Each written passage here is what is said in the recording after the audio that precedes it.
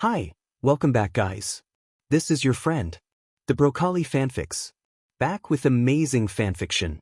This is the series of What If Deku Manifest Absorption Quirk. Now before starting, please give this video a like and subscribe to the channel if you want more videos like this. Now let's get into the fanfic. Izuku Midoriya felt like he was finally free of all the bad things that had happened in his life. While he fell, the words Kacchan had said echoed in his head. If you think you'll have a quirk in your next life, go take a swan dive off the roof. Well, Kacchan wouldn't be able to say Izuku hadn't followed his advice.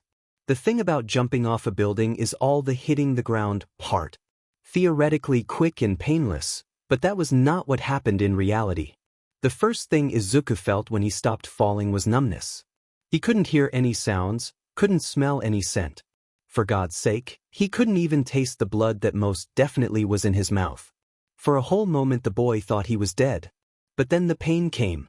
A pain too big to be expressed in words. Everything in the world revolved around that horrible feeling that took over all his other senses.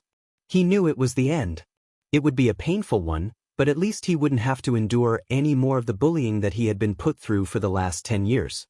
Or so he thought. His body was slowly, but definitely, feeling less sore. It could have been death, but he didn't thought that, once he got to the afterlife, there would be someone muttering that everything would be fine, that he needed to be strong. His body was changing. And it wasn't something that felt good. He could feel his arms and legs getting harder and the pain was fading. It was weird. As soon as his eyes were working properly, he could see, in a reddish tone, a girl that had her hands placed on his chest. She was crying? Please stay alive, please. Her voice was hoarse and her face had wet lines that started at her eyes and went all the way down to her chin. There were a few red stains on her face and shirt, probably blood. His blood. Wadash. Izuku tried to speak but nothing would come out. It felt like somebody was trying to rip his voice cords out of his throat. Oh Christ, you're alive. She almost screamed while moving her hands around the boy's body. I'm making sure there is no more internal or external bleeding. I'll fix the other things as soon as I'm done with this. Please hang in there for me.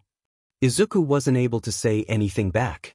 He just closed his eyes while trying to endure the pain that took all over his body. By the time the girl ended what she was doing, that excruciating feeling was gone, replaced by a lighter version, bearable for him after all those times he had been hit by his bullies. Who are you? He was able to say while the girl helped him sit, leaning against the wall. He had chosen a dark and smaller alley in a far and more dangerous neighborhood to jump because it would not disturb many people, which meant that it was definitely not the cleanest place nor the one with the best smell.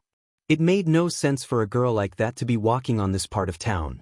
My name is Shifuka Yui, she answered while adding some distance between her and the bloodied boy that had almost died. You saved me, Izuku said it, almost like a question. Of course I did. When I saw you jump Why'd you do that? She got confused with the question when she saw that his eyes were actually showing surprise. I think I should be the one that asks that, Yui said, feeling a bit shocked when she realized what had actually happened. That boy in front of her would have died. Literally died. I guess I just don't want to keep living a useless life, Izuku said while he buried his face between his hands, trying his best to hold the tears that threatened to fall. No life is useless, Yui said quickly. Too quickly for Izuku's taste. She didn't know the truth about him. She didn't know that he was a useless Deku and no one actually believed that he could pursue his dream. Not even his own mother did. Yeah, right? Izuku sniffed and took a deep breath. My entire life has been literal hell. I can't do one single thing right. I can't even die properly, without getting in somebody's way or something. And now I made you lose time and energy healing somebody that won't even make a difference in society. His body felt heavy. Izuku leaned against the wall trying to process all the information. Wow, don't be so pessimistic, the girl said while getting closer, trying to make him look at her. If it means anything, this helped me a lot. What do you mean? Izuku asked, finally getting the courage to look at the girl in the eyes. She had an ordinary face, probably wouldn't draw attention in a crowd.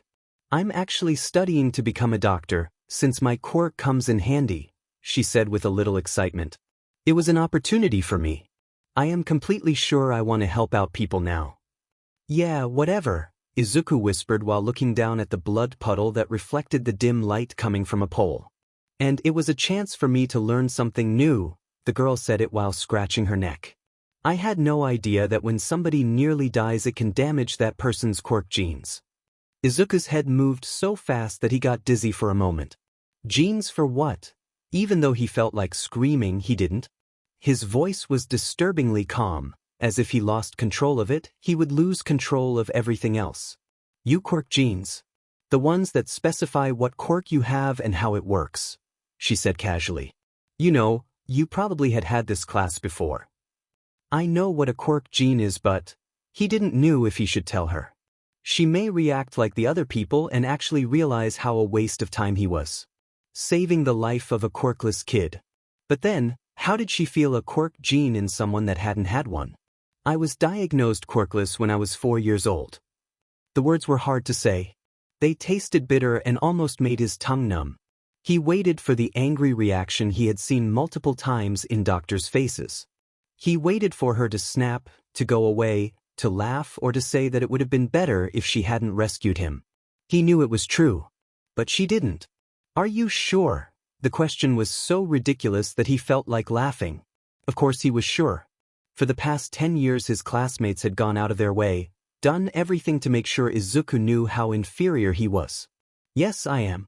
The doctor even showed me this X-ray of my foot, showing me that I had the second joint in my little toe finger. Izuku started blinking fast while he tried to stop the tears from falling. He was too emotionally drained to bake over old memories. Especially the bad ones. Well, he must have made some mistake.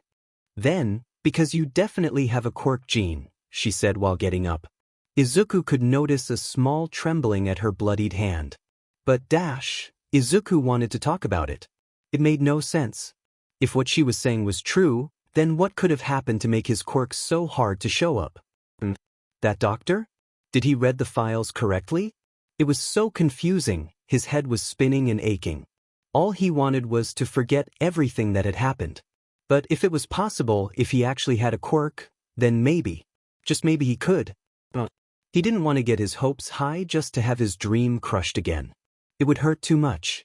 But, listen, I really should be going home now, and you too, she said with a cracking voice. Especially to change your clothes. Yui made sure she wasn't a mess. Way easier than it would be for Izuku. But you should maybe ask your school counselor for help. Quirks are genetic, so aim for one of your parents' quirks and it should be easy to figure it out, okay? Hope you get better, kid. Then she left. As quickly as she'd appeared. And Izuku was alone to think. He really shouldn't get his hopes high, but she sounded so confident. Izuku was tired. His entire body ached because of what had happened the day before. His head was filled with intrusive thoughts all the time, and more than that, he had been through several panic attacks ever since he got home. What the hell was happening to him? His body was like that because of the injuries he had suffered the other day, or was it because of a quirk? Life was getting tougher by the second, and the boy didn't thought he would be able to handle it for much longer. The good thing though? The burning marks that were on his shoulder due to Kacchan's anger were gone. Not only that, but every single other scar, stain, or scab was also gone. He should have thanked that girl for what she'd done, truly should. But when she saved him, he was confused, for Christ's sake. He had really jumped off of a building. He would have actually died. And even though by now that didn't seem so pleasant anymore, when he was at that place he had actually thought it was for the best. After all, what would a useless guy like him even be good for? He had always been the stupid Deku, the only one that couldn't accomplish his dream because he was born differently, less evolved. But now, what did he even thought about the possibility of not being so useless after all? Well, he was definitely scared. His head was flooded by memories of his childhood. The days he would spend trying to attract small objects towards him or blow fire out of his mouth. He had tried for so long. And he was so sad when they told him he wouldn't develop a quirk. Even though his eyes were glossy with tears, he raised his hands towards a pen over his writing desk. He was so focused that when he heard the knock on the door he panicked. He didn't want his mom to see him like that. She would pity him, surely, and it was far from what Izuku had in mind. "Hey, baby, Did you rest tonight? Izuku Midoriya's voice was sweet and caring when she opened the door to see her son sitting at his bed, feet already on the floor with a sleepy face and messy hair. Not that it was less messy usually, but she thought those curls were adorable. Yes, Mom, I did, Izuku replied with a tired voice. He was lying. The boy hadn't had a single hour of sleep. He felt too disturbed to actually close his eyes, which resulted in a very tired Izuku in the morning that wasn't quite sure how he would be able to watch classes when he wanted nothing more than to stay in his room trying to get rid of this sinking feeling. Inko didn't seem to believe him, but nodded understandingly. If her boy didn't feel like sharing what was in his mind, she wouldn't force him to. I should get ready for school now, but thanks, Mom. It was all Izuku needed to say to make her close his bedroom door and get back to the kitchen. He felt bad hiding it from her, but he also knew that talking about the possible quirk gene would mean talking about the girl that helped him, and it would lead to the trying to kill himself part that would lead to Kacchan. And Izuku didn't want to ruin Kacchan's chance of becoming a hero. His dream had always been becoming a hero. And after what Kacchan had said, he sort of gave up. He had no quirk, no talent, didn't know basic fighting technique, and was helplessly weak. He couldn't become a hero. Even if he actually had a quirk, it couldn't be that good since he had never realized he had one. Probably it was something like his creepy muttering that everybody made fun of. It wouldn't suit a hero. He took a slice of bread and a cup of coffee, even though he didn't like it that much. He had a long day ahead. He needed to be strong. School was almost unbearable. He had been so tired that he dozed off several times. Luckily, his teachers didn't seem to care if he paid attention or not. One of the perks of being him. On the other hand, his classmates seemed to care a lot about his sleep schedule. Oi, Deku, one of Kacchan's friends, Fingers as the blonde referred, came to his desk as the teacher went out of the classroom, heading to his next class of the day. I thought Bakugo told you to jump off a building, so why are you still here? Izuku curled a little while avoiding eye contact. He couldn't exactly tell that he followed Kacchan's advice. It would only make the bullying worse. Izuku's voice was trembling. He just wanted to go away, hopefully take a nap as soon as he got home. Leave him be, another classmate told Fingers. Have you heard All Might's in town? Apparently some people said they saw him capture this weird butt villain yesterday. I'm hoping that I can see him patrolling after class. Izuku felt an energy rush.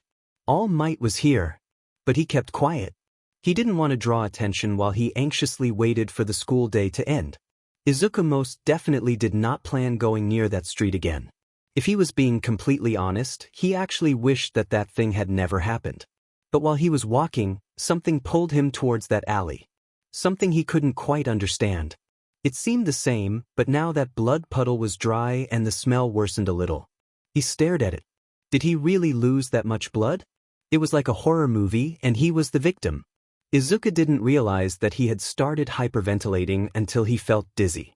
Even after all the experience with panic attacks, it was still hard to manage them. He felt like he was going to die. All the feelings he had been keeping up for the day flooded all together. He was tired. He wanted just one day of peace. One day that he didn't feel threatened to go on the streets. Just that. Was this too much to ask? Was it so hard to be done? He was useless. He had been useless forever. He already knew it. It was so exhausting to be remembered that you are less than other people just because you looked at the ones that surrounded you. A grip in his neck made the boy come back to reality. What the hell is happening? Was the first thing that Izuku thought as he was pushed against the wall by some guy. The first thing he noticed was that the man, even though was big, didn't have that much muscle. Which didn't mean a single thing since Izuku was such a weak loser. The second thing, however, was the guy's quirk. He had nails that were growing sharp. One hand was around Izuku's neck and the other was near his face. A numb feeling ran through the boy's cheeks as the villain played with the skin. Look what we got here, the villain's breath stenched. Don't you think you should be at home, kid? Izuku was panicking. He was alone, there was no sign of other people nearby, and the villain had a scary quirk. He was helpless. It had been stupid to come to this place. With luck he would be able to stay alive. The boy had lost every single drop of hope when he felt the villain's nails piercing through his neck flesh. The pain made him scream, only to be hit by the guy's free hand. He prayed that those knife-like nails wouldn't hit any major veins. But then, out of nowhere, Izuku felt an urge, as if a mysterious voice was commanding him. Touch him. Izuku moved his hand up to the man's hand, the one gripping on his neck. His sight was starting to get black, and his despair was increasing. Izuku needed to do something, he needed to get away from the man. But he couldn't escape when those nails were that deep on his skin. If he even tried to move, they would rip his neck open. And then it would be a matter of seconds until he kissed the world goodbye.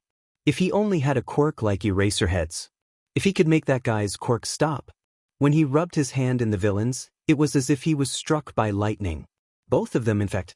But while Izuku only felt energy rushing through his veins, the other guy's eyes started rolling upwards, showing nothing but the creepy white area. Izuku was thinking about screaming when he felt the man's nails starting to return to their normal lengths and the grip on his neck getting looser. He could feel the warm blood leaking from the wounds all the way down his neck, entering his uniform. It was terrifying. His vision had not blackned anymore, but he was scared.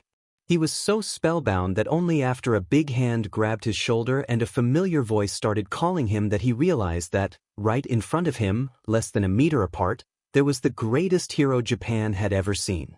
If he didn't faint from the blood loss, Izuku was sure he would have fainted by the sight of All Might right in front of him.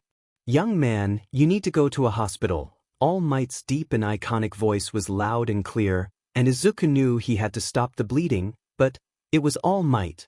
Flesh and bone. He had so many things to ask him, he had so much he needed to say. "All Might, sir." Izuku stopped talking as he looked down. The man that attacked him was unconscious, laying on the ground while All Might was knelt down to get to the boy's height. But that wasn't what shocked the boy. No, far from that. While he checked for the villain's nails without success, he tried to itch his forearm. And it had hurt him. When Izuku checked his own hands, he felt like he couldn't breathe. He made sure his nails were always short to make it easier to type in computers or ever do basic things that might be harder if they were long. He definitely did not let his nails get so long and sharp. For a moment he was confused, but when realization hit him, it was the last drop. Izuku felt numb when his body collapsed and he fell right into All Might's arms. Having an almost death experience 2 days in a row is not as charming as it may sound. If the physical fatigue wasn't enough to make Izuku tired, the mental one would excel at it. His limbs were sore from accumulated tension, not to mention his neck that hurt a lot more at the places the punctures were located. His head ached so badly that when he tried to open his eyes, everything felt too bright. Too painful. "Izuku, baby." The familiar voice of Izuku Midoriya hit Izuku's ears, shooting some sort of panic through his body, making him sit as fast as he could, trying his best to keep his eyes open. No, no, no, no, no, was the only coherent thought rushing in his mind. It was the worst scenario. All he didn't wanted was to worry his mom, but now she was there, the infamous Midoriya's tears already streaming down her cheeks. "I was so worried, crap." Izuku tried to remember everything that had happened and froze when he remembered the nails. Had that actually happened or had it been an hallucination? He turned his head at his hands and there were nothing but his regular hands, with regular-sized nails. "Mom, what were you thinking?" She cut him off while caressing his cheeks. "Going to such a dangerous neighborhood, so far from home." Oh God. Izuku was not going to tell her the reason, he was sure of that. He didn't thought he'd ever be able to tell her what had happened. But it wasn't the easiest task to think of an excuse with such a terrible migraine like that one. Were those dots blinking on his mother's face? I was trying to find All Might. Izuku started hyperventilating while trying to organize the thoughts. Some guys at school mentioned that he was doing hero work around town, and you know how I really like him and all I wanted was to meet him, but I guess it didn't went the way I planned and there was this villain that, he blurted. "Yes, I do know what happened." Inko didn't sound angry anymore. "It was just some worry? A very nice police officer called me while I was at work to tell me that a certain son of mine was hurt and needed me to come to the hospital as soon as I could." "I'm so sorry, Mom." Izuku covered his face with his hands in embarrassment. "I promise I will never do something like this again ever." Izuku felt like he couldn't breathe while his mom stared at him, frowning. Her watery eyes seemed as sharp as blades. Fine, then, she hugged him as tight as possible, making Izuku whine a little. The boy let his tears fall as well. Even though he hadn't realized it, he really needed a hug. Come on now. Inko shot him a small smile while helping him get up. We are having katsudon for dinner. Tashinori Yagi felt tired all the time. He had been doing everything he could in the past few days to help the people around him, but using his power was taking its toll. Every day, as soon as he reached his time limit, all he felt was a lack of air. His heartbeat raised and it almost felt like he was dying. His worries were going up by the day. He wasn't sure how much longer he would be able to endure. Every second he wasted in his skinny form, would it be in his apartment or doing normal things like going to the market, made him anxious. He needed to find a successor as soon as possible. Whenever he woke up he had a small moment he would freak out. What if I die today? He needed to make sure One for All would be safe at some healthier person's hands. But he had no one yet. His phone rang the moment he entered the new apartment he had rented. Tsugauchi was calling him. Hey, Tsugauchi, is there something wrong? Tashinori had talked to him when he arrested this thug that was assaulting a kid earlier that day. His friend usually wouldn't call him during work, unless it was really important. I think so, but there is something that is bothering me about that guy you took in earlier. Is him someone dangerous? Is there some sort of gang? Tashinori didn't know how he would be able to help with anything like that, at least not alone. No, nothing like that. The officer's voice was serious, which made Tashinori anxious, or at least more than he already was. We were checking that guy for any criminal background, and he matched to some other minor actions. Harassment, burglary, stuff like that. And why are you telling me this? All Might didn't want it to be rude, but he felt like Tsugauchi was stalling. The guy's background also says that he has a quirk that gives him the ability to make his nails longer and sharper. Which wouldn't call my attention if the prisoner himself hadn't mentioned that he can no longer use his quirk. Tashinori's head ached. He understood now why Tsugauchi was calling. Are you sure he's telling us the truth? He asked even though he knew it was stupid. The guy didn't lie. But, still, I made sure the lab would do a genetic scan of him, to check if his quick cells are damaged or inoperative. I'll tell you as soon as I can what our scenario is. Thank you.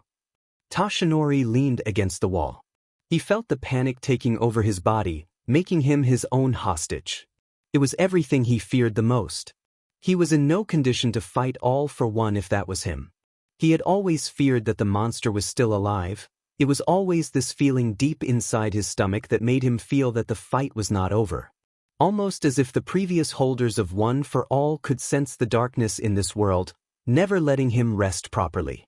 All he could do was wait. Wait until his fragile body decided to calm down. 2 deep breaths and everything seemed to be spinning. 2 more and his consciousness was fading. He decided to stop counting, just letting the despair take control of him and disappear with time. He felt his phone buzz, and even though he knew that it would be best to wait until he was less stressed, he couldn't do that. Not with Tsugauchi. He raised the screen while it lit up. The message was clear. Quirk genes non-existent.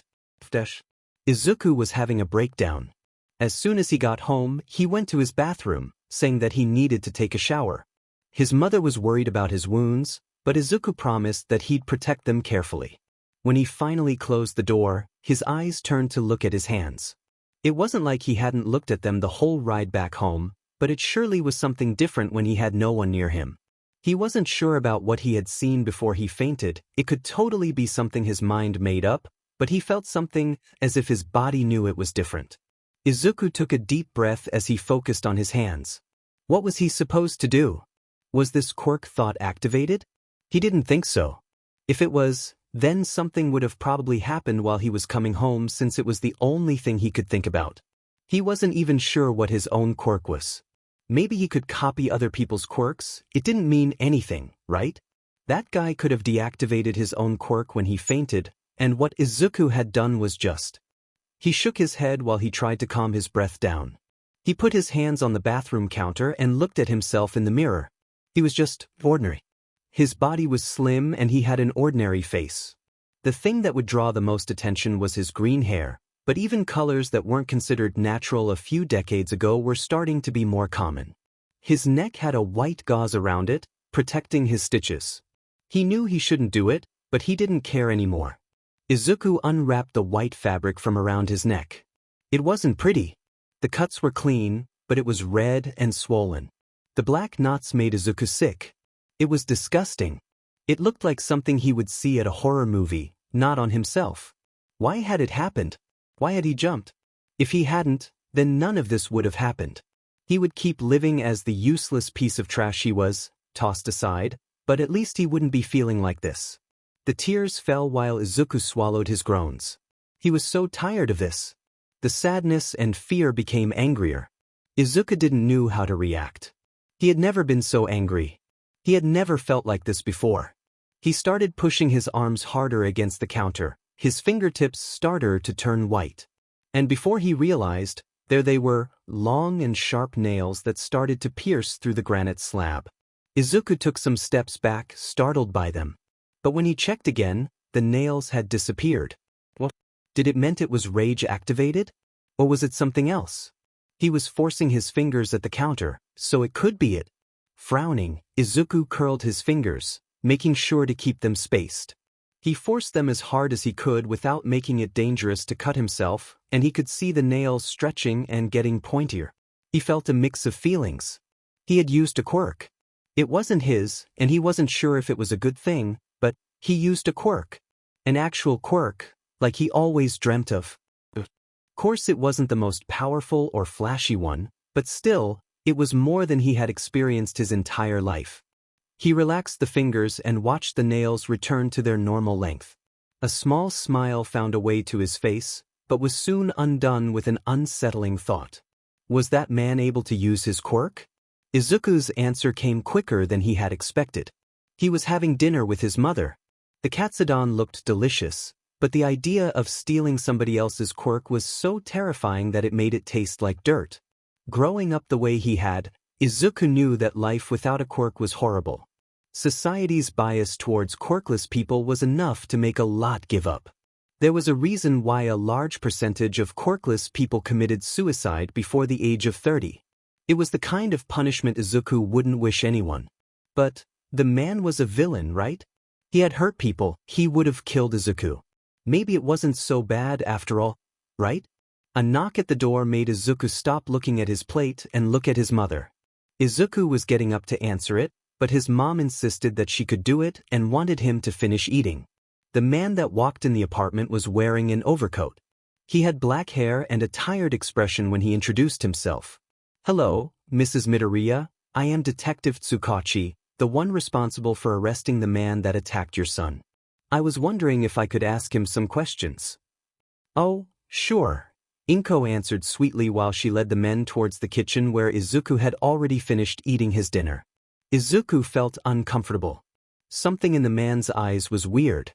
"Good afternoon, Midoriya-kun. I'm glad to see that you are already able to come home."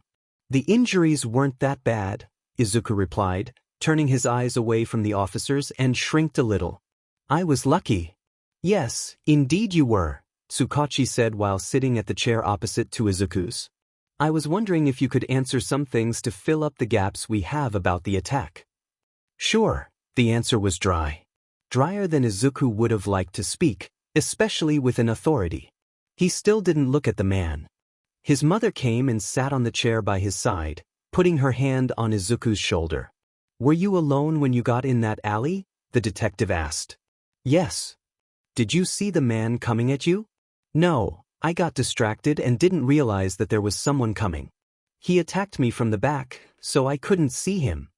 Tsugauchi narrowed his eyes. The kid hadn't lied, which was a good thing, but he didn't need his quirk to confirm the answers since the thug had already answered them all. The only question he needed the kid's answer was one. Even though he had read the kid's medical files, he had to be sure. "For Tashinori, I would like to know what your quirk is." The boy seemed to shrug a little while kept his eyes at the ground. Mrs. Midoriya's hands rubbed her son's arms and back while looking at the detective with a sad, pitiful frown. Izuku was diagnosed quirkless. "I was hoping that your son could answer this question." "I can't see the relevance of that," Inko replied with a deadly look on her face. Tsugauchi understood that it must be something hard for the kid, but he needed the confirmation. Mrs. Midoriya's words were truthful, but he knew for a fact that mothers didn't know all about her sons. It was brought to our attention that the thug that attacked your son is now unable to use his quirk. We are asking it because if your son isn't the one responsible for that, we will need to start a second investigation for what caused this and if it may be dangerous. Well, the medical report wasn't enough? I'm pretty sure you can access it, Inko said angrily. Izuku hadn't the courage to look up at the detective. If he wanted Izuku to answer that, he probably had a reason. Maybe it was his quirk. Something to detect if the person was lying or not. As much as Izuku would love to ramble about the possibilities that someone with that quirk would have working to the police, he knew he had to think of a way to escape this. Even if that man's quirk had nothing to do with it, the mere possibility already meant that Izuku couldn't lie. He looked up to his mom, thinking of something to tell the officer that wouldn't be a lie. It's okay, Mom, I can answer that. Izuku shot her a small and fake smile. Then he looked at the detective's eyes while answering. Ever since I was diagnosed quirkless, I've woken up like that every single day. Tsugauchi looked at the boy. There were no lies in his words, which was everything but a relief. That meant that Tashinori's fears were right. All for One was out there and, somehow, was able to steal that men's quirk right under the police's nose. Thank you, Mrs. Midoriya-kun. I am sorry for my rudeness. Inko still felt angry with the detective for putting her son through that while she led him out of the apartment. She felt her heart drop when her son said that he wanted to sleep, going to his room without even saying goodnight. Her poor baby. The word about Izuku's encounter with the villains spread as flames in dry grass. Every single person in Aldra started whispering when he passed through them at the halls. You could have thought that people would be kinder towards him. He could have died. But it apparently had the opposite effect.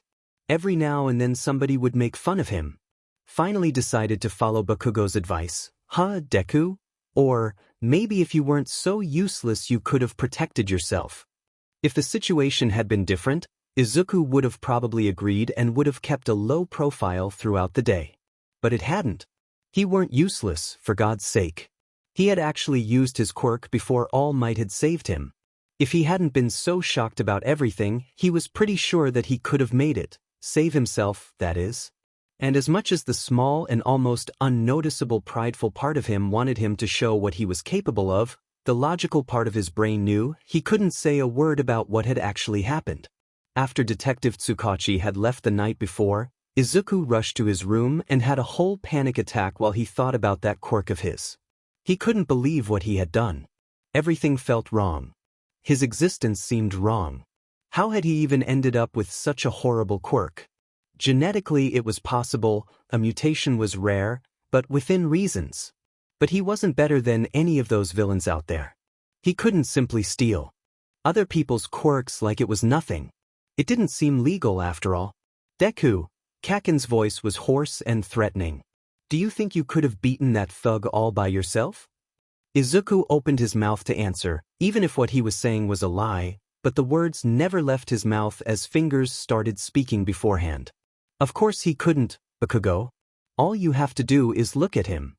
The whole classroom started laughing while they turned to have a better view of the situation. The teacher was looking at a paper, clearly pretending to be distracted. It wasn't any news. The teachers had always neglected Izuku. With such a weak body like yours, and no quirk, I bet that the villain would have killed you in a sec, the guy that could stretch his eyeballs out of their sockets said while he poked Kacchan's arms. The only reason why Deku didn't die is because he is that much useless. Not even able to get himself killed. The wave of laughter that came after that made Izuku's body shiver. They were all right. Before he had found out about his quirk, he had thought the same thing about everything they were saying.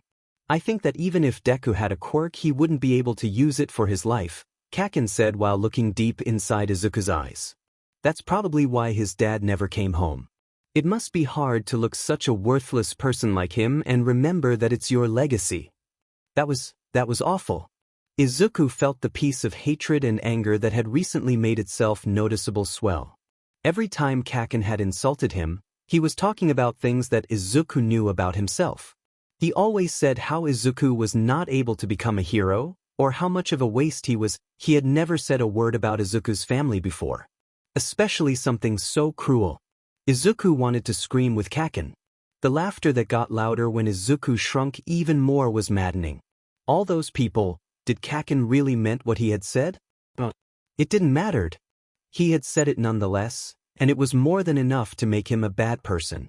For his whole life Izuku had thought Katsuki would become a great hero. He had the guts, he had the quirk, he even had the grades. The bullying was bearable, and Izuku just imagined that it was how society worked. But, had he been fooled his entire life? Would Katsuki become a great hero, a savior, or would he end up as a tyrant? Someone that used his status and power to oppress minorities such as him? If Izuku had Katsuki's power, he was sure he was going to be less of an a-hole. If he took Katsuki's powers, would he be? What in the actual hell was he thinking about? Izuku grabbed his bag as fast as he could and rushed out of the classroom. His breathing was heavy as he tried to calm himself down. He hadn't meant to think that. He hadn't. He knew how horrible his quirk was. He couldn't be possibly meaning what he thought, right? Even if Katsuki's power made him a bad person, right? Izuku wasn't sure where to go. He just kept running through the streets, trying not to think about that terrible idea. He was such a bad person. He got mad he shouldn't have thought of it.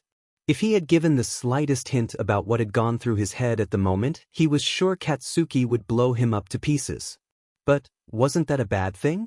Izuku wanted to scream. He had no idea what was wrong or right. He had no idea what to think about all of that. He was tired, stressed, and overall angry. He just wanted somebody he could trust. Somebody that he could vent to. But who, in their right insane mind, would help someone with such a villainous quirk? No one. The moment he opened his mouth to say who he actually was, he was sure whoever it was, that the person would go straight to the police. And then he would go to jail and would never be able to become a hero. Izuku stopped as soon as the last thought ran through his head. He happened to be at Takoba Beach's side when realization hit him. He couldn't become a hero. Ever. It was all his quirk's fault. No one would want a hero like him. No one would accept a hero that stole quirks. All his dreams came apart that day. Everything that he had ever wanted, gone. The boy dragged himself into the beach. The piles of garbage would be enough for him to hide from whomever passed by the street. He needed to be alone. He sat next to an old rusty fridge that was heavy enough to withstand his weight and then rested his back on the metal surface. He made the nail at his right hand index finger grow, feeling a mix of disgust, hatred, and anger. He scratched the fridge's surface, making a steady line. He kept making lines. Some were just a burst of anger while others were more logical. He looked at his work. It was only a word, but it meant a lot more to him. It was cruel, but it was the truth. He couldn't take his eyes from the messily written Deku at the surface. It was the truth after all. Long minutes passed before Izuku finally burst in complete despair. Making all his nails longer, the boy scratched the word until it was no longer recognizable. He cried. He knew he cried a lot. Just another way to show how weak he was. Just another proof that he was useless. He looked to the side, seeing a crab walking in his direction. It had an orange shell and moved steadily, as if he didn't care about Izuku's presence. The boy took the crustacean at his hand. Its paws were pointy and funny looking. He just wished to be free as that crab. Don't worry about any of these things. God, it was so simple. If he could only get rid of this stupid quirk. His hands started tingling. A sudden pain made Izuku drop the poor animal back in the sand. He looked at his hands, confused about why he had those holes in his hands. But then he looked at the crab again. Something about its paws seemed weird. Izuku examined it, being careful when he grabbed the crustacean again. Its nails seemed weird. Pointier, sharper. Izuku suddenly tried using the thug's quirk again. Nothing. He couldn't even feel that weird sensation anymore. Was this part of his quirk? Could he give those quirks to other people? Without letting the crab go, Izuku did what he had done when he was attacked. Wished a quirk. To be more specific, the quirk at that crab's body. The familiar sensation of energy bursting through his veins. And as the feeling stopped, he tried using the nail quirk again. There they were, as if they'd never left. He could give them back. His quirk was able to steal and give quirks to other people, it didn't. Meant it was totally bad then. He could still be a hero, couldn't he? Izuku got up as fast as lightning. He was definitely going to analyze it later, but he needed to do something first. Izuku started walking to the police station Detective Tsugauchi said he worked at. When Naomasa Tsugauchi woke up that day, he felt terrible. Not only he had made a kid that had been through a near-death experience uncomfortable, but he'd had to tell Tashinori about All for One being on the loose. He couldn't say it by the phone, obviously, so he had gone to his friend's apartment. The sight of the symbol of peace panicking was most definitely not reassuring. He had barely slept the night before. The only thing he could visualize whenever he closed his eyes was blood, destruction, and his friend's dead body. He knew Tashinori couldn't fight against All for One. Not in his condition, at least. So, when an officer came by telling that a young boy named Midoriya wanted to see him, he was confused. Had the kid lied? His quirk hadn't identified any lies. Perhaps he had witnessed somebody else, and that's why he was so scared when he asked about the guy's quirk. The migraine he had wasn't helping at all. While Tsugauchi waited calmly for the kid to enter his office, Izuku was freaking out. It had seemed like a good idea in the heat of the moment. Truly. But when he stepped down at the precinct, this weird stomach ache started bugging him. What if he got arrested? He was terrified that Detective Tsugauchi would be mad at him for lying. Well, it wasn't exactly lying, it was more hiding the truth. Excuse me, Detective Tsugauchi, sir. I wanted to speak with you if it won't be a problem. Izuku was sure that the man could hear his heartbeat even with that distance between them. The boy made sure to hide his sweaty hands in his pants pockets. Sure, Midoriya, is there something you wanted to talk about yesterday? Izuku shrinked a bit while looking at his shoes. He felt dizzy as if he was about to faint. Oh, God, everything would go wrong. He would never be able to live a happy life or anything like that because he was going to rot in jail for the rest of his life. If only he had been stronger. If he could have handled all of this by himself. The tears rushed to his eyes while he started blinking as fast as he could to stop them from falling. Kid? Is everything okay? The detective's voice was sweet. Izuku shook his head in a negative gesture. He wanted to say it, but his tongue felt numb and dry. His voice was more a cry than anything else, but he forced himself to speak. I did that. Tsugauchi froze. He could feel the truth in his words. But, could it be? Did what? His voice was cautious, afraid that any slightly harsher tone could make the boy feel endangered. I stole that man's quirk, the kid sobbed. I hadn't meant to, I swear. I didn't even knew I had a quirk until yesterday, Izuku blurted out as if he couldn't keep it to himself. It was an accident and I didn't know what to dash. Hey, calm down, Naomasa said while grabbing a glass of water for the clearly unsettled boy. I need you to relax, okay?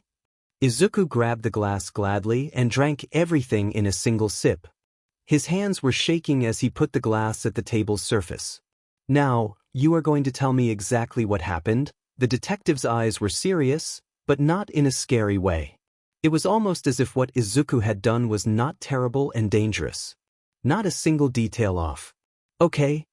The boy agreed and breathed deeply. Just to make it clear, my quirk works as a lie detector, so no lying. What were you doing in that alley? Izuku opened his mouth but no words came. He couldn't lie. He didn't want his mom to figure it out either. What I say here, will you tell my mom? He could see Detective Tsugauchi getting suspicious, but he needed to be sure. As long as you don't do illegal things, I can keep this conversation between ourselves. Had he done anything illegal? It didn't seem that suicide would be illegal, but he really were not that aware of the laws. However, bullying and suicide baiting were. He could be mad with Kacchan, but be the one that puts a criminal record on his back. Izuku didn't want it to be the one to do it. I went there because the day before, he didn't have to say why, did he? It really wasn't connected to the attack, so it wouldn't be lying nor hiding informations. I had tried to kill myself. But the mood at the room had changed drastically. It really wasn't what Izuku wanted to happen, but he felt so much better. It was no longer his secret. He felt so much lighter. He felt like crying, but it would probably give up the wrong impression. You did what? Tsugauchi said while he made a huge effort to stay sit. Was that kid insane? But I'm fine. This girl saved me. Izuku rushed to explain and make the detective less worried. She had some sort of healing quick, and then she said that my quirk genes had been damaged. She thought it was because of my near-death experience, but then, the day after that, I used my quirk, so now that I think about it, it was probably the reason why I thought I didn't have a quirk. It was probably... The kids started mumbling about several things that Tsugauchi couldn't understand. What the hell was that kid thinking? Midoriya, why would you do something like that? Izuku noticed how horrified Tsugauchi's voice was. Had he done a bad thing by telling that to the detective? Would he be so shocked that he would tell his? Please, don't tell this to my mom. Midoriya, you said you wouldn't. Izuku's voice sounded one octave higher than usual, and he seemed desperate. Tell me what happened during the attack, Tsugauchi said, feeling a weird feeling on his chest. Izuku was obviously mad for the detective changing the subject, but answered anyway. The villain pushed me to the wall, attacked me, all like I said before. My quirk activated a few seconds before All Might came to rescue me. It was like this electric wave running through my body. I see, Tsugauchi said while writing something down at his notepad. But the reason I came here is not just to tell you about this, sir. Izuku was hoping that he could convince Tsugauchi to keep his mouth shut about what had happened if he showed that he was not a bad person. Please elaborate. Tsugauchi felt a little less worried now. That meant there was no all for one. That meant Tashinori still had time. I can give the guy his quirk back. I've only discovered it a few minutes ago, but I can. I don't have a villainous quirk. Oh no. Tsugauchi had no idea what to do. This boy's quirk, how? He needed to tell Tashinori about this. They had to do some research about this boy's dad as fast as possible. It couldn't be a coincidence. And as much as it seemed terrifying, it was a clue. And a clue meant they had a chance, even if small, to fight back. To destroy the symbol of evil at last. To give his friend some peace of mind. Come here with me, kid. I'll take you to the villain so you can give him his quirk back.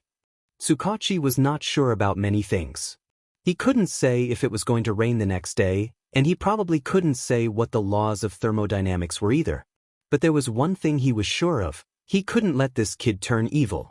He knew the kid had avoided answering when he asked why he had done that.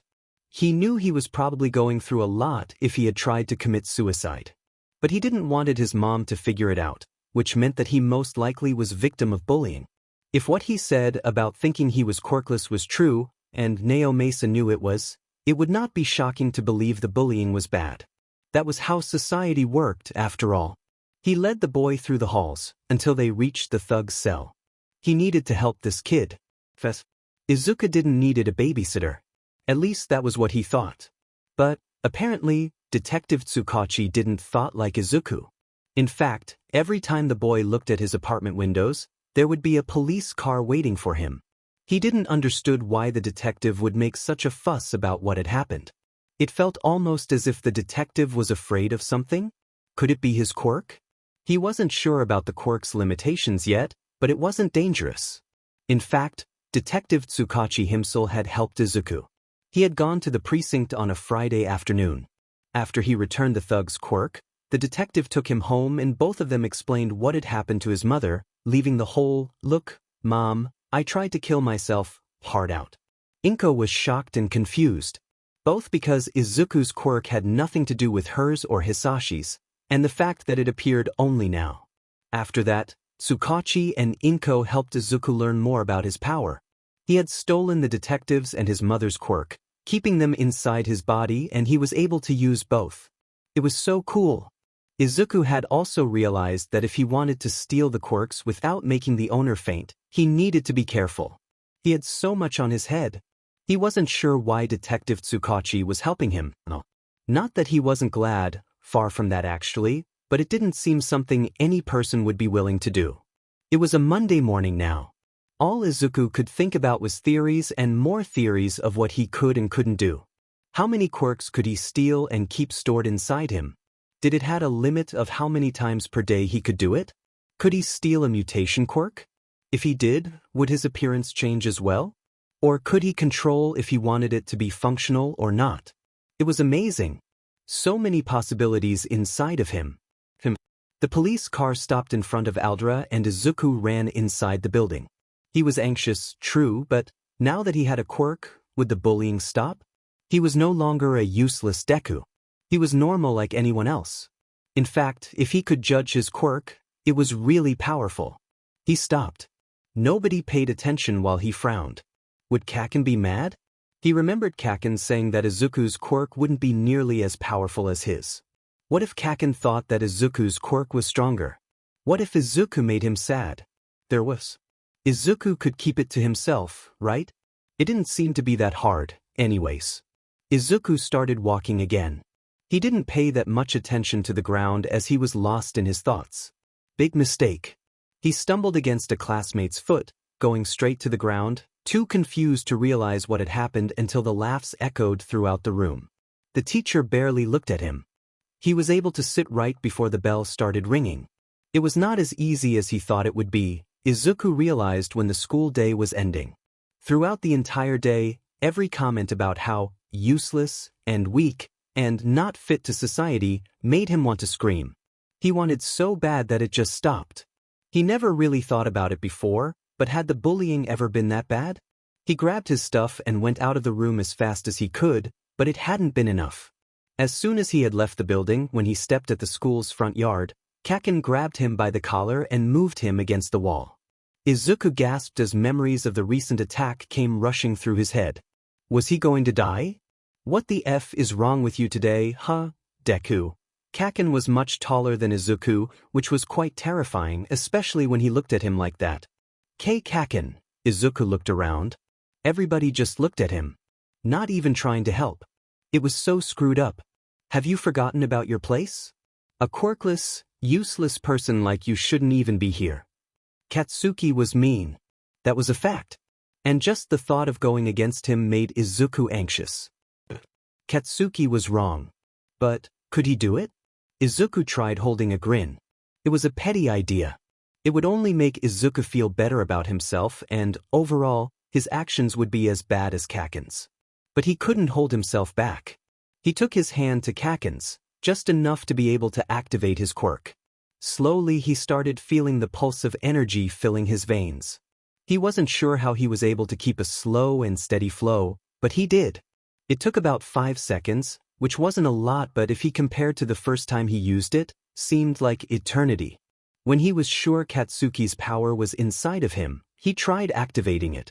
When you spend years studying a quirk, it really is not hard at all to make it work. He felt his palms getting sweaty. He didn't want it to make a big explosion, so he made a small amount of sweat burst as fast as possible. Katsuki's face was priceless. And it only got better as he tried using his quirk only to find out that he couldn't. Izuku wanted to laugh as loudly as he could.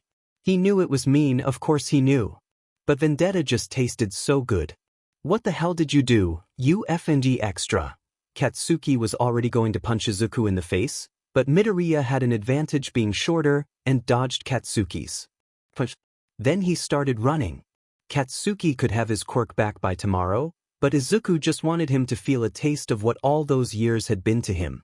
Kacchan's ego was so big that Izuku was sure he wouldn't tell a soul that he had lost to someone as useless as him. What could he do? That was just how society worked, right?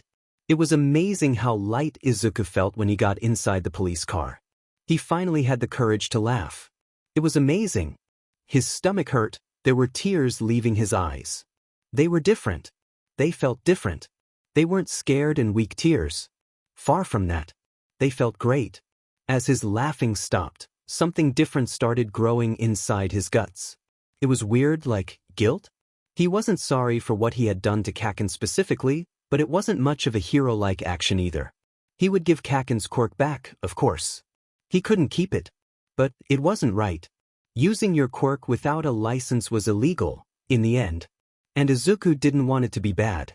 The car stopped at the police station, which made Izuku frown. Wasn't he supposed to go home? As he got out of the car, he felt anxious. Had they heard about what he'd done? But not even 30 minutes had passed, so it wasn't logical. But the possibility made Izuku shrink. trying to make himself unnoticeable. "Oh, you're finally here," Detective Tsugauchi said while getting closer. "I'm sorry I didn't warn you about this. It was a last-minute call, but I have someone here that is a coworker and a very dear friend to me that would like to meet you." "Me?" Izuku was confused. Why would anyone want to see him? "He was interested in your quirk and said he wanted to meet you." Izuku was led to the familiar office that belonged to Tsugauchi only to freeze by the door.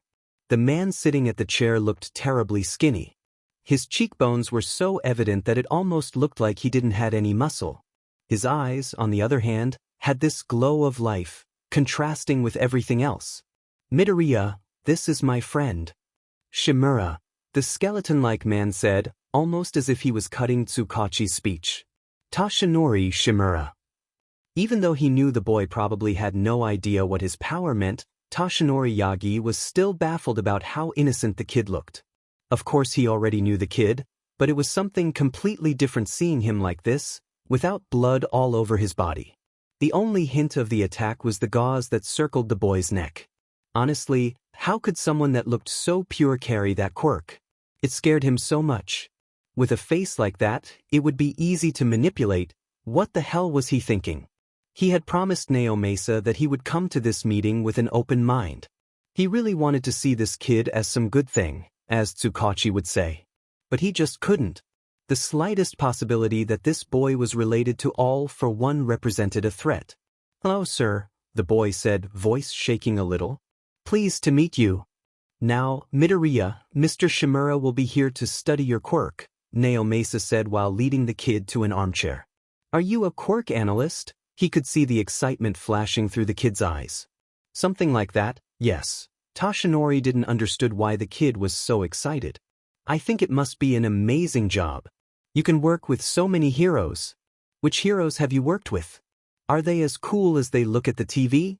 Izuku suddenly stopped talking and looked down. "I'm sorry, you don't need to answer that." "Yes, I've worked with lots of heroes, boy." Something at the way this kid acted felt weird. Why had he suddenly shutting himself up like that? "So, kid, I already explained what we know about your quirk to our guest. Have you figured out something new?" Naomasa's eyes were caring while the boy took a notebook from his bright yellow backpack. "Well, I was writing down what I already know and some theories." Izuku stopped again, staring to the simple object like it was a bomb. He shrugged and gave it to Tashinori. There were pages and pages about not only his quirk, but several others too. Some Yagi could connect with famous heroes. There was one that belonged to Kamui Woods, and another one to the newly debuted hero Mount Lady. This kid was definitely a nerd when talking about quirks, huh? "Do you plan on becoming an analyst?" Tashinori asked while he finally found the page about the boy's quirk. "I'd never considered that," the boy said. "Really? You do have talent for that." The kid laughed nervously. He really didn't thought that much about his notes. Kacchan had always said that it was creepy or weird. It had always been a hobby. And Izuku never thought that someone would appreciate it. "You are in the last middle school year, right?" Naomasa asked. "Perhaps the UA management department could be useful." Tashinori knew why Naomasa was asking that question. Tsugauchi had said that it would be good if Midoriya went to UA. Not only would he be near heroes, but Nedu would be able to keep an eye on the kid. And as much as he disliked the idea, he needed to admit that being near heroes could prevent the kid from turning bad. They could help him. "I don't think I would enjoy it that much. They have more to do with the financial and the propaganda. I really just like analyzing quirks. It's like a hobby, nothing else." "Do you have any idea of what you'd like to do?" The kid twitched uncomfortably. Why was he so nervous? It wasn't like Yagi or Naomasa were doing anything bad, right? I do have something in mind, but, I should probably try something else. It's kinda silly." "Come and tell us. Maybe we can help," Tsugauchi pressed. Izuku didn't know what to do. He was sure that the moment he said he wanted to become a hero, Naomasa would judge him. He grew up thinking he was quirkless after all. And his quirk was not that useful in battle. Of course, he could pick someone else's quirk, but what if there weren't anybody? What if the quirks weren't good enough for fighting? He would just end up being the useless and helpless Deku everybody made sure he was. And if that happened, he would be only dead weight. But Detective Tsugauchi was helping him. He didn't had to, but he was. Izuku felt like it would be rude to keep things like that. He owed him so much. Ever since IW as a kid, I've always wanted to be a hero. He saw the look on Tsugauchi's face change and his heart skipped a beat. He knew it. It was ridiculous. It was only fair that the detective judged. Izuku took a deep breath before he had the courage to speak again. So, I was thinking about what if I stole a stockpiling quirk? Would I? Izuku left about an hour after he got there. Tsugauchi was amazed by how many new questions the boy had planned. He was a little bit anxious when he left, forgetting his notebook by Tsugauchi's table. Tashinori looked more tired than usual. Toshi? No, the man replied before Naomasa could finish. I know what you're about to say, but we can't let this kid enter the hero course. Naomasa stared at his friend. Are you serious? All Might didn't even look at his face. We can't afford the kid being near the all-for-one investigation. And if he becomes a hero, his quirk is exposed. Even if he becomes an underground hero, the thugs he faces would probably sell this information, and if All for One is still alive, he will find out. But being a hero will make him able to fight back All for One. Not if the kid sympathizes for him. Tashinori had a skeptical expression. That's why he should be at the hero course. So he understands how bad villains are. They learn about laws, about ethics. If he's well taught, then there would be no problem. Besides, if we just tell him to give up on his dreams, the bitterness inside him could be a catalyzer for him sympathizing with villains.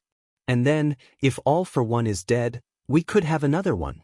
But if he's alive, can you imagine how much chaos it would bring if those two united? Yes, I can. That's why I'm telling you that it would be best if the kid doesn't get involved with it. Yagi got up and started gesturing. You don't know how convincing that man can be. He is dangerous. He is manipulative.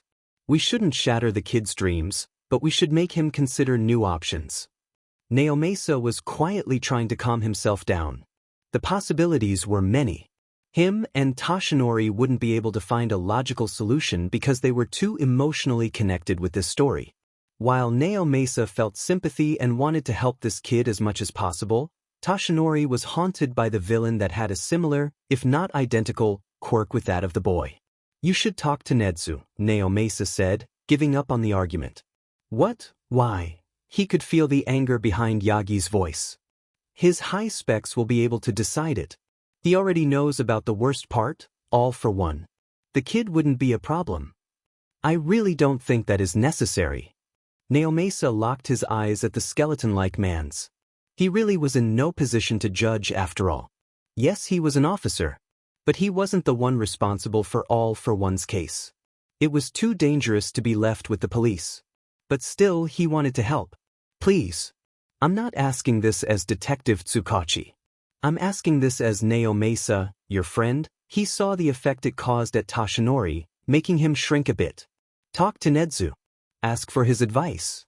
If he says it's best to leave the kid out of this, fine, I'll help you. But if he thinks it would be advantageous, then we shouldn't make the kid suffer more than he already has. Naomasa didn't need to say more. Tashinori sighed before replying.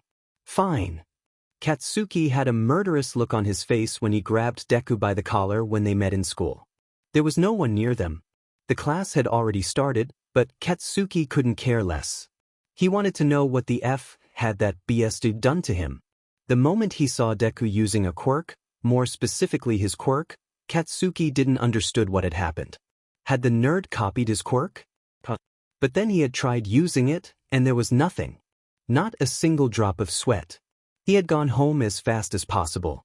The old hag was able to PSS him off as soon as he got there, so Katsuki just stayed at his room, thinking about what he'd do with Deku when he saw him the next day. When he got to school, he could hear the whispers when he entered his classroom. He hated them. It was like everybody was looking down on him. Not that anyone knew he hadn't been able to use his quirk since the day before, but still. Deku using his quirk had drawn attention. And then he saw him. He was using the same stupid shoes and backpack along with a new thing. A small grin. A stupid and infuriating grin. Katsuki did his best not to punch him in the face right there. Instead, he grabbed the nerd by his collar and dragged him to the hidden area at the yard so no one could interrupt or see them. Izuku was terrified when Kacchan started dragging him somewhere else. He was used to being publicly humiliated, which, as bad as it may sound, actually made him feel safer. Being surrounded by people meant that Kacchan wouldn't be too aggressive, physically speaking. But if they were alone, what stopped him from hurting Izuku? Izuku didn't want it to fight. It would be illegal, and he really didn't want it to disappoint Detective Tsugauchi after everything he'd done. Spit it out, Deku. Katsuki's words were filled with pure hatred. How'd you did it? Kacchan. Izuku was trying to loosen the boy's grip at his uniform. Don't lie to me, you hear? I am not feeling patient today. Izuku mumbled a few incoherent thoughts and tried to steady his voice, which didn't work exactly how he planned since his voice was higher than it would normally be. It was my quirk, he said, feeling Katsuki's grip loosen. What the actual F-dash? Katsuki was said. He really was. Had the nerd lied to him all this time? Was he fooled by a stupid extra like him? I swear, I've only known about it since Thursday, Izuku said, trying his best to calm Katsuki down. He had already been through so many traumatic situations last week, he didn't need it another one. What does it do? Katsuki was scared. He didn't want to admit it, so he tried to transform this fear into anger. But he hadn't been able to make himself not worry. What if he wasn't able to retrieve his quirk back? Katsuki hid his trembles by getting closer to Deku and making sure he saw how sad he was. It's a two-way quirk. I can steal quirks to myself, but I can also give it to other people, Izuku said, shrinking, and then added as soon as he could. I'm going to give yours back, I swear. I'd never planned on keeping it. So effing do it already. Katsuki watched as Midoriya touched his hands, just like he had done the day before. A few seconds later, Katsuki felt the sweat glands at his hands tingling and then small explosions blasted with small pops. Tell this to anyone and you're dead, you hear me? Dead. Katsuki waited for Deku to shake his head vigorously and then let him go. He waited until he got away from Izuku to finally release the breath he was holding. He entered the male bathroom and went straight to the sink. He made sure he was alone before he finally snapped, letting his eyes fill with water as he washed his face furiously. What the hell was that feeling? Izuku didn't know what to say when he got a text from Detective Tsugauchi asking him to meet him downstairs. It was late in the afternoon, the streets were painted in shades of orange and some small stores were already closing. Tsugauchi was waiting for him in front of a black car. He had a small smile on his face, which made Izuku frown. Is everything okay, Mr. Tsugauchi, sir? Yes, Midoriya, it is. I just wanted to take you someplace. There's somebody that wants to meet you. Izuku felt weird. There were so many people wanting to meet him. What did he have that was so important? Yes, his quirk was kind of cool, but it wouldn't draw that much attention. And besides that, he was just an average boy. Something seemed off, as if Detective Tsugauchi was hiding something. But he'd helped him so much. He wouldn't do something like that, would he? Who is this person? You see, in no time, it will only take a few minutes. It wasn't only a few minutes. The traffic was heavy from the rush hour and the location they were headed was quite far. But when he got there, Izuku couldn't believe his eyes. Was that really what he thought it was? He had been around this place a lot. Always during the day, obviously. If it was already imponent at daytime, at night it was stunningly intimidating. The H-shaped building from UA was illuminated by light poles. The grassy areas were also illuminated by some smaller poles, making everything weirdly beautiful. What Izuku was doing there? He had no idea. But he wasn't complaining. It was an honor to be able to walk inside UA, especially since he wasn't a student. Why? What are we doing here? He couldn't mask the excitement in his voice. Maybe he could meet some of the teachers. They had such cool quirks. You're going to meet the principal. Izuku froze. He didn't had that many good experiences with principals. They had always blamed him for things other people had done, and overall didn't try helping him when he needed. Eventually he just gave up talking to them, so the only times they talked was when Izuku was in trouble. Did he actually ask to meet me? Izuku asked nervously. Yes, he did. Is it because of my quirk? Naomasa stopped walking and turned to face the kid. He didn't want it to lie to him. The kid had been through a lot. He had seen it. If the attempted suicide wasn't in puff, the flinches, the incapability to look people in the eye, and the constant anxiety the kid showed did the job. Yes, it is. Lots of thoughts started running through Izuku's head. That was it. He knew the detective must have thought he was stupid or naive to want to be a hero. He was taking him there to talk to the principal because then he would say the many reasons why somebody like him wouldn't be able to become one. Izuku felt tears come to his eyes. He already knew it, right? It wasn't new. Everybody said that. Why should he think a quirk would make him able to do the job? His quirk had no way of helping him or other heroes in fights. The closer they got to the principal's office, the heavier Izuku felt. He needed to hear the words from an actual hero. He knew that it was going to hurt. He would make amends to it. Eventually. The knocks on the door were like a death sentence. Izuku couldn't even fake a smile as his breathing got heavier. Even when a mix of a dog, a mouse, and were those bare ears. Open the door. The thing?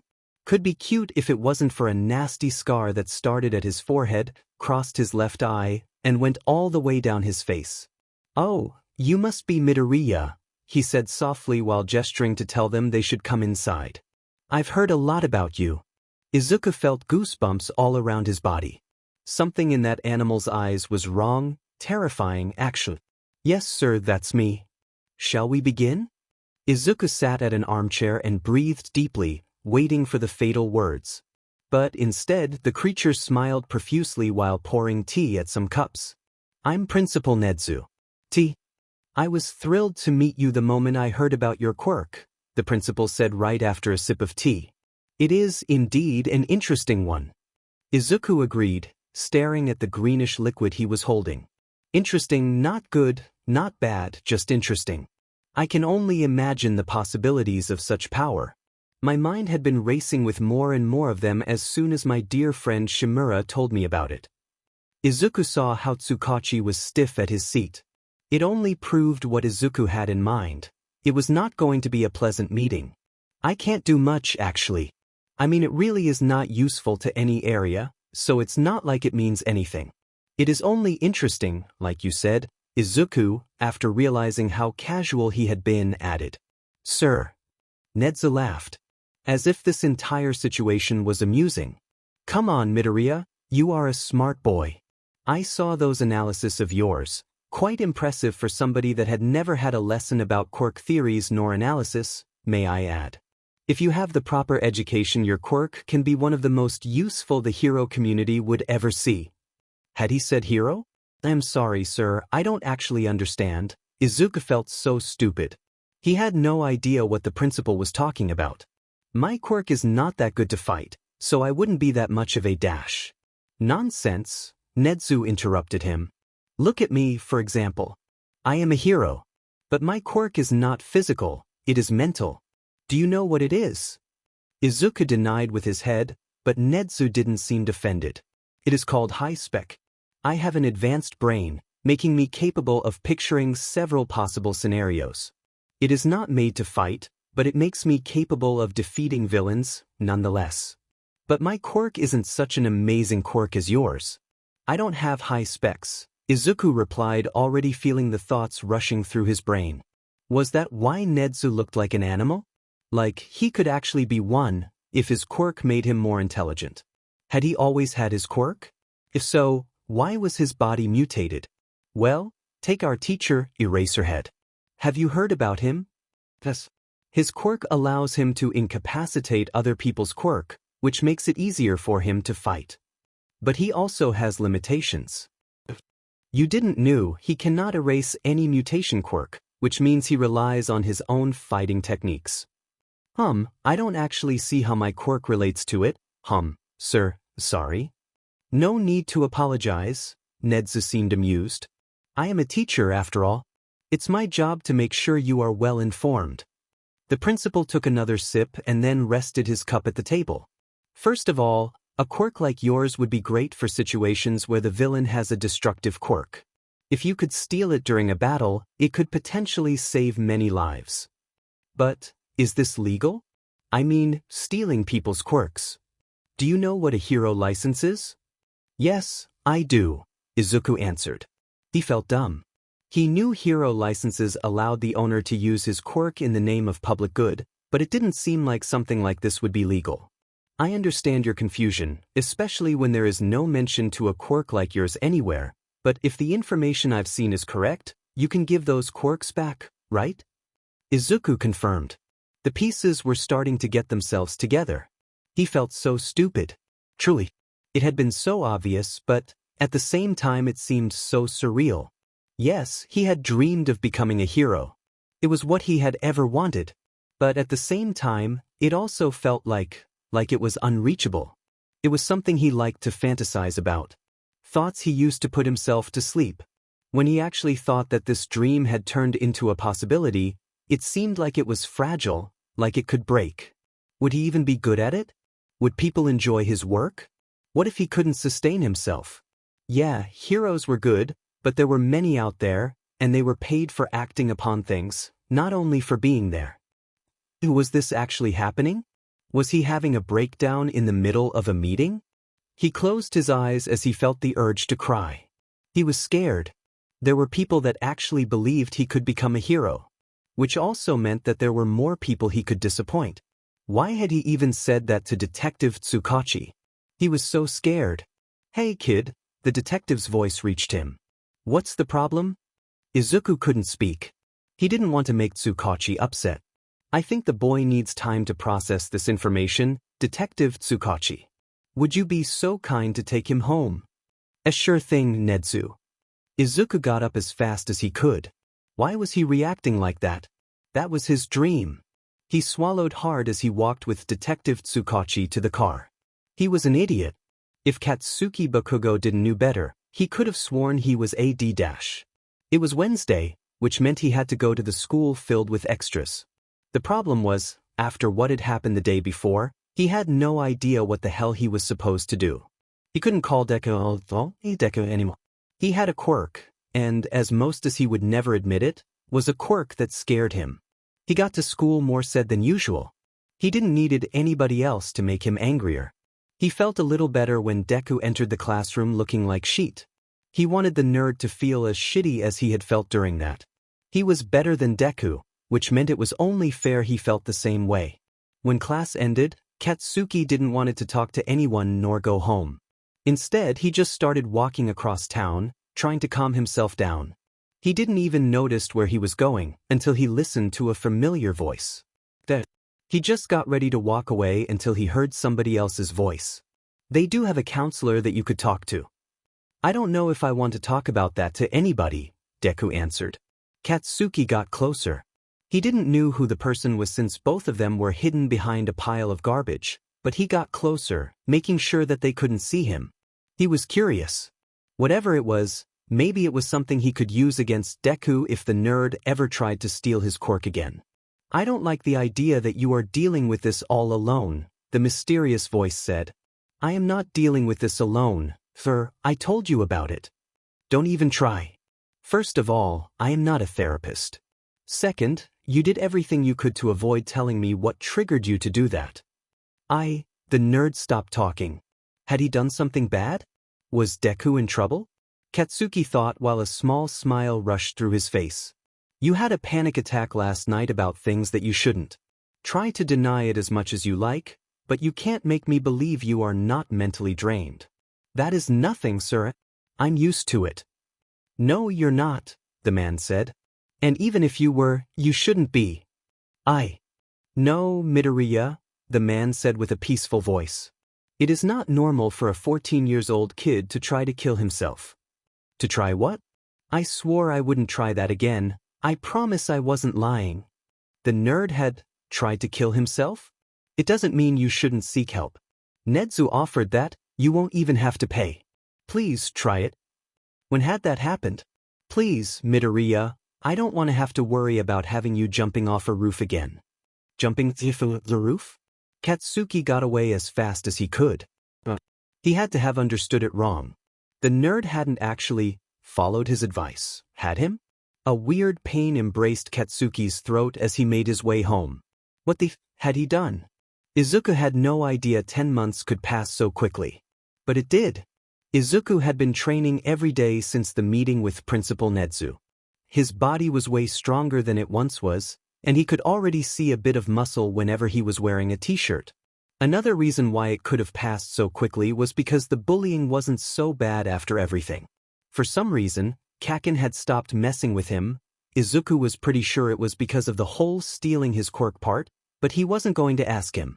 And, apparently, the other people at his school didn't know exactly what he was capable of and stopped teasing him, for whatever reason. So this last 10 months were like a dream, too good to be true, and felt like it could vanish at any second. He didn't train with Mr. Tsugauchi. His friend, Mr. Shimura, was the one helping Izuku to train. At first he didn't seem very pleased by that, which Izuku completely understood. He must have had better things to do, instead of being a babysitter for a stupid kid, but as time passed, the slightly bothered skeleton-like man started to grow fond of the kid. Tashinori didn't know exactly what it was, but after some months seeing the boy every day, talking to him, seeing how he reacted to the training, understanding his way of thinking, he just couldn't deny the kid had the potential to become an amazing hero one day. The investigation on All for One being connected to this kid turned out to be a dead end. Tashinori even asked the boy's mother about her husband, to which she responded with a sad look at her face that she wasn't able to contact him for years now. Weirdly enough, the money he'd always sent home kept coming as if they still talked regularly, but when Tsugauchi tried tracing where it came from, it was such a complex transaction, involving several banks in several countries, that it made the mission impossible. Tashinori still felt like the kid was somehow connected. His quirk was just too similar to All for One for it to be a coincidence. And yes, he still wasn't sure the kid would be safe, but Nedu had been able to calm him down. More than that, the principal had made him feel hope, something he'd never thought he would have been able to feel again. There was this one time when he considered giving one for all to the kid, but something deep inside his guts made him snap out of it. It was too risky. Besides, Nedu had already a candidate to be the next holder, so he would at least give this Togata kid a chance. The thing was, All Might didn't feel so lost anymore. He hadn't had nearly as much panic attacks about his health, and for Christ's sake, there were days he actually felt eager to teach the kid new fighting techniques. And the boy learned fast. If he didn't know about the boy's quirk, he could have easily guessed it was some sort of intelligence one, just like Nezu's. He absorbed every single piece of information Tashinori would give him, from the 4 different ways to fall safely, to the best way to punch someone without hurting yourself so badly. And even though the kid lacked strength, he more than made it up with pure will. Tashinori was proud. Izuku was proud too, but it had been a hard path. He had been consulting with Hound Dog once every week. At first he wanted to ask Principal Nedu why were him doing all of that for him. Was he really worth all the trouble? He didn't felt like that. But then Hound Dog helped him. He had never had such great confidence before. It wasn't even near Kacchan's, but it was really better than before. For once in his life he actually believed he was worth somebody else's time and effort. He could speak without stuttering. It now only happened when he was nervous, and more than that, he was happy. Actually happy. Not that, I just eat something delicious, I am so happy, kind of happiness. He woke up every day and didn't felt like he had always felt. Trash, some useless piece of garbage. He was smiling more, laughing more, and having fun more often. It all felt amazing. On the other hand, the last 10 months were Katsuki's hell on earth. He was drowning in a weird kind of sadness.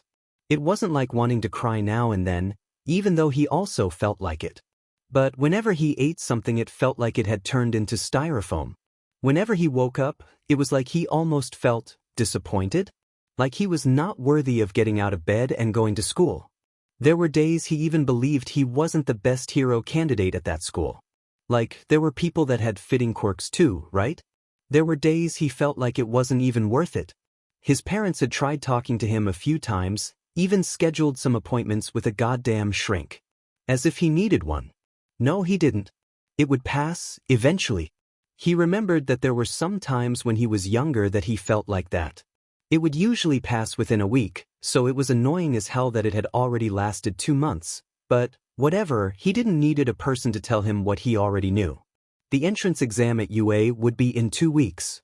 He needed to train. He hadn't really used his quirk the last few months. It just didn't feel right. Katsuki decided to go to Takoba Beach. He could blow some things up. Maybe it would help him clear the things he was feeling after all. He walked calmly, hand in his pockets, a frown at his face. Everything would be all right. The moment he got to the beach, though, everything was clean. How had that happened? He hadn't seen any news about cleaning the beach, but he wasn't really watching that much TV either, so it didn't matter. It just meant he would have to find new things to blow. The recommendation exam happened a week before the regular one. Izuku was buzzing with anxiety and energy the moment Detective Tsugauchi pulled in front of his apartment. Izuku didn't know what they were going to do, but obviously it would require some physical exercises, so he just grabbed some sweatshirt and pants before kissing his mom on the cheek and heading out to the UA grounds. Tsugauchi was trying to help him calm down. He said that he didn't have to worry, but Midoriya knew he was just being polite. There would be people with amazing quirks, and overall, quirks that they knew how to use way better than Izuku. The part of him was excited to be able to see, and perhaps use, some of this super cool quirks. It was just amazing. He got inside the building for the welcoming ceremony and felt his breathing stop. There were a lot of people. Of course it wouldn't be like the public exam, but still, there were about 200 people around there.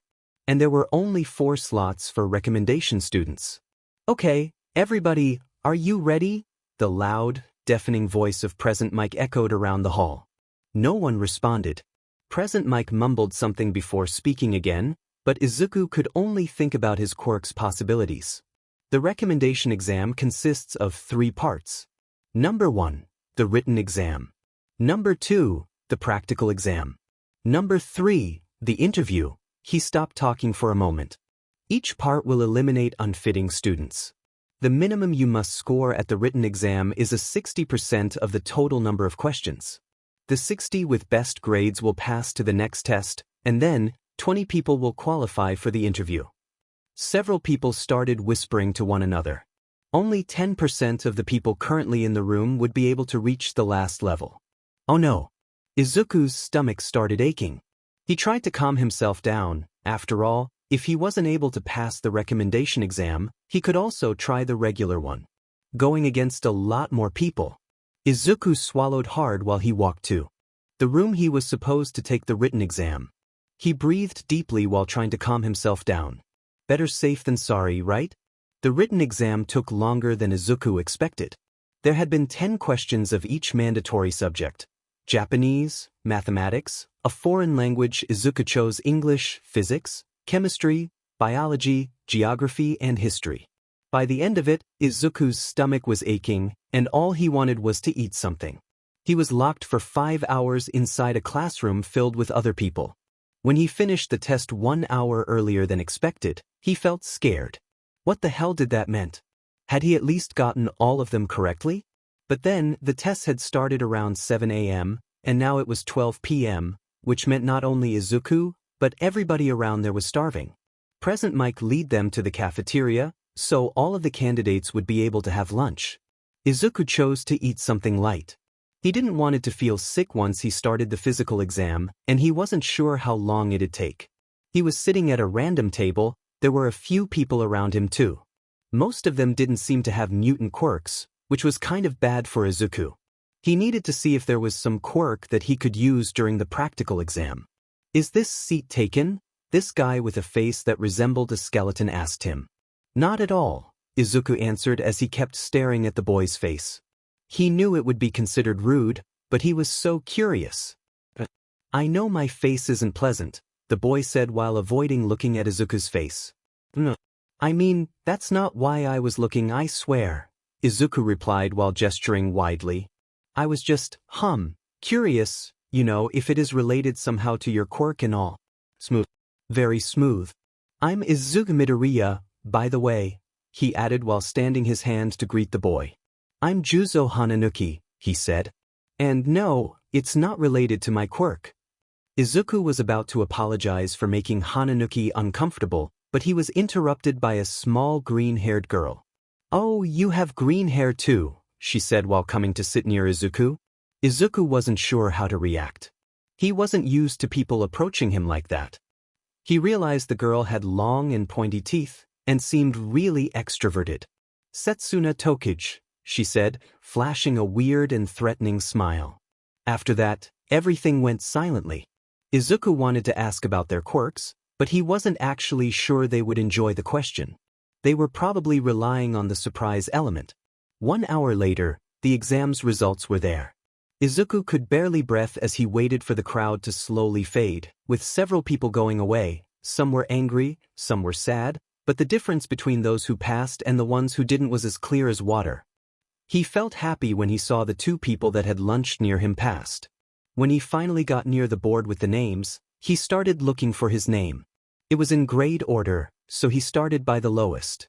His heart started beating furiously when he couldn't see his name. He was already at the 20th position, and nothing yet.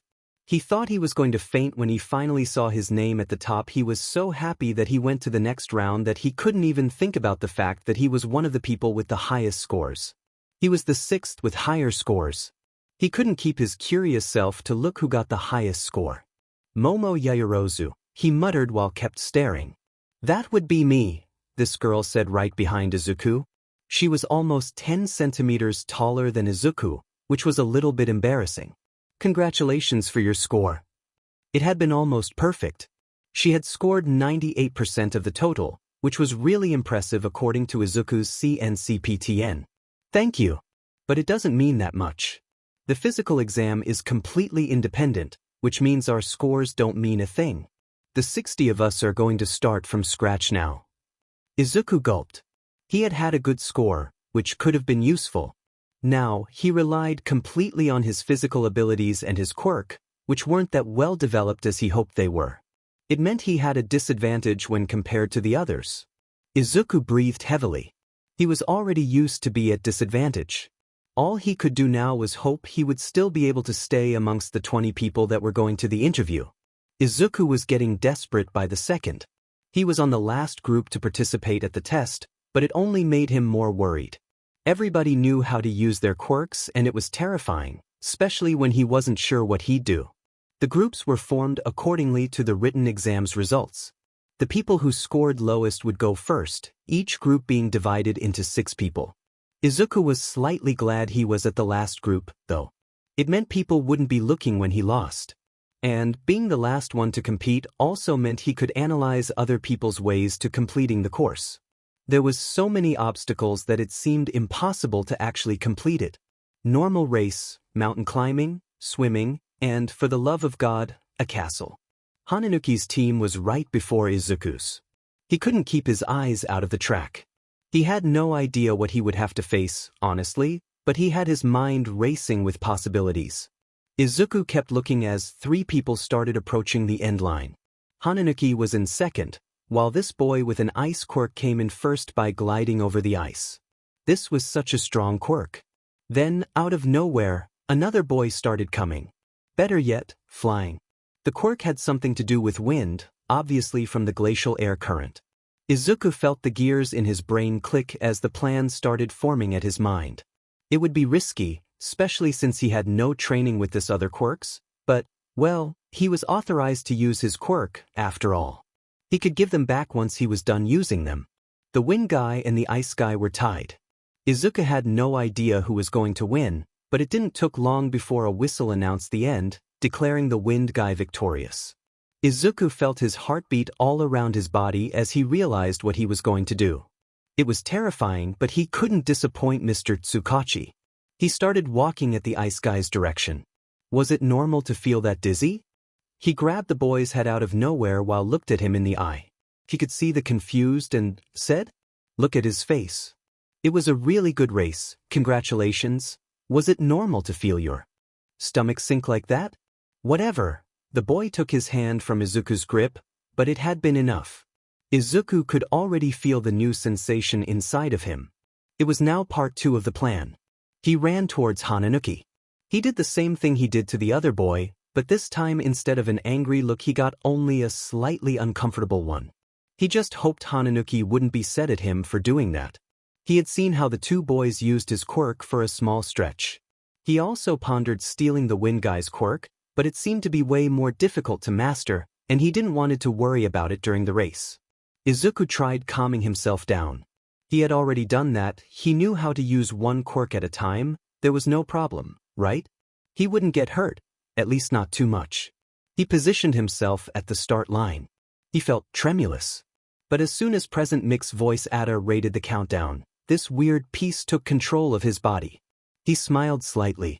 Everything would be fine. Ready. Set. Izuku exhaled, feeling as ready as he would ever be. Go! The first few seconds of the race left Izuku behind. He wasn't going to use the quirks yet. He needed to make sure he didn't got too tired at the beginning, and since he had no training with those quirks, well, he wasn't going to throw this chance away. It was a 3-kilometer race. If Izuku had figured it correctly, there were 8 different parts. The first one was a normal race, followed by some sort of platforms where they needed to jump. It led to the dirt track, followed by the castle and then the mountain. After that it was the forest. It seemed to have water there? Izuku couldn't tell. His only clue was some wet participants at the end, so it was safe to say that they had some sort of aquatic test. It all led to the air jets and, finally, back to a normal track so they could reach the end line. He was the last by the time he got to the next obstacle. Izuku started thinking as fast as he could as he carefully jumped to the platforms. He would have to compensate for it as soon as possible. His heart was beating so hard that he could feel it without any effort. The dirt track was harder than Izuku had expected. It was muddy, and there were 2 other participants that fell on the ground, probably because they tried to move too fast. Izuku took it as his chance. He put his right hand and foot slightly back as he had seen the Ice Boy do, sensing that quirk inside of him, instinctively activating it. He should have calmed himself down before doing it. The ice was furiously making Izuku rush right to the castle walls. Even though he wanted to stop, it just wouldn't. Oh no, no, no, no, Izuku muttered as he prepared himself for the impact. It never came. Actually, his body had changed to Hananuki's quirk without Izuku even realizing, almost as if his instincts made the one that best fit the situation to activate. He was definitely going to register that as soon as he got home. The wall, or at least what was supposed to be a wall, was now melted on the ground. Izuku felt a rush of joy as he ran as fast as he could through an empty hall to the opposite wall, using Hananuki's quirk to open a new hole so he would be able to go to the next obstacle. The mountain. Izuku was terrible at climbing mountains, differently from Katsuki, who found it very amusing. Izuku needed to say that, now he was using a quirk that actually helped with it, it really was amusing. He had never imagined a softening quirk would be so useful. But he had never really thought about it either. He made sure to open holes big enough so he could fit his hands and then his feet. Izuku passed by another person, putting him in 3rd place. The rush of adrenaline made him tremble a bit. It was weird but also an amazing feeling. He could understand now the appeal of extreme sports. It was addictive. He ran through the rope bridges that connected the mountains, which seemed like a good idea but actually wasn't. As soon as he reached the other mountain's peak, Izuku looked down. If he used the same method that he had used for climbing, it would take too long. The boy made a silent prayer and touched the floor with his right side. Here goes nothing, Izuku muttered right before activating the ice powers, creating a slide that felt a little too dangerous. Izuku was cold, and the freezing water from the lake he landed on did not help at all. His teeth creaked as he weakly swam to the shore. His arms and legs felt a bit numb. He wasn't sure what he was going to do about his clothes if he actually passed to the next stage, but he couldn't worry about that now. He needed to focus. He was shivering so bad that, for a moment, the only thing he could do was sit and hug his wet body. Izuku knew he needed to keep going, but it felt impossible. Suddenly, a hiss called his attention. The water at his pants, to be more specific, where his left hand was positioned, was evaporating. What the hell? Izuku's brain started working faster. It seemed so ridiculous he hadn't realized it earlier. The boy had only used his right side when he used his quirk. Coincidentally, it was the side that had white hair. Now, if Izuku's line of thought was correct, his left side, the red side, meant fire. Izuku saw the flames burning bright at his left hand. Miraculously it didn't burn. Was it part of his quirk? Did he also steal the person's physical adaptations that helped them endure their quirks? If it was that, Izuku had so many questions. Did his quirk mess with people's genetics? Would that be problematic if he used his quirk during a long period of time? Or was his body made to endure it? Focus. Izuku thought as he got up. He had an exam to finish. It was now jet time. Izuku got out of the forest as soon as he could. He knew the jets were blowing air, but he had no idea if it was hot air or cold air. He wasn't sure which one would be the worst since he was still wet from his dive. The moment he got there, he saw the two participants in front of him. One was Yaoyorozu in second, and the other one he couldn't tell by view, but if he remembered correctly it was some guy with a mutant quirk. Izuku felt the despair rush through him. He was in third place, and if he was correct, only the two firsts would move to the next stage. He tried using the ice to slide through the jets, only to realize they were hot and melted his ice before he could get to the other side. The boy started running for his life. He had to get there. He couldn't disappoint everyone that had believed he was capable of doing it. His last bit of hope died once he saw Yaoyorozu cross the line. He couldn't help but cry. That was it. That was the end. He had lost. Izuku was angry and sad and frustrated. He would have a second chance, but it wouldn't be the same. Something deep inside him said that this defeat was more than just an exam. It was the proof that in the middle of all those people with potential, he hadn't any. Okay, everybody, the test is over. We'll give you the results in a minute. Present Mike said while going inside a room, leaving the kids to rest and catch their breath. Izuku just wanted to go home, but he had to find the ice guy. He didn't even knew his name. And Hananuki. They needed their quirks, after all. Izuku didn't even had to look for the ice guy. He was coming in his direction, a serious look at his face. The scar on his left side only made things more terrifying. Excuse me, do you have a quirk just like mine? The guy's voice was calm. Weirdly calm. Oh, hi. Izuku was holding back the tears he so desperately wanted to shed. I'm so sorry I stole your quirk, but since you had already finished the test I thought it wouldn't make things harder for you. I promise I wasn't trying to keep it or anything. The other kid just stared at him. Something racing on his mind. You can steal quirks? Was the only thing he said. Izuku agreed, and the boy went silent again. The mood wasn't getting any better. My quirk? I have an ice and fire quirk. Would you be able to take only one of them? Izuku wasn't sure why he was asking that, but he thought that maybe he was just curious. Well, actually no. If you had two quirks, perhaps, but you only have one. It's all or nothing, I can't split it. The other just nodded in silence. I'm Izuku Midoriya, by the way, he said while putting his hand at the boys. Shoto Todoroki. The name Todoroki seemed familiar, but Izuku couldn't place it. Why the blood pounding on his ears. He gave Todoroki's quirk back and smiled. He needed to find Hananuki now. After that he would go home. Perhaps his mom would make some katsudon for dinner, so he wouldn't be so sad. He gave Hananuki's quirk back and apologized profusely. The boy said it was okay, but it was best to be sure, right? A few minutes later, Present Mike got out of the room he had been, bringing a sheet of paper with him, putting it on a board. Izuku knew it made no sense. Why would he check the paper if he knew his name wouldn't be there? He ran through the names. Hananuki's were there. And Todoroki's too. Even that girl's, Tokage, was there. But he couldn't see his name anywhere. He hadn't passed. Izuku just started walking out of there. He felt terrible, really. But he was stopped by Present Mike's voice. So, apparently the candidate in Nasa Yorashi has given up and there's a new slot. The temperatures seemed to have dropped in a matter of seconds. Izuku realized that Yorashi had been the first one at the list. The one with the best score. Why the hell would he give up such an unique opportunity? The one that's going to replace him will be. No one seemed to breath. Izuku was sure that he would faint from the anxiety. But he didn't. And he didn't even faint when he heard his name coming out of Present Mike's mouth. He did it. He actually had a chance. Izuku held happy tears as he got inside the building, to be with the other 19 people that would wait for the interview. He felt like he could fly. He had made it. Ectoplasm was the one waiting for them at the waiting area. He grinned before starting to speak. Okay people, until now it has been easy. The third stage begins now. Izuku felt so uncomfortable with those clothes. They were dirty, wet, and overall stinky. He knew he wasn't the only one that felt like that. The disgusted faces of other people around the room and how everybody just seemed to keep a few meters between them and other people really showed.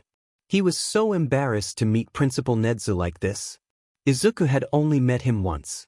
And it really didn't went that well, considering the principal had offered him therapy. For free. The interviews were made in order. The ones that had scored higher went first, meaning Izuku was the last one. These interviews would vary from 5 to 10 minutes. Basically meaning that Izuku was already waiting for a little more than 2 hours. It didn't help his anxiety. As he saw the last person before him leave the room, Izuku got up, feeling a rush of energy. That was it.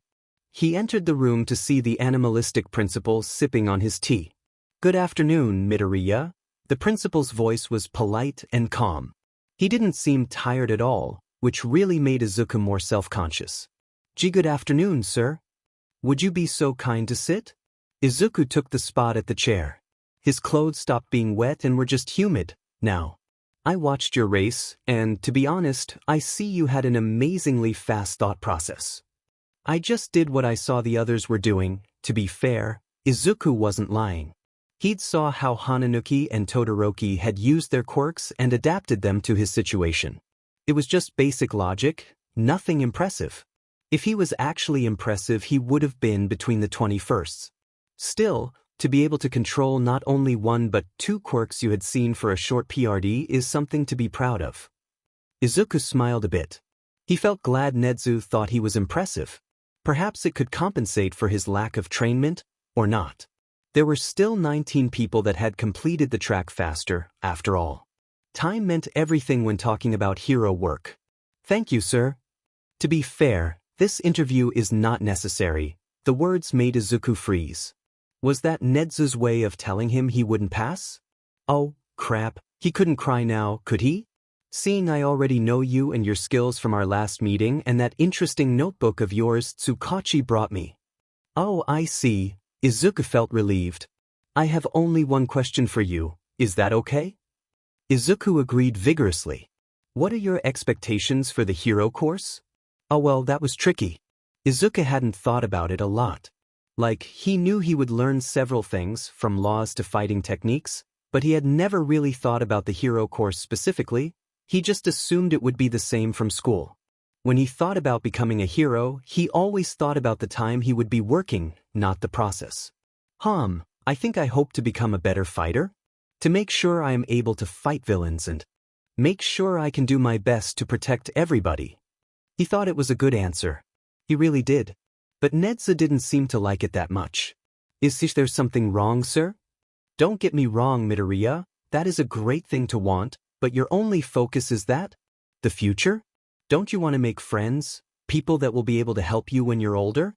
Enjoy the time you're still a student. Why was that a topic? Izuku had no idea why Nedu was talking about that, but wasn't he right?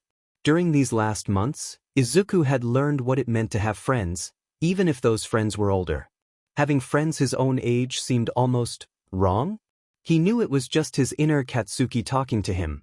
Hound Dog had really helped him to make this part of him, the one that thought he was useless, unworthy, fade, but it wouldn't just disappear. Maybe he would always have this part of him, the one that doubted people actually could like him. Don't forget that being a hero means helping people. You have to have friends, people around you. They are a way for you to remember that the lives endangered by villains are precious. If you don't worry about other people, if your only goal is to become a hero, you could act wrongly in a hostage situation, for example. That makes sense, Izuku admitted. He had never thought about it, to be fair. I hope you keep that in mind when you get home today, Nedu said while smiling. That would be all for today. Thank you for your patience. Izuku got up and followed the principal to the door. The letter informing you of your results will be posted by the end of the week. That was the last thing Nedu said before closing the door. Izuku went to the lockers where he had put his phone when he got there by the morning. It was weird. It seemed like a much longer time had passed. He turned his cell phone on and dialed Tsugauchi's number. There were 2 rings before the familiar voice answered it. "Hey kid, are you done there?" "Yes, I am." Izuku smiled when he noticed the excitement in the detective's voice. "So, I'll know by the end of the week." "I have no doubts you are going to pass, boy." Izuku felt a warm feeling at his heart. Tsugauchi believed him. "I'm going there now. We can go dine together with Mr. Ya? Mr. Shimura. And your mom, of course." "I'd love that, but I really need a shower now," Izuku said while cleaning some tears. He wasn't sure if they were from happiness or fatigue. Katsuki was wandering around the streets. It was Saturday night, but it didn't mean he was having fun.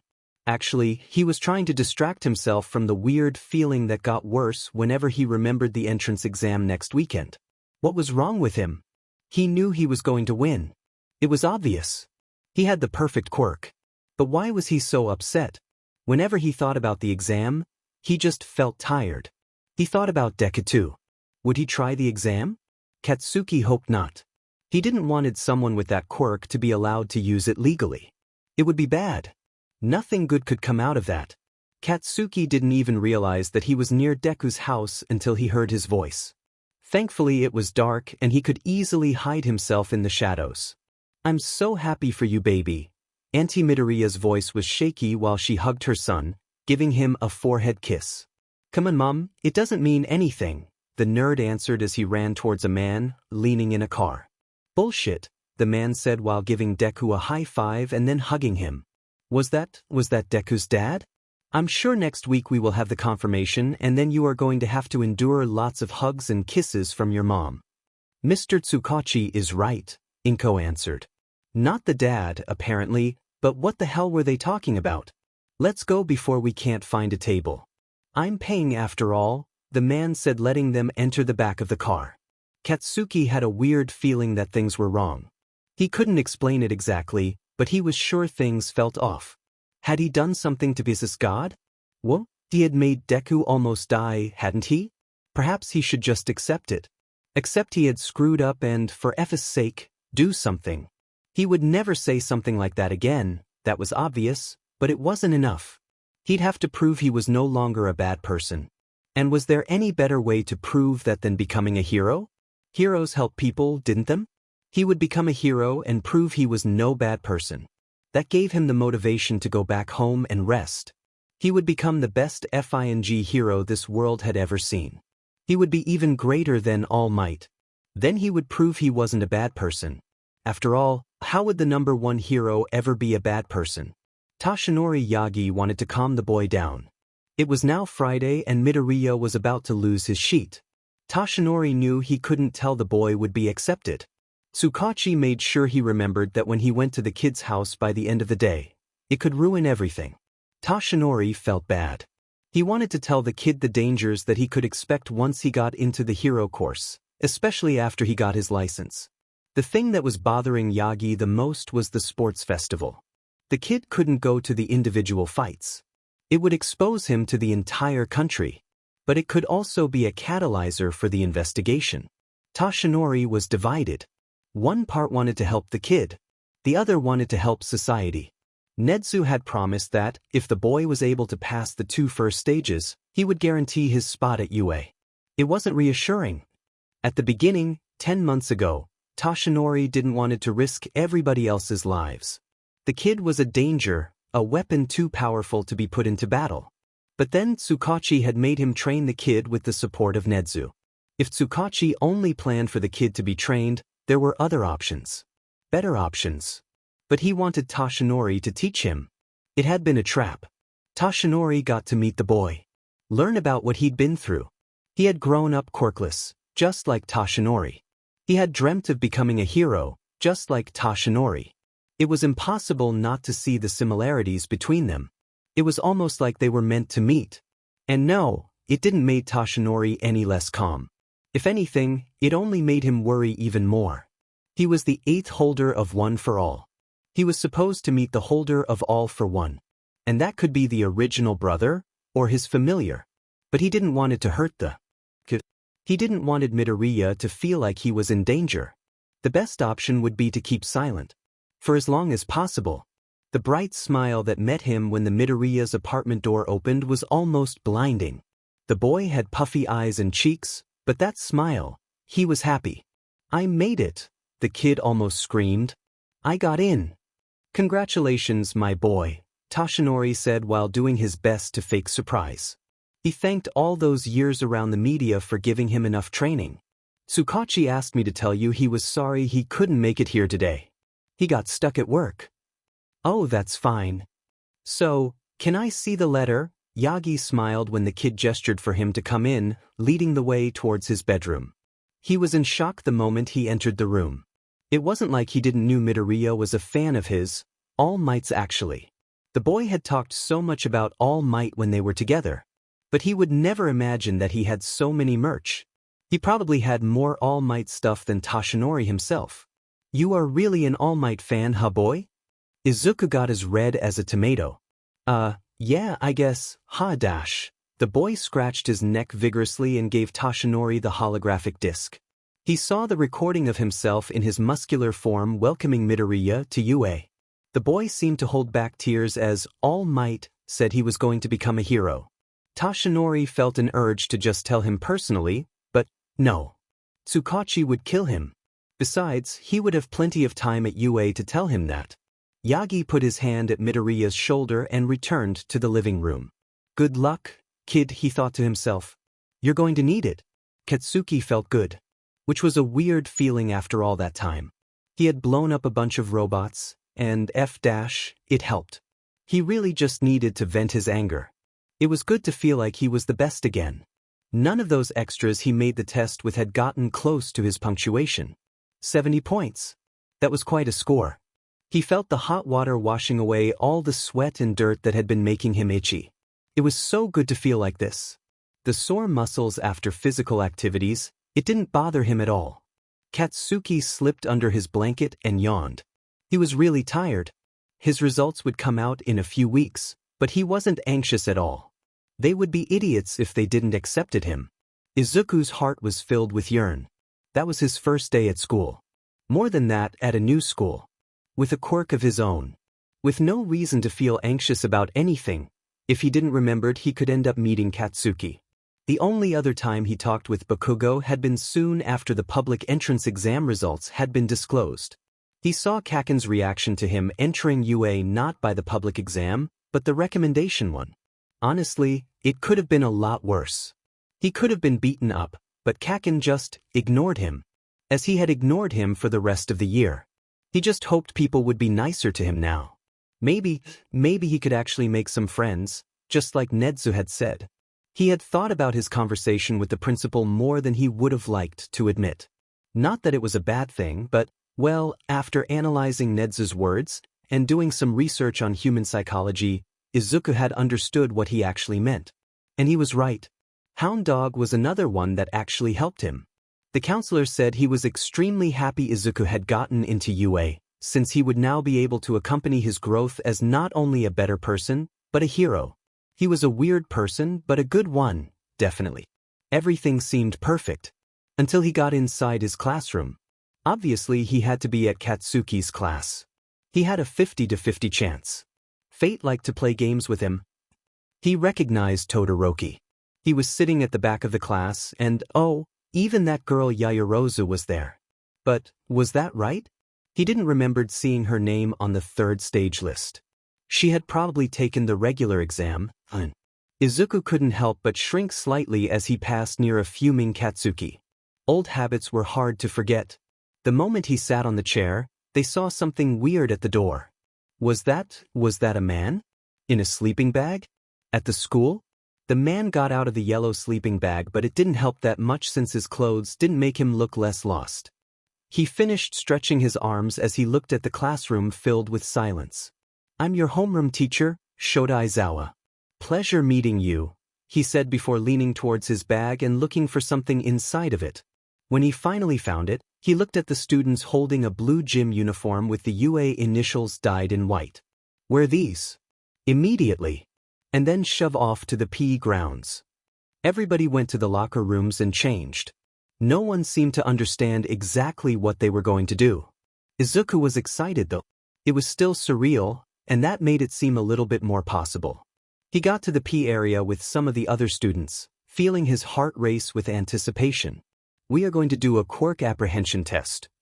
As the words came out of the teacher's mouth, Izuku's thrill turned into despair. Oh no! If Izuku had any hope left, it was all crushed the moment he heard the word, expelled, coming from Mr. Aizawa's mouth. What was he supposed to do? It wasn't like anybody would want to help him. Nobody would like to be expelled, so the obvious solution would be let him, the one with the useless quirk, fail. Thankfully, he was not the last one at the 50-meter dash. This weird guy, Mineta, was the one that took the longest. Apparently having small legs kept him behind, and Izuku was kinda glad he had so many experiences running away from people. He actually thought he had a chance when he wasn't the last. It had been that Hagakure girl, at the strength test too. He was so glad Mr. Shimura had trained him. But things started going downhill during the standing long jump. He got the last position. And then he got the last position again at the sustained sideways jumps, which made him the one with the lowest position. He was tired. His body was buzzing with adrenaline as he thought about what he was going to tell Mr. Tsugauchi and Mr. Shimura, and his mom. When Mr. Aizawa started the last exercise, Izuku just stood there. He was hoping to see what the others were doing. If he could only get some points, but still. He had a 2 out of 20 chance of being tied with Mineta or Hagakure. It meant an 18 out of 20 chance of him actually being expelled. He saw the board look at Aizawa's face and his brain started aching. He needed to do something. He didn't want it to lose now. The idea came as soon as Uraraka, if he remembered it correctly, finished her throw. He shouldn't. It was no guarantee that he wouldn't get expelled. It just meant he wouldn't end the test at last. It would be bad. But hadn't Aizawa said that this was a quirk apprehension test? He was supposed to use his quirk. And getting it wouldn't lower Uraraka's score. After all, she had already ended up her tests. Now, if he was going to do that, he couldn't tell her. Nor could he let Katsuki see him doing it, since he already knew what Izuku was capable of. So that was it. Hound Dog would probably say it was a poor decision to make. And Izuku knew that. He knew too well. Even knowing that he would obviously return her quirk back, he would still be doing something to her body. Something he didn't had the permission to do. Was that really worth it? Doing something like that just for the sake of losing with his head up? It didn't feel like it. But also, if he did nothing it wouldn't mean a thing, honestly. He really could just don't do it and accept his loss anyways. But the little bit of ego inside of him growled when the thought crossed his mind. It was his quirk, wasn't it? He had passed the entrance exam with it, hadn't he? Principal Nedu didn't complain about any single action he had taken. When he told that to Hound Dog, yeah, the man had told him the implications of his actions. It could be considered harassment even. Heroes don't harass innocent people, Midoriya. Hound Dog's voice echoed at Izuku's head. That would go against the logic of even being one. And Izuku knew he was right. As soon as Uraraka got back from the test, he went towards her. At least he could try, right? Excuse me, Uraraka, right? She seemed confused but nodded. Since you've already finished your test, was it normal to feel that anxious? I was wondering if I could borrow your quirk. He was waiting for her to laugh, to scream, to hit him, even, but it never happened. She just looked confused. Borrow? What do you mean? The way she spoke was so sweet, so polite. No one had ever talked to him like that before, without hatred or disgust, no one his age, at least. You see, my quirk makes me able to steal quirks. But I can give them back, I swear. You can ask to Todoroki if you'd like. That's so cool, she said smiling. Sure, be my guest. Did that just happen? Was that girl thinking straight? Who in good consciousness would accept such a thing? Thanks. He took his hand in hers and did what he had to do. He could actually see the quirk transferring since Uraraka's pink fingertips pads started turning skin-colored while his fingertips pads started getting pinkier. Did that meant he would acquire mutant features if he stole a mutant quirk? Did it meant the people with mutant quirks would turn into regular people? He needed to ask Shoji or maybe Ashido if he could try that. Good luck there, Uraraka said while Izuku walked towards the ball. Izuku saw the skeptical look on Aizawa's face. He had to turn his head away to avoid those judging eyes. It felt like the teacher didn't even like him. And they hadn't even finished the first day of school. But, again, that wasn't any news. Izuku held the ball touching all 5 fingers. He felt the ball getting lighter when he wished it, and a weird feeling poked his stomach. He threw the ball as far as he could, knowing it wouldn't fall. He waited. He had realized Uraraka had waited about 10 seconds before the infinite result appeared on the teacher's phone. He waited for 9 and then released as he had seen her do before. He didn't want it to make her feel guilty. 751 2 meters, Aizawa said, and Izuku instinctively looked at Katsuki. He could almost see the blonde fuming. But it had been the boy's only reaction. Tashinori smiled slightly. He could understand why Midoriya was so sad. He hadn't watched everything, but what he had, well, at least he had aced the last one.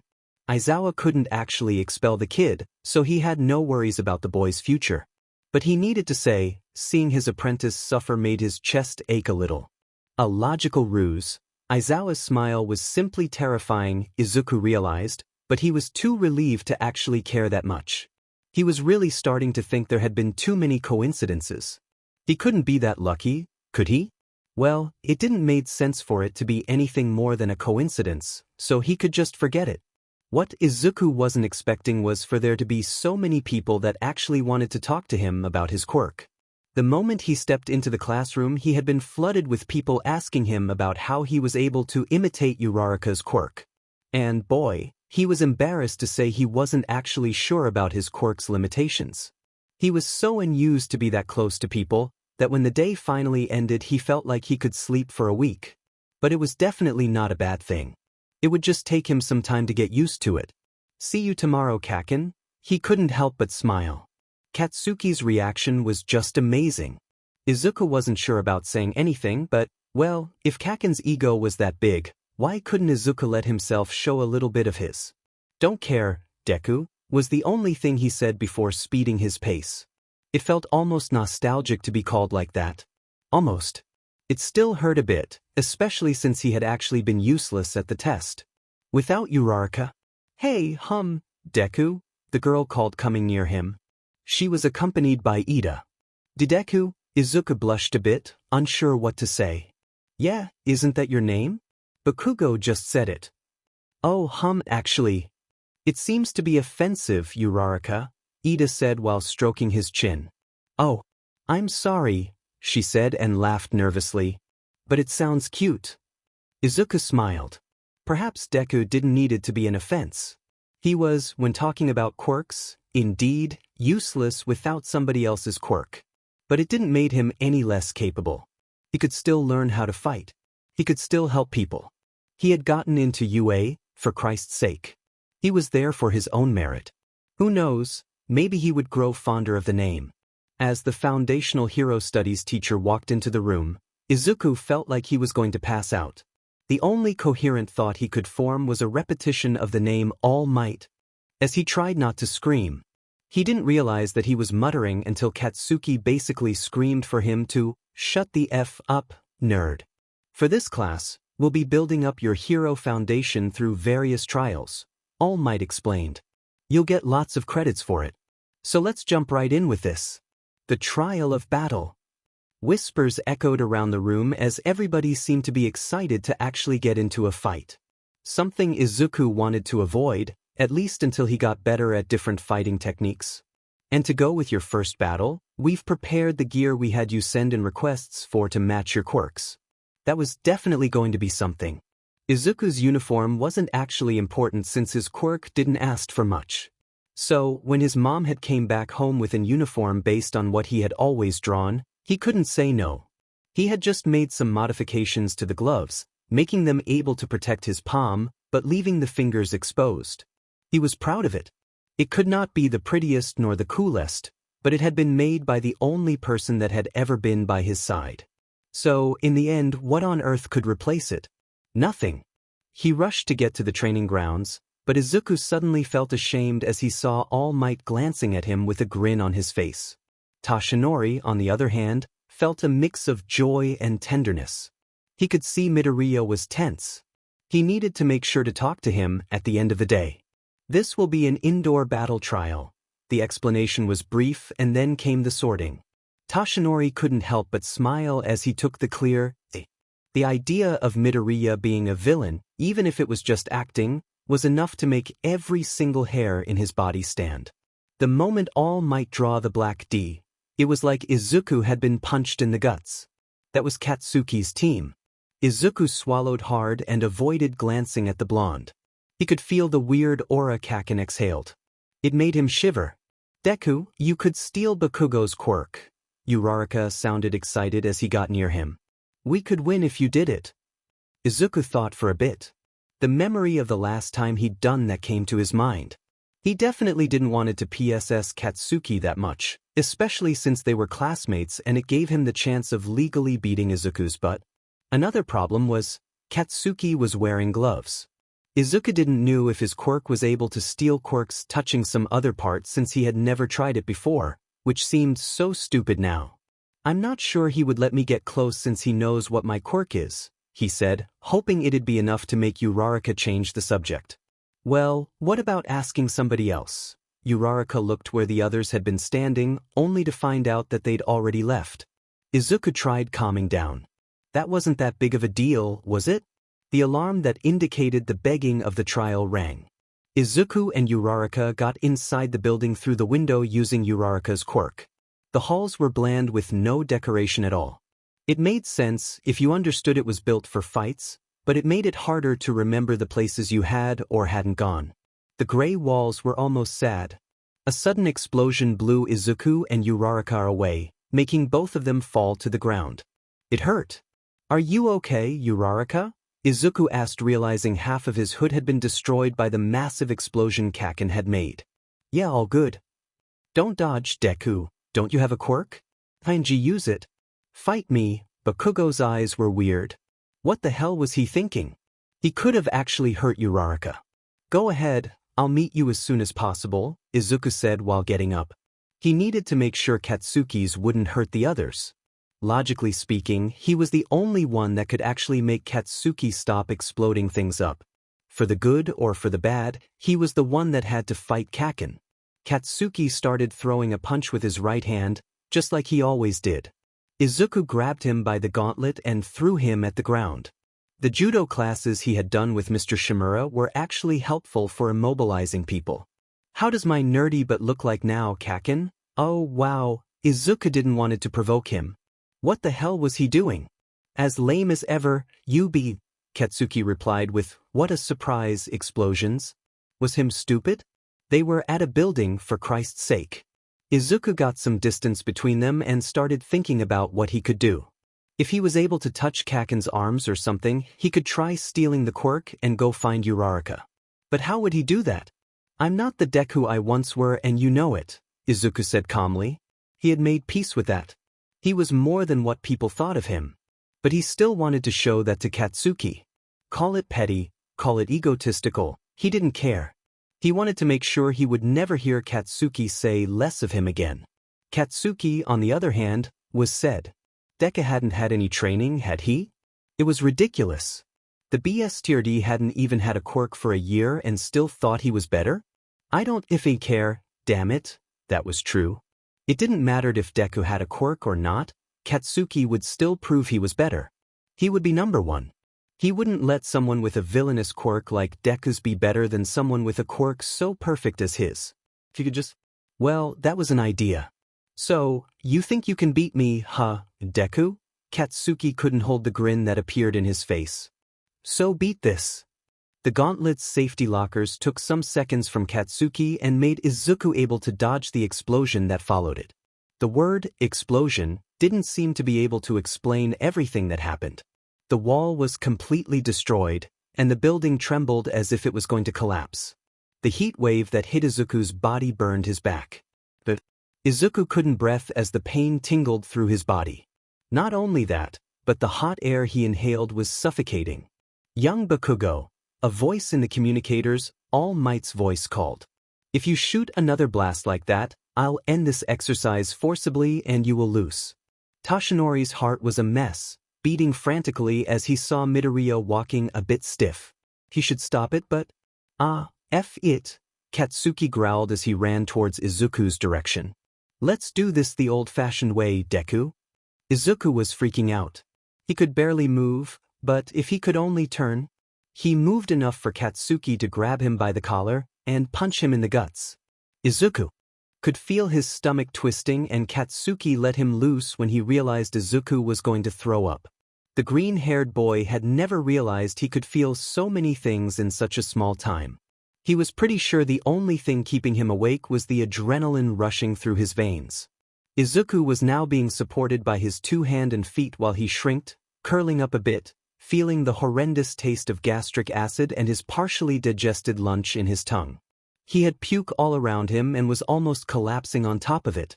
Young Bakugo, young Midoriya, I'm stopping this. No, Izuku was able to say. I want to continue. That sounds better. It was now or never. Katsuki moved, getting ready to kick Izuku's stomach.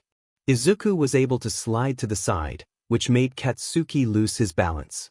Midoriya took the opportunity to kick Katsuki's support leg right at the back of his knee, making the boy fall, confused.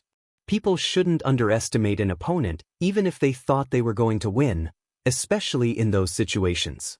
Izuku had already reached the handcuff at his pocket and put it around Katsuki's wrists. The gloves and the gauntlet blocked the vision, so when All Might finally announced the hero team's victory, Katsuki was getting back to his feet and was definitely said, "Young Bakugo, back off of young Midoriya." The blonde didn't care about it, and he was definitely going to throw another punch. But Deku had already fainted from exhaustion. When Izuku was going to school the next day, he couldn't stop thinking about what had happened. He had blacked out. It wasn't all bad since he had actually spoken to All Might. Or at least All Might had spoken to him, given that Izuku was too stunned to articulate coherent words. He had considered going after Katsuki after he woken up, but after further thought, he just realized it wasn't worth it. What was he even going to tell him? Izuku stopped when he noticed the crowd that had formed right in front of the gates. What the hell? Excuse me, can you tell us what is it like to have All Might as a teacher? A woman asked him. I'm sorry, I need to go to the infirmary, was all he said while trying to avoid eye contact with the lady. Izuku thought Recovery Girl was scary. She had been so set at him when he'd woken up, saying Izuku should have stopped the fight before he got severely burned, broken some ribs and fainted from all of that. But Izuku was glad he didn't. It felt good to win. Especially against Katsuki. It had been something similar to that time he stole his quirk, a weird feeling of pride. It felt good to win something over somebody that had always used him to feel like he was superior. He knew that if he told that to Hound Dog he would tell him that it wasn't very hero-like, but, honestly, he wasn't worried about that. He could work on that once he enjoyed this feeling just this time, right? Tomura Shigaraki was standing in front of the gates that had been sealed with layers and layers of steel. That was such a poor security system. Truly laughable. Wednesday morning passed like a hurricane. There had been the class president voting, in which, by a miracle, Izuku had won. Then, during lunch there had been a break-in that ended up being just the press. In the end, Ida had become the official class president and they were all going to do some rescue training at this place called the USJ for their foundational skill of heroics class. The bus ride had been uncomfortable to say the least. There were a few of his classmates that were making fun of Katsuki for his aggressive behavior the day before. It was not one of the best ideas. The USJ was huge. There were several areas that simulated accidents or disasters ready for the students to use them. Everything was beautiful. And as if things couldn't get more exciting, the Pro Hero 13 was there. Their quirk was so cool. Black Hole was perfect for rescue situations. Welcome, class. Before we start, I'd like to talk with you about your quirks. The silence that embraced the space was deafening. As 13 explained the responsibility that came from being a hero, Izuku pondered. Was his quirk dangerous? He wasn't sure about the word. Yes, it could be unpleasant for most of the people, but it couldn't harm anyone. Unless he stealed some dangerous quirk. But it wasn't like he wanted or planned on doing that. Suddenly 13's speech was interrupted by a purple mist that started growing inside the Yui. A horrendous figure with a thin body and hands all around it appeared. Izuku didn't need to see his face to know how terrible it could be, The hand that blocked its view said enough. He was followed by a person, or at least what seemed to be a person, but the only thing they could see was more of that purple mist. But the worst part was when the other villains started appearing.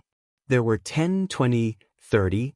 There were about 70 different villains, all looking incredibly murderous. "Kill the symbol of peace," the man said with a hoarse voice. Izuku watched as Aizawa started walking towards the villains. "Sensei, are you going to fight alone?" He didn't bother hiding the concern in his voice. Eraserhead fighting style is vanishing with the enemy's quirks and then capturing them. A direct fight isn't. "No hero has only one card up his sleeve," the pro said.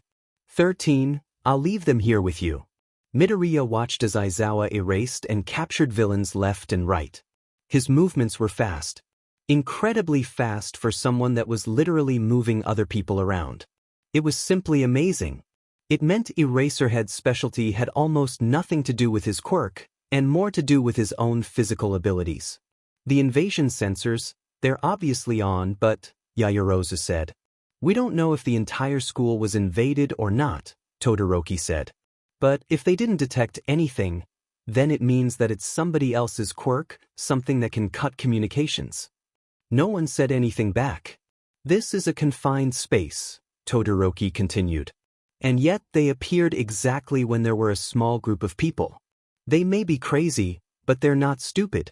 This attack was really well planned. And they definitely have a goal set. It's not the time to analyze. Let's go," Ida called. He was right. They needed to get out as soon as possible. All Might would be here any minute now, right? Izuku saw the mist guy basically teleport to where they were, blocking the path to the door. "I'm sorry to interrupt you. Ladies and gentlemen, we are the League of Villains. It's a pleasure meeting you all. And we would like to apologize, but we took the liberty to get in this hero nest called UA so that All Might, the symbol of peace, makes his last trip." What? The fact that that villain had said those things in such a polite way made Izuku's stomach flip. Accordingly, with the information we had, we supposed All Might would be here. Was there some mishap? Indeed, All Might was their heroics teacher.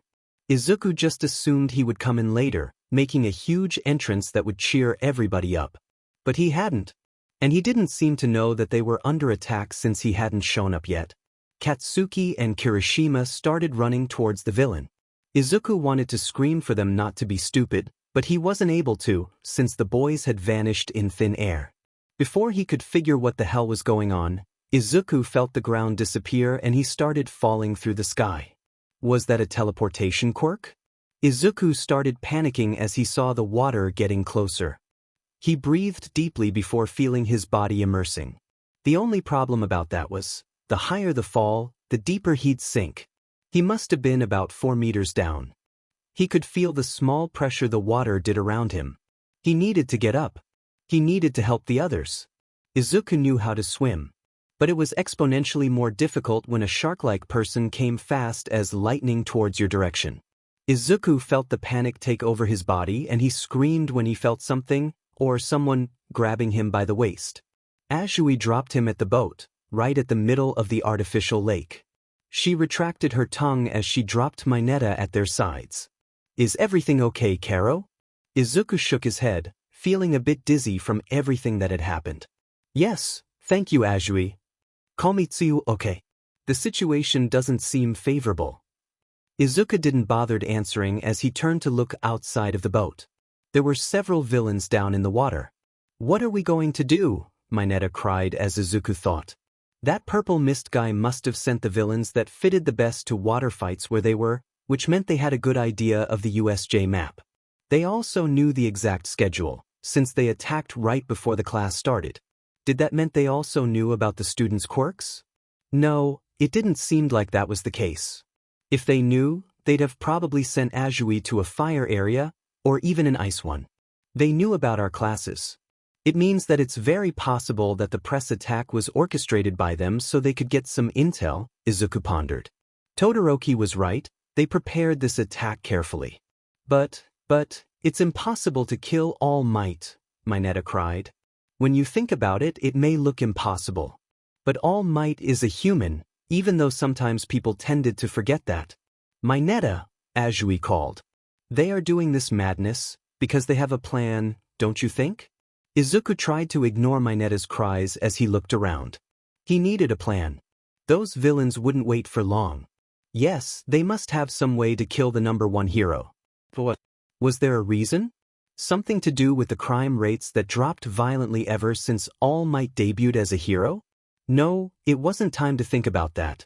But if they have a plan to kill All Might, then Midoriya gulped. Then we need to fight back. You can't even beat a child, Shoto growled as he froze every villain present at the landslide zone. Good luck there. You're grown-ups, right?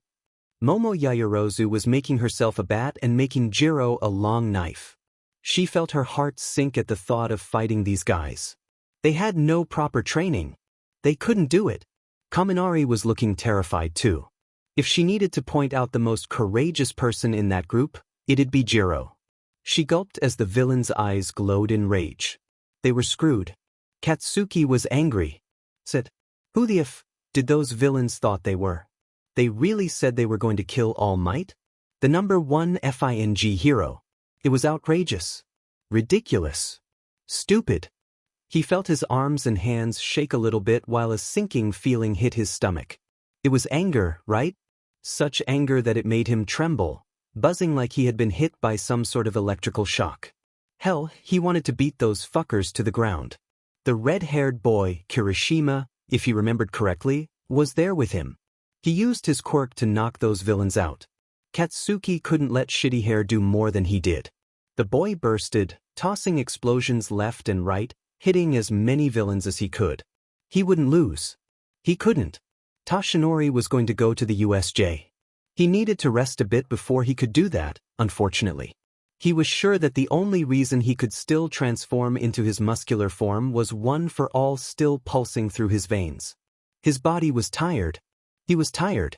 He didn't want to admit it, but he was getting older. His body had been through too much. He was breathing with difficulty when Principal Nedu entered the door. "Principal!" Tashinori was fast to bow a little respectfully. "Your fur looks splendid today. The secret is keratin. Humans could never get such shine." The childish smile stamped across his face was not reassuring at all.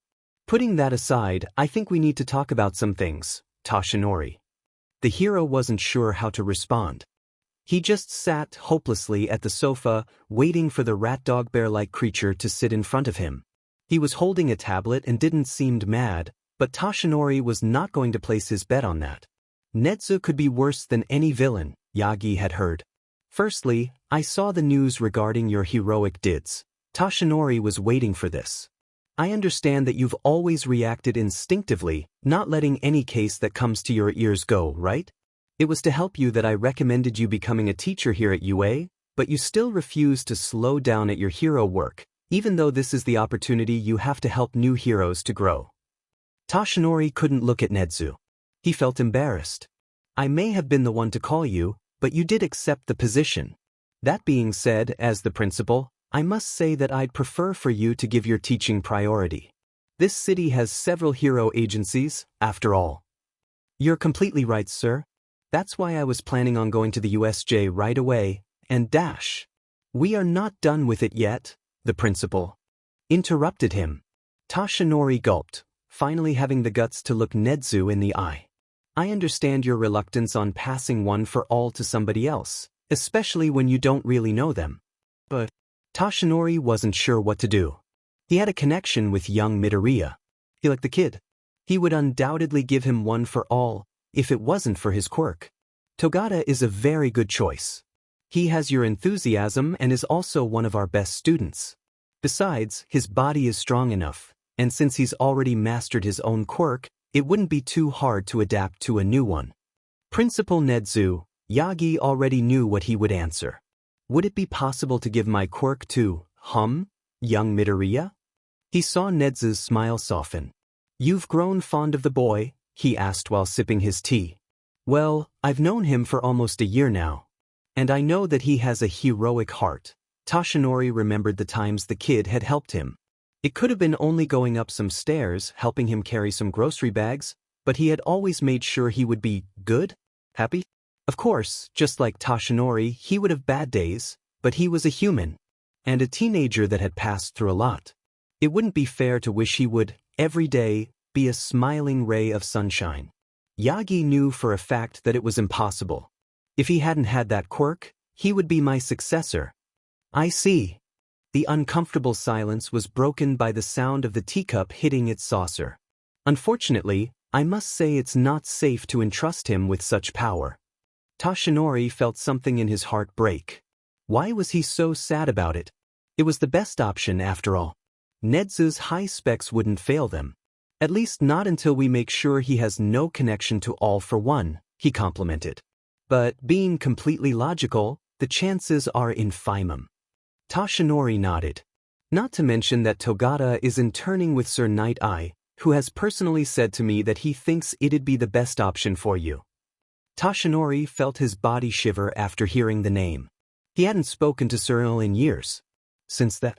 So, you think I should give one for all to young Togata? He asked, feeling his throat dry. Yes, I do. Fight. Are you mad? Minetta's annoying voice cried. Izuku asked about their quirks and listened to the explanations. When both of them finished, he started explaining his own. And it was useless. They're not underestimating us, he stated as he saw the villains waiting in the water. I'm done, let's finish this, one of the villains said. He had a bluish face with gills under his shark-like eyes. He sent a giant wave of water that tore the ship in two. It was going to sink. Izuku heard Mineta screaming something about death, high school, and, well, he was definitely disgusting. He explained the plan for his classmates as quickly as possible. I'm gonna copy Kacchan for a moment, Midoriya said as he jumped from the edge. He had a plan. It was a stupid, reckless, and probably deadly one, but he needed to try. Die! He screamed while jumping towards the villain that had created the wave. It was a water manipulation quirk, right? Something like that. It couldn't be that hard to get the hang of it. He was able to touch the villain's head. He was really stupid, wasn't he? He didn't even know he'd be able to steal his quirk. But he felt it. He could feel the quirk. And he felt the moment the transfer occurred. It was fast, which made the villain faint. He wasn't sure if he would be able to breathe now, but he still had the mutant looks, which could mean that his quirk had nothing to do with the mutations, or that Izuku wasn't able to steal mutant characteristics. He hoped for it to be the first. Izuku tried controlling the water. He just wanted to get as far as possible from all those people that wanted to kill him. The quirk reacted. A current took him away from the villains. He was starting to get it. Mineta, now, he screamed and saw the purple ball being tossed at the water. Izuku was shaking from concentration. He had to focus on not drowning while controlling a new quirk. But his body acted like it had always prepared itself for that without Izuku even knowing. He was able to make a swirl that pulled all the villains towards the center while he was kept safe at a distance. The ball would keep those guys immobilized for a while. Hopefully Izuku would be able to give that guy's quirk back, even though he was a villain that tried to kill teenagers. Ajui. I mean, Siu, he called and felt her tongue grabbing him by the waist while she jumped towards the shore. They had beaten those guys, sure, but it only made Izuku worry more. He saw how many villains Aizawa was fighting against. Those guys were just the beginning. Disperse to kill, Shoto sighed. I'm sorry, but to me you are only people with lots of spare time. This brat did all of that the moment he was tossed here? Some frozen villain asked. Are you kidding me? This sheet hurts. Shoto couldn't understand it. In the beginning he thought they were planning on killing All Might with numbers since there were many villains out there, but he wasn't so sure anymore. They were as good as nothing, they were a bunch of nobodies. From what he'd saw, there were only 4 or 5 that actually were a threat. If you keep stuck like that, your body will start to rot on account of the cold, freezing little by little, the kid said while getting near one of the thugs. Despite all of this, I still want to be a hero.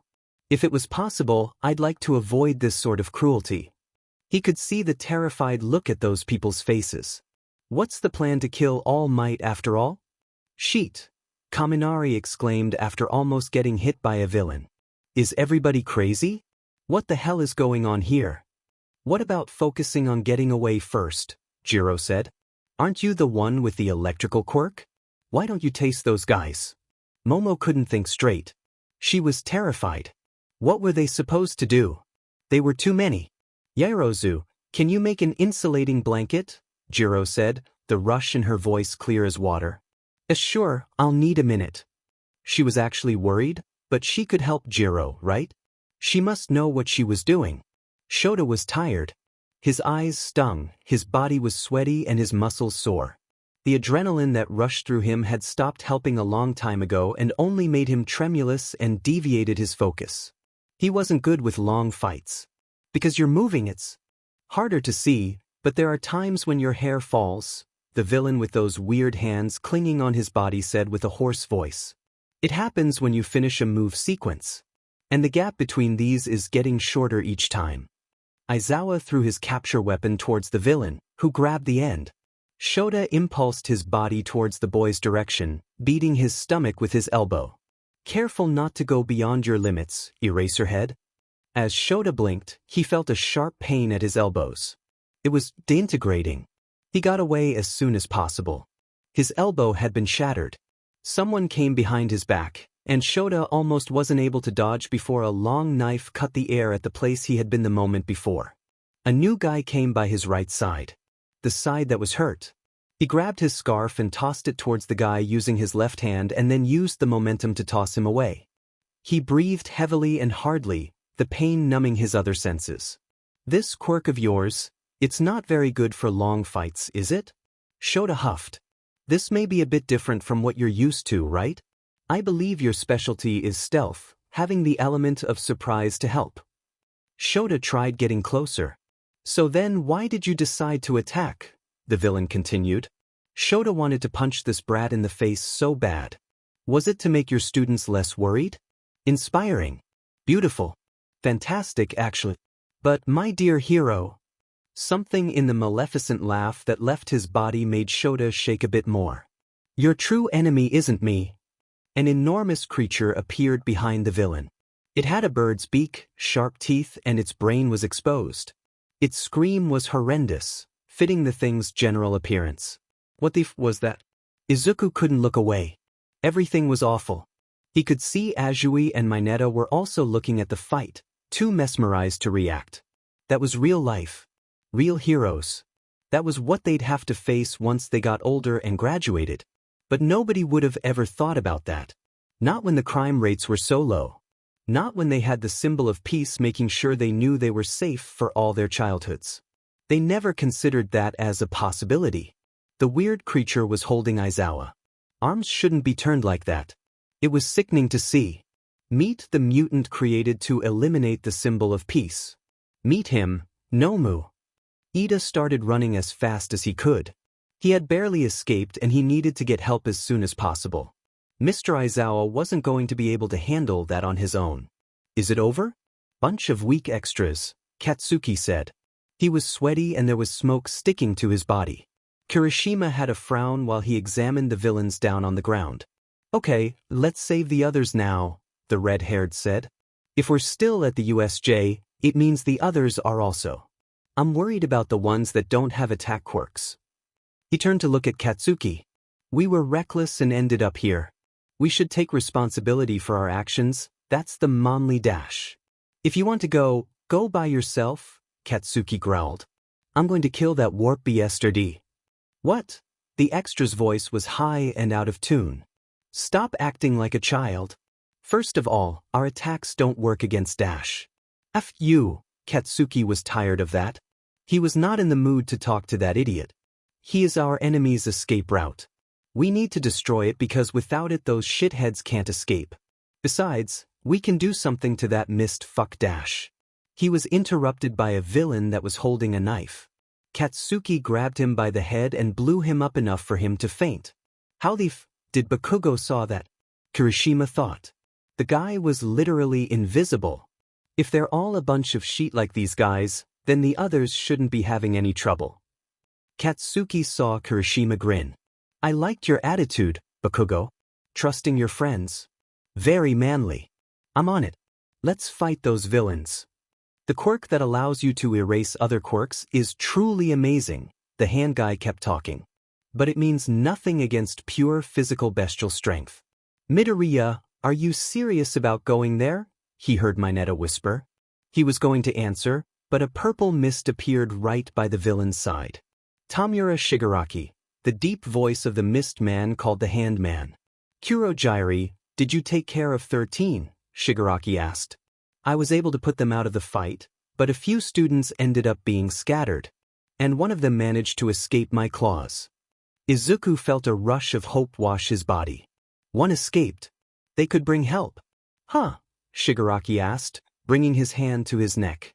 He started grunting while he scratched his neck vigorously. Kurojairi, if you weren't our warp gate, I would be crushing you right here and now. He kept scratching his neck, blood starting to reach his skin's surface. We can't fight dozens of pro heroes. Game over. Game over for us, for now. He stopped itching his neck abruptly. Let's go away then. Going away? Was that right? We are going to escape, Mineta cheered.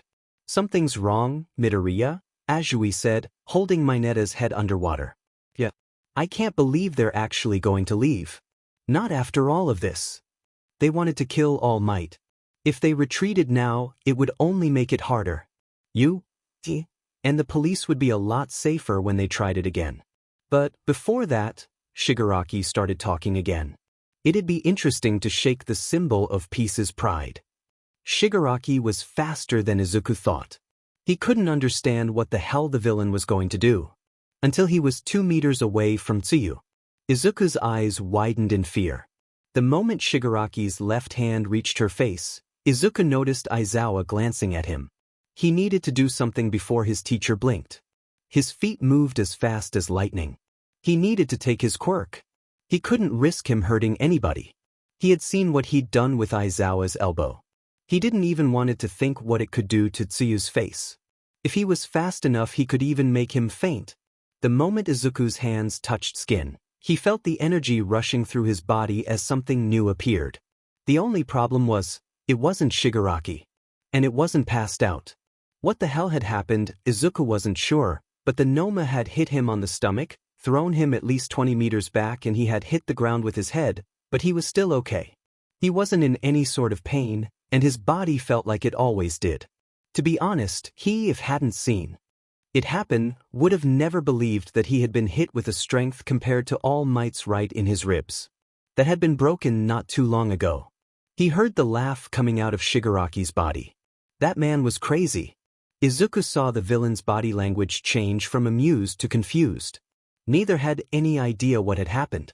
Interesting. Shigaraki's words were interrupted by a loud bang. Izuku looked towards the sound, feeling happy tears rush to his eyes. Have no fear, for I have come, All Might called out. Guess we'll have to keep playing then, was the answer Shigaraki gave to the sight of the symbol of peace. Izuku was feeling his mind rush, but he couldn't do anything but shiver. All Might wasn't smiling. In fact, his face was contorted into an angry expression. I was waiting for you, hero. Society dung. As lightning, All Might defeated the minor villains that Aizawa weren't able to. Take him somewhere safe, All Might said for Izuku, Mineta, and Azui. Izuku didn't want it to do it. Shigaraki was dangerous. If he could steal his quirk, but that Nomu thing wouldn't let him. He wasn't sure about the reason the creature didn't pass out. It was supposed to happen. It had happened to everybody when Izuku wasn't careful. Well, it didn't really seem to be normal. That was the weapon. That was what was meant to kill All Might. And then, he felt something. He stole something. But what was that? The beast was very strong, but it didn't look like it was from a quirk. That punch could have killed Izuku. Something rushed through his mind. That was it, he had lost his mind. Mr. Tsugauchi and Mr. Shimura would kill him themselves if Izuku was able to escape what he was planning to do, but All Might not be able to do this on his own. Keep going, I need to do something, he told his classmates and started running back to the fight, ignoring the protest at their voices. He closed his eyes, waiting for the pain as he ran towards the enormous creature. Izuku heard All Might's voice calling for him with a "My boy, don't." It didn't stop him.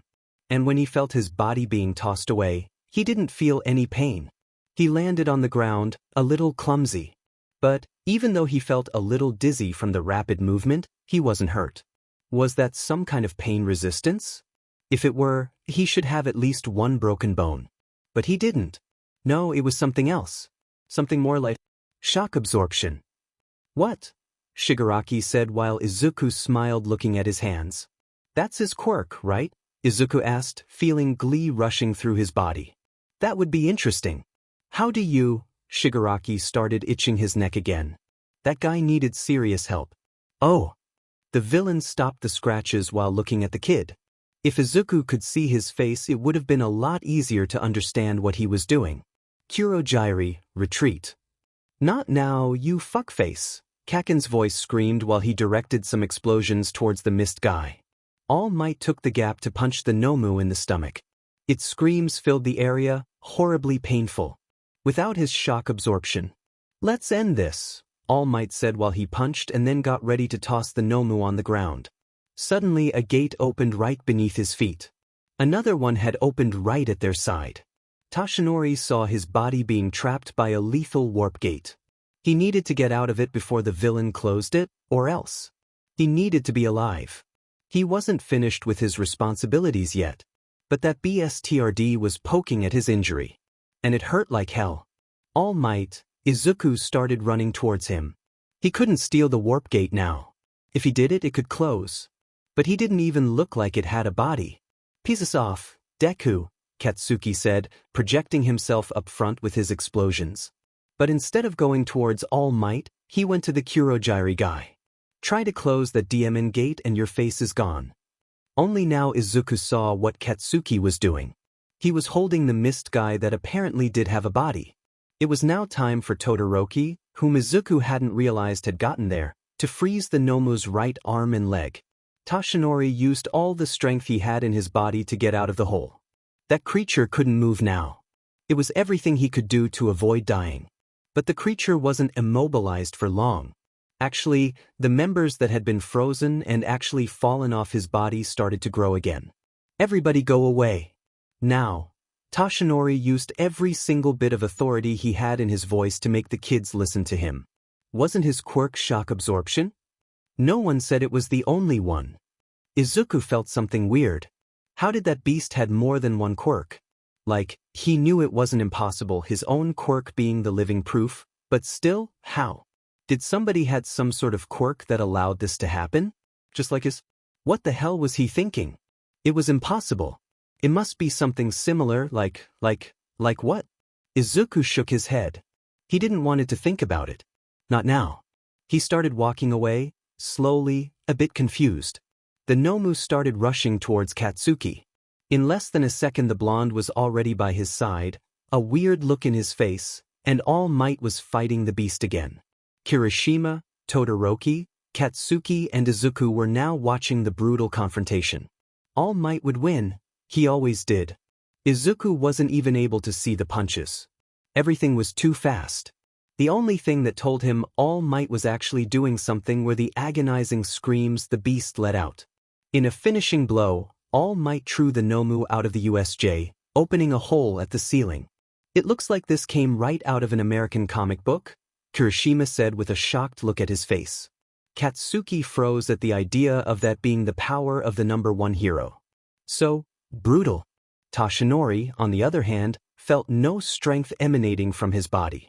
If he was still at his golden age, if he wasn't so weak, it would have only taken 8 punches. 8. It could have been worse. If he had forced himself, it would have probably taken more than 300, but still. He was getting weaker by the day. Nedu was right. He needed a successor as soon as possible. And now he was sure it couldn't be young Midoriya. Not after that monster. Very well, villain, it's time to end this, he growled to Shigaraki. You effing cheater. The man started again to scratch his neck. Look what you did with my Nomu. Cheater, cheater, cheater. Tashinori observed as the boy mumbled something about lies. Did he lie to me? That couldn't be good. Shigaraki calmed down. We need to retreat now, Kurogyri said while appearing right at the villain's side. Other heroes are almost here. Shigaraki glanced at Tashinori and then to somewhere else. All Might turned slightly to see who it was. His heart sank. Midoriya had widened eyes. Yagi saw the boy gulp when Shigaraki kept looking at him while retreating towards the purple mist. Tashinori had to grab them before they left. He needed. It was his job. But his body wouldn't do it. He was too shocked. He couldn't even speak. And then, as if it had never been there, Shigaraki and Kurogyari were gone. There were villains passed out on the floor and 2 hurt pro-heroes. Not to mention all the students that hadn't been able to get there. The door opened again, revealing heroes ready to fight. Several of them. All the UA teachers had come to their rescue, only to be met by the sight of the number 1 hero frozen in the middle of the battleground. Shigaraki was said, he could see. The way he talked about how the symbol of peace wasn't weaker, but all for one knew he was wrong. I lost the Nomu the fight. Those villains were eliminated too quickly.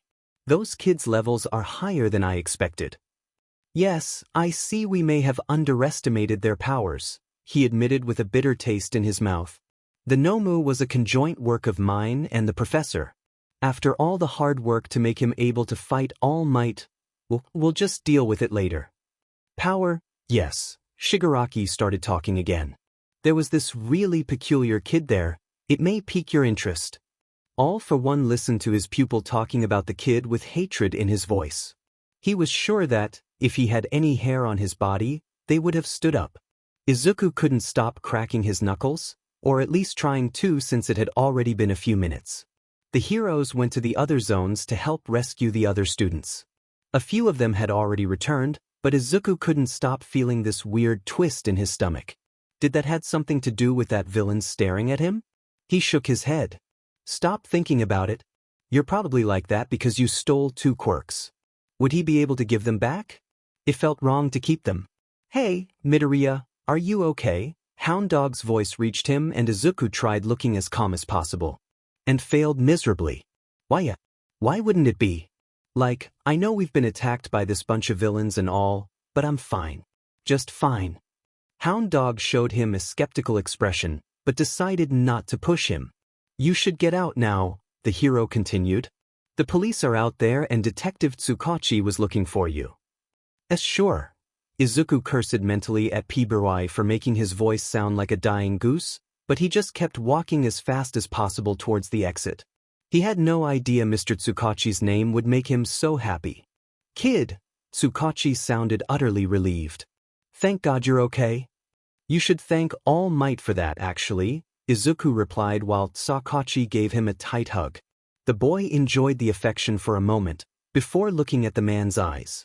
Mr. Tsugauchi, could I speak with you somewhere else? More quieter? Tsugauchi looked concerned, showing a frown. And with Mr. Shimura too, if possible. Izuku needed to speak with him. When he met Mr. Shimura, they had told him he was some sort of a quirk analyst. That was exactly what Izuku needed. He needed to ask the possibilities. Because he had this weird feeling growing in his chest. Izuku got home to his mother in tears. The moment Detective Tsugauchi left him there, Izuku was wrapped in a hug. I was so worried, baby. He felt his mother's warm tears soak his shirt. Izuku couldn't help but hug her too. He hadn't realized how much it would have meant to her if he got hurt. I'm fine, Mum. I didn't even got hurt, he said, patting her back. Tomorrow I'll come by to talk with you, okay, kid? I'll bring Mr. Shimura. Thank you, Mr. Tsugauchi, Izuku answered, wiping his own tears that were almost being shed. Boy, we have known each other for a year now. You don't have to call me Mr. every time you know. Tsugauchi left the apartment and called Tashinori once he was sure no one could hear them. They had to talk to Nedu now. Mom, what was Dad like? Izuku asked, avoiding looking at her face. He had never asked about him. Mostly because she had never spoken a lot about the matter. He could remember times she'd say his father would be proud of him, but it was never more than that. It was almost like a person with no face, someone that existed but at the same time didn't. Where did that come from, Izuku? Inko's voice was sweet, worried, almost. Izuku wasn't sure. It was a gut feeling he couldn't understand. Izuku tried to toss the memory away. That's probably why his dad never came home, Kacchan's words echoed in his head. He had tried to forget that, But how do one forget such painful words? You never talk about him. And I was curious. And did he leave me because I was quirkless? Inko's heart broke as she heard her son speak such dreadful things. I feel bad. I was the reason he left you, weren't I? Is that why you never talk about him with me? Izuku, no, she almost screamed as she grabbed his hand. Was that how her son felt for all those years? Of course not. Izuku were crying hard. It wasn't just that. It was the things that had happened today, the fears, the fear of being a burden. He wasn't strong enough. He didn't want to worry his mom, but he couldn't take it anymore. I thought you didn't want it to know, Inko said, feeling her own tears running down her cheeks. I assumed you wouldn't feel comfortable. I know how it was hard for you, growing up with your father away. I actually assumed you had some sort of heartache regarding your father. It's a bit hard to feel anything towards someone you know nothing about, Izuku whispered, but Inko heard. I'm sorry I made you think that. But no. Your father didn't leave me because of you. In fact, he didn't leave me at all. Izuku's sadness eased a little when he heard that. He was a bit confused, though. What do you mean? Your dad actually still sends us money. And every July, he sends a bit more for me to be able to buy you something cool for your birthday. And for Christmas too. Izuku couldn't think coherently. What? I actually haven't talked to him in a few years, his mother admitted with a sad look. But I know that he still loves you very much.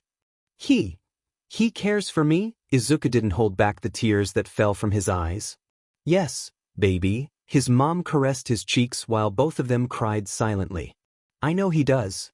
I don't know where he is now, but it's a gut feeling. Hisashi, he cared for his family very much. Izuku heard as his mother told more and more stories. How they met, they falling in love, their wedding. She even showed Izuku a picture of them, even though his face was covered because of them kissing. He, just like you, was really into quirk analysis. Books and books of his own theories, she said. By this time Izuku was already smiling. Somehow it put his heart at ease. His father cared for him. That was enough. He just wished, someday they would be able to meet. But something deep down bothered him. Something he wasn't quite sure yet. Izuku was shaking when the men entered the room. He had so much to ask, but at the same time, the questions weren't clear. Hey kid, Tsugauchi greeted him. Izuku sat with them in the living room. A weird mood took over the place as the boy tried figuring out how to start. So, about the quirks you stole, Tsugauchi started talking, which actually made Izuku quite glad. There was this villain that asked for his back. Oh, sure, we can give it to him right away, Esser. Izuku felt so dumb for not doing it yesterday when the villains were being taken out of you. No need to worry, we're not mad at you. We can go there after this. It's not like he's going to need it anytime soon. Tsugauchi almost laughed after saying that. And what about the other ones? Izuku asked. The one that belonged to the Nomu? The looks the men exchanged weren't reassuring. About that, Tsugauchi started. You can keep it, Mr. Shimura said. For now. Izuku looked like somebody had punched him in the guts. Ah, really? He didn't want it to look too excited. He had stolen it, after all.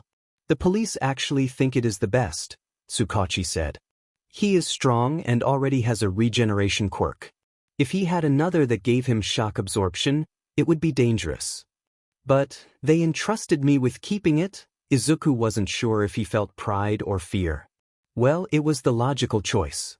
Tsugauchi couldn't say that it was because the kid had people watching him 24, but he was most definitely not proud of it. He trusted the kid. He really did. And it felt wrong to lie to someone that trusted him so much. About that Nomu thing, Izuku started speaking. I couldn't stop thinking about it, but how did it had 2 quirks? This was what Nedu had advised them to avoid. But Tashinori already seemed to have an answer. There are other people with 2 quirks, boy. Take Todoroki as an example. Even though the words were calm, Naomasa could see the stiffness in his friend's body. Yes, but even though he has 2 quirks, it was different. Midoriya stuttered a bit while staring at his hands. What do you mean? When I stole Todoroki's quirk, it was one thing.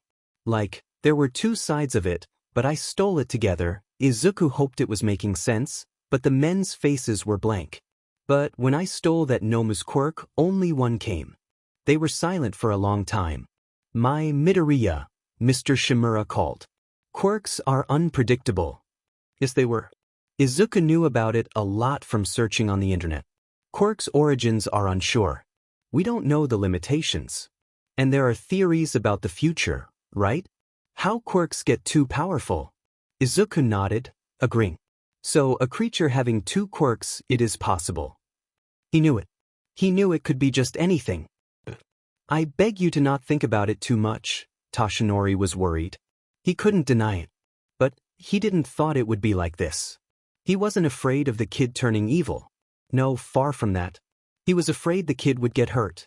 If his and Naome's theories of the kid and all for one being connected were proven to be true, the boy would be devastated. He had lived with the kid for a while. It was something so obvious now that Tashinori felt almost bad for doubting the kid when they first met. Focus on your classes. Let the pro heroes deal with this. Okay. Izuku was going to complain, but wasn't he right? He was just a 15-year-old boy with zero knowledge of this that didn't came out of the internet. Mr. Shimura, on the other hand, worked with it. And he trusted him. Okay. Great. If you want to give the quirk back now, we can go get ice cream after, Naomesa said, wanting to change the subject for good. Hound Dog would have a lot of work to do. How's that fair? Katsuki raged. Bakugo, must I ask you to be silent and not interrupt me once again? Aizawa's face was covered in bandages and they couldn't see his actual expression. But Izuku assumed it was a tired one. How in hell did they allow Deku to keep a stolen quirk? Katsuki was furious. It wasn't fair. Why did the nerd get to keep it? It should go against some law, for FS sake. Kacchan, just calm down please. You shut the F up, you don't get to talk here, Katsuki growled without glancing at the nerd. What the hell would they allow next? He's stealing people's quirks? And keeping them? What the hell would happen when Deku got a license? Then what? It was ridiculous. Stupid. Not hero-like. Bakugo, watch out for how you talk to your classmates. Oh really? And more than that, watch out how you talk to your teacher. Aizawa's hair got up and Katsuki sat loudly in his chair. The decision has been made and if you don't support it you can very well get out of this school. A big part of being a hero is obeying the ones that are in charge of it. If you can't accept it, then I'm afraid this isn't the best option for you. No one said a word. Now that everybody's settled down, the teacher continued. We need to talk about the UA Sports Festival. Tashinori watched as a blonde boy walked inside the room. Nedu had reserved them the place so he could meet the possible future holder of One for All. It's an honor meeting you all might. He saw young Togata bowing a bit before offering his hand. Sir speaks very highly of you. Sir Nightai. Tashinori hid the discomfort by grabbing Togata's hand. Hisashi Midoriya. A name he hadn't thought of in a long time. A family he hadn't seen in a time even longer. Midoriya. Inko and Izuku. That wasn't how All for One planned on meeting them again. Not in a million years. The professor had made sure Izuku's quirk wouldn't manifest, didn't he? So how in the history of hell did a green-haired freckled boy had a quirk that allowed him to steal other people's quirks? He cursed himself. He had tried stealing his son's quirk as soon as it manifested when he was 2. It didn't work. Apparently, the quirk had some sort of protection. When someone tried to steal it, it automatically started to steal the quirk that was doing it. It couldn't be stealed. Just like his brothers, All for One couldn't steal his sons. It said him. This was a cursed bloodline, indeed. It is the UA Sports Festival, everybody.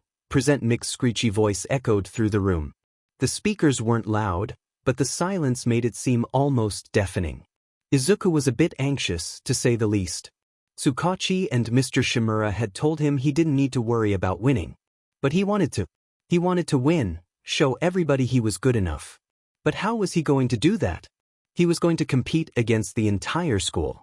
He had only shock absorption, and if he was completely honest, it provided him only a good defense. In the end, he had no attack moves, and it was not going to be any good if he couldn't attack when he got to the individual fights. I hope my brother will be able to see it, Ida said while opening a small smile. Izuku remembered him saying that his brother was a hero. Ingenium. Izuku thought he was amazing. His quirk could be so good both to attack or defense. You have a brother, dude? Older or younger? He heard Kirishima say, almost excited. Yes, he is 15 years older than me, but we're still very close. That's cool. Kirishima's smile faded a bit. I have an older brother too. Not that older, but still, he kept silent for a while. I wished we were as united as you two seem to be. Shut up, shitty hair, no one asked, Katsuki said, staring at his nails. Bakugo, this is really not polite dash.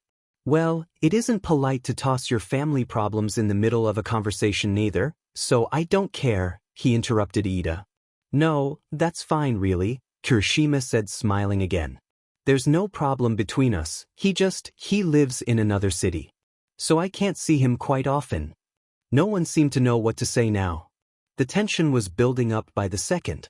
Izuku was still trying to figure out what to do, even though nothing seemed to work. He had no idea what it was going to be, so there was no way he could plan it in advantage. They were now waiting at the door that led to the stadium.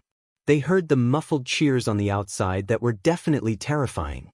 Now, from the hero course, Class 1A and 1B. Fine, just fine, Izuku thought when he saw himself battling for space between huddled bodies, trying to get out to the racing course. If it wasn't for the shock absorption, he would be sore just from the many pokes he'd received from other people's elbows. Katsuki's speech had been petty to say the least. It hadn't even been a speech, actually.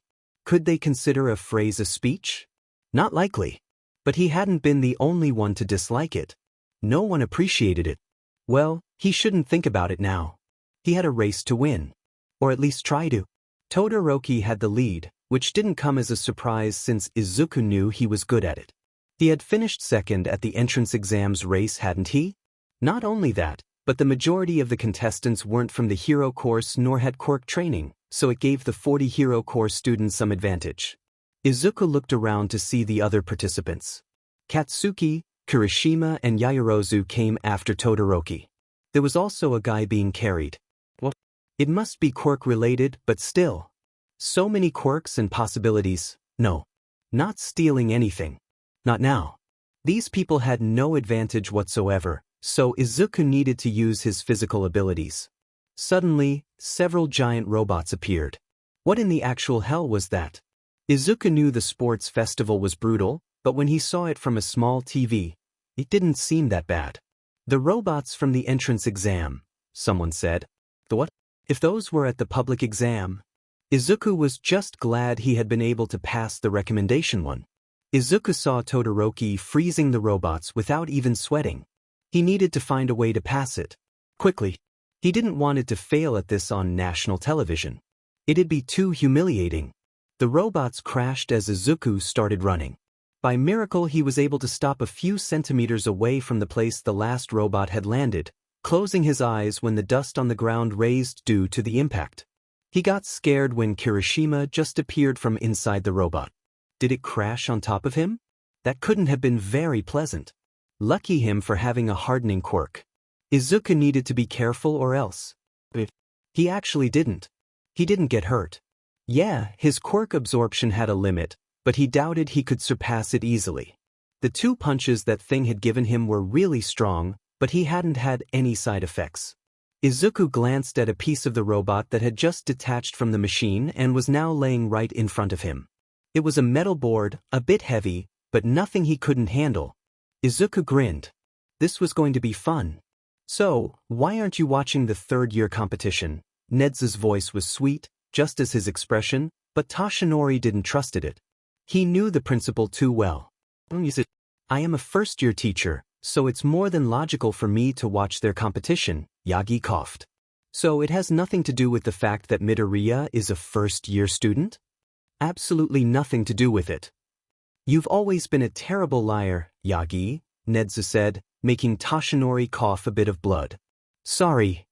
All Might was embarrassed. Nezu had the incredible capacity to make him nervous just by smiling and being calm. Oh, no need to be sorry, the principal laughed. I get that you like the boy. Togata is your successor, if I am not mistaken. Seeing his fight could be helpful. Tashinori nodded while avoiding eye contact. I am not mad at you for liking the boy, but think about it for a while.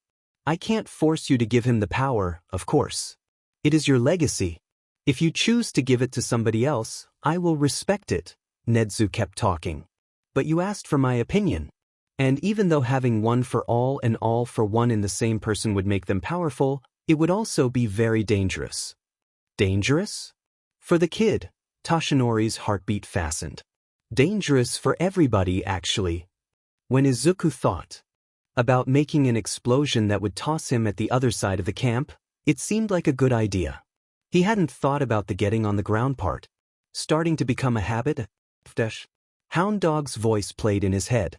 You shouldn't make fun of things like that. He knew. He knew it, of course he did. But it was just some sick part inside of him that sometimes he couldn't control.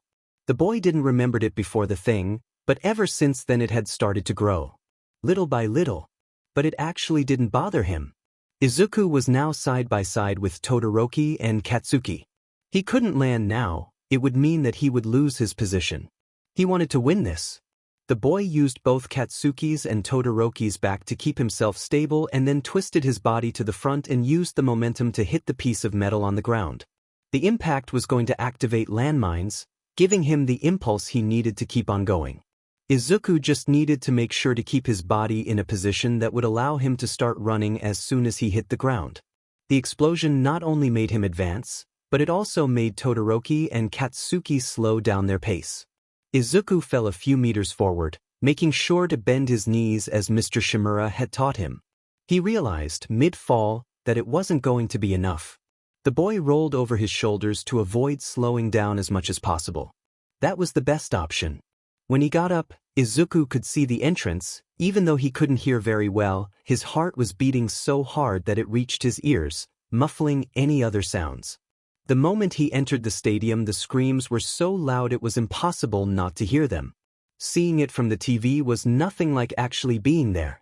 Izuku smiled as Present Mike announced he'd won the first round. That was amazing. He let a big smile flash through his face. He did it. He won the race. He beat Katsuki. Not like it was that much of a deal, right? He had already had a bit of revenge, he didn't need it any more of it. The adrenaline rush had passed while the other students entered the place, and Izuku was starting to feel less amazing. Katsuki stared at him with bloodshot eyes, while Todoroki just looked the same as usual, with a plain expression in his face. Izuku started to analyze what had happened. It had been luck. It was not his own abilities. He had found something he could use, but he had no chance of winning if that piece of metal hadn't fallen from the robot. His quirk wasn't enough. Deku, congratulations. Uraraka said, getting closer to him. Thanks, Uraraka, but it really dash. Don't even try saying it wasn't amazing, the girl said with a fake angry expression.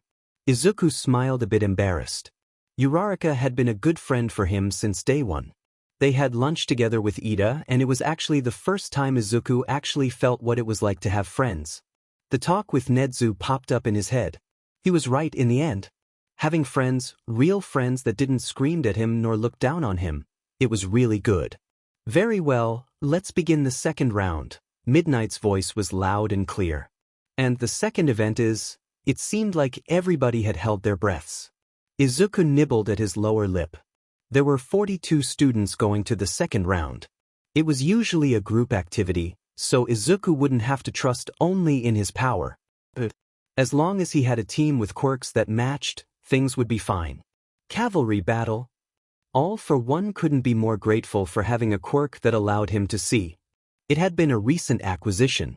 Tamura had found him an unknown thug that had a quirk that allowed him to see through objects, which was actually useful since his entire face had been scarred. Echolocation wouldn't allow him to watch TV. He also knew that, if it weren't for the professor's efforts to heal his cornea and retina, he wouldn't be able to see this. The green-haired boy, rushing inside the stadium with a small frown on his face. Izuku. His hair was a bit lighter than Inko's. Probably his fault, Hisashi thought.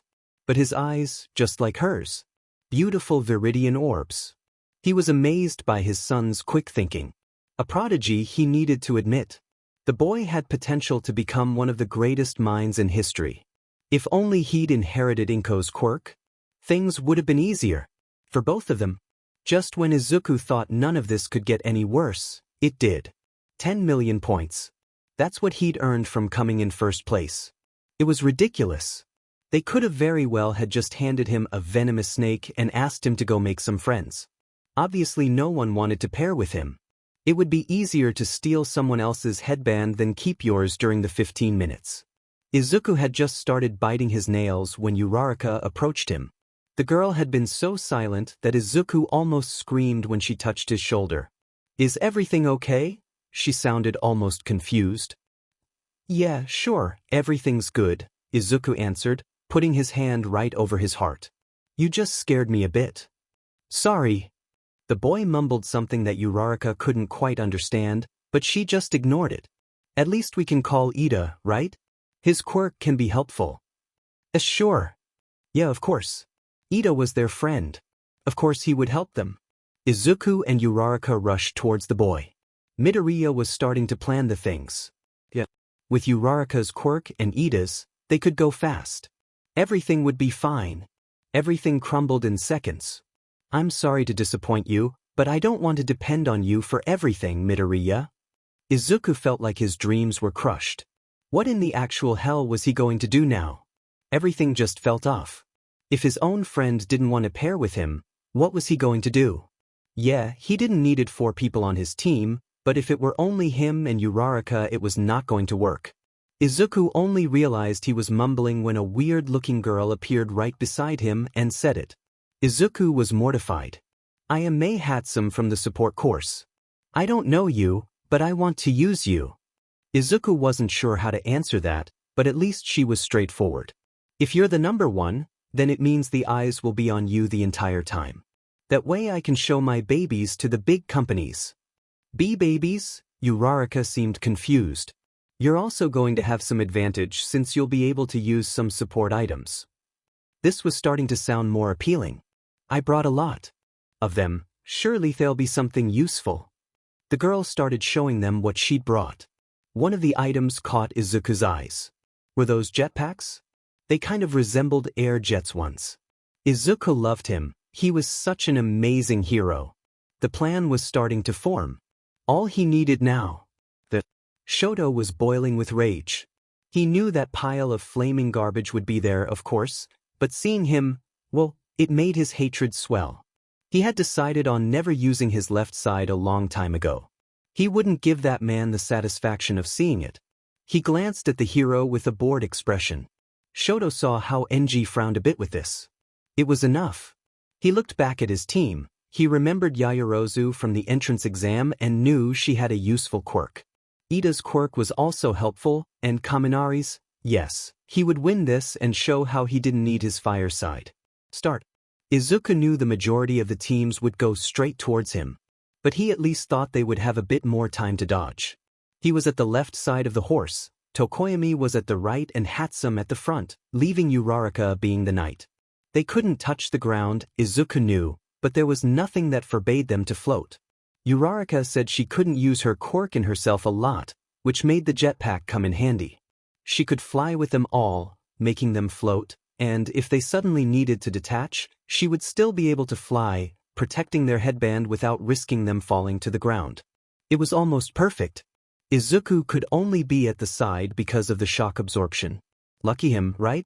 If he hadn't had that quirk, things would have been a lot harder. Okay, Tokoyami, make Dark Shadow keep an eye on our back. Hatsum, keep an eye on the ground, make sure you see everything. Izuku was searching the ground for Katsuki. He was the biggest threat right now. His quirk, even though wasn't meant for it, allowed him to fly. He needed to make sure that, if Kacchan came flying towards them, he would be the one facing him. He was the only one that could take those explosions without hurting himself. If he'd only had that quirk when he was younger. Stop it. Focus on the battle. Then he saw him. Katsuki was, as expected, flying towards him. Deku, you should be effing glad those Hero Commission BS allowed you to keep that stolen quirk, or else you'd be blown to bits in a second. Uraraka detached from them, using the jetpack to get a bit higher in the sky. They kept floating due to her zero gravity, but Izuku wasn't sure for how long they would be able to keep on doing it. The jetpack fuel would end at some point, and he could only hope it would last at least until the end of this battle. He saw Katsuki changing his path, going higher, but Dark Shadow went towards him and blew him to the ground. As Katsuki fell, he felt something wrapping around his waist and pulling him back to his team. Soy sauce. Hey, let me go, you extras, I was almost getting it.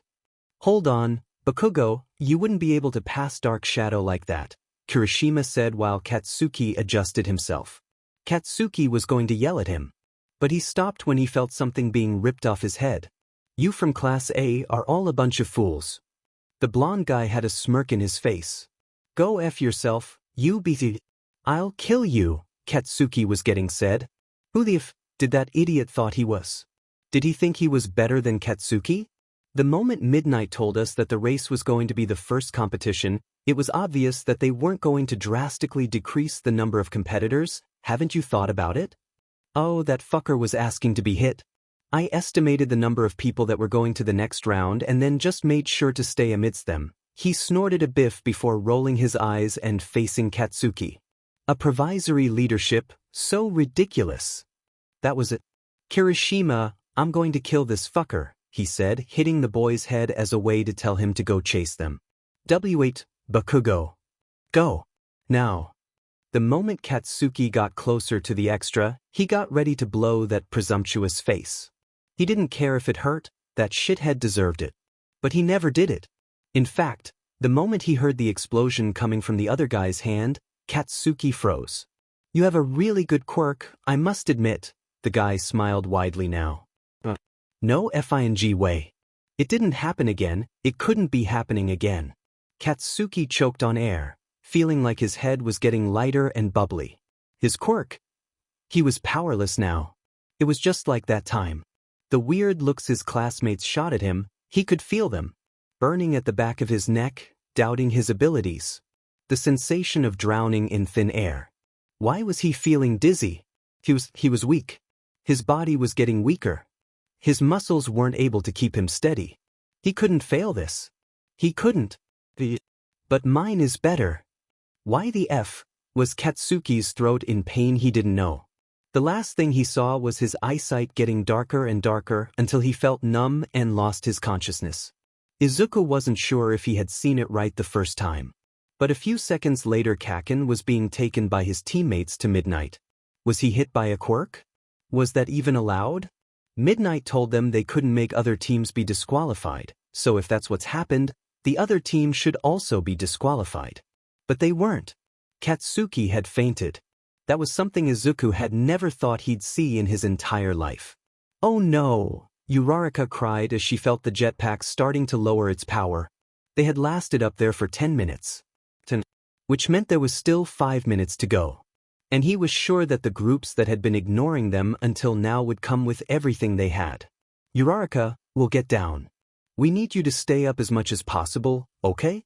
Try to hold on. Izuku's voice was a bit shaky. Even though they didn't wait, it would be safer to get on the ground before Uraraka fell.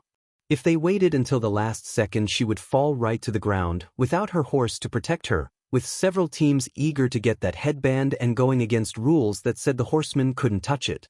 Hatsum, use your quirk to identify weak spots at our rivals' defenses. Tokoyami, make sure Dark Shadow is checking our back. What are you going to do? Tokoyami's deep voice asked him.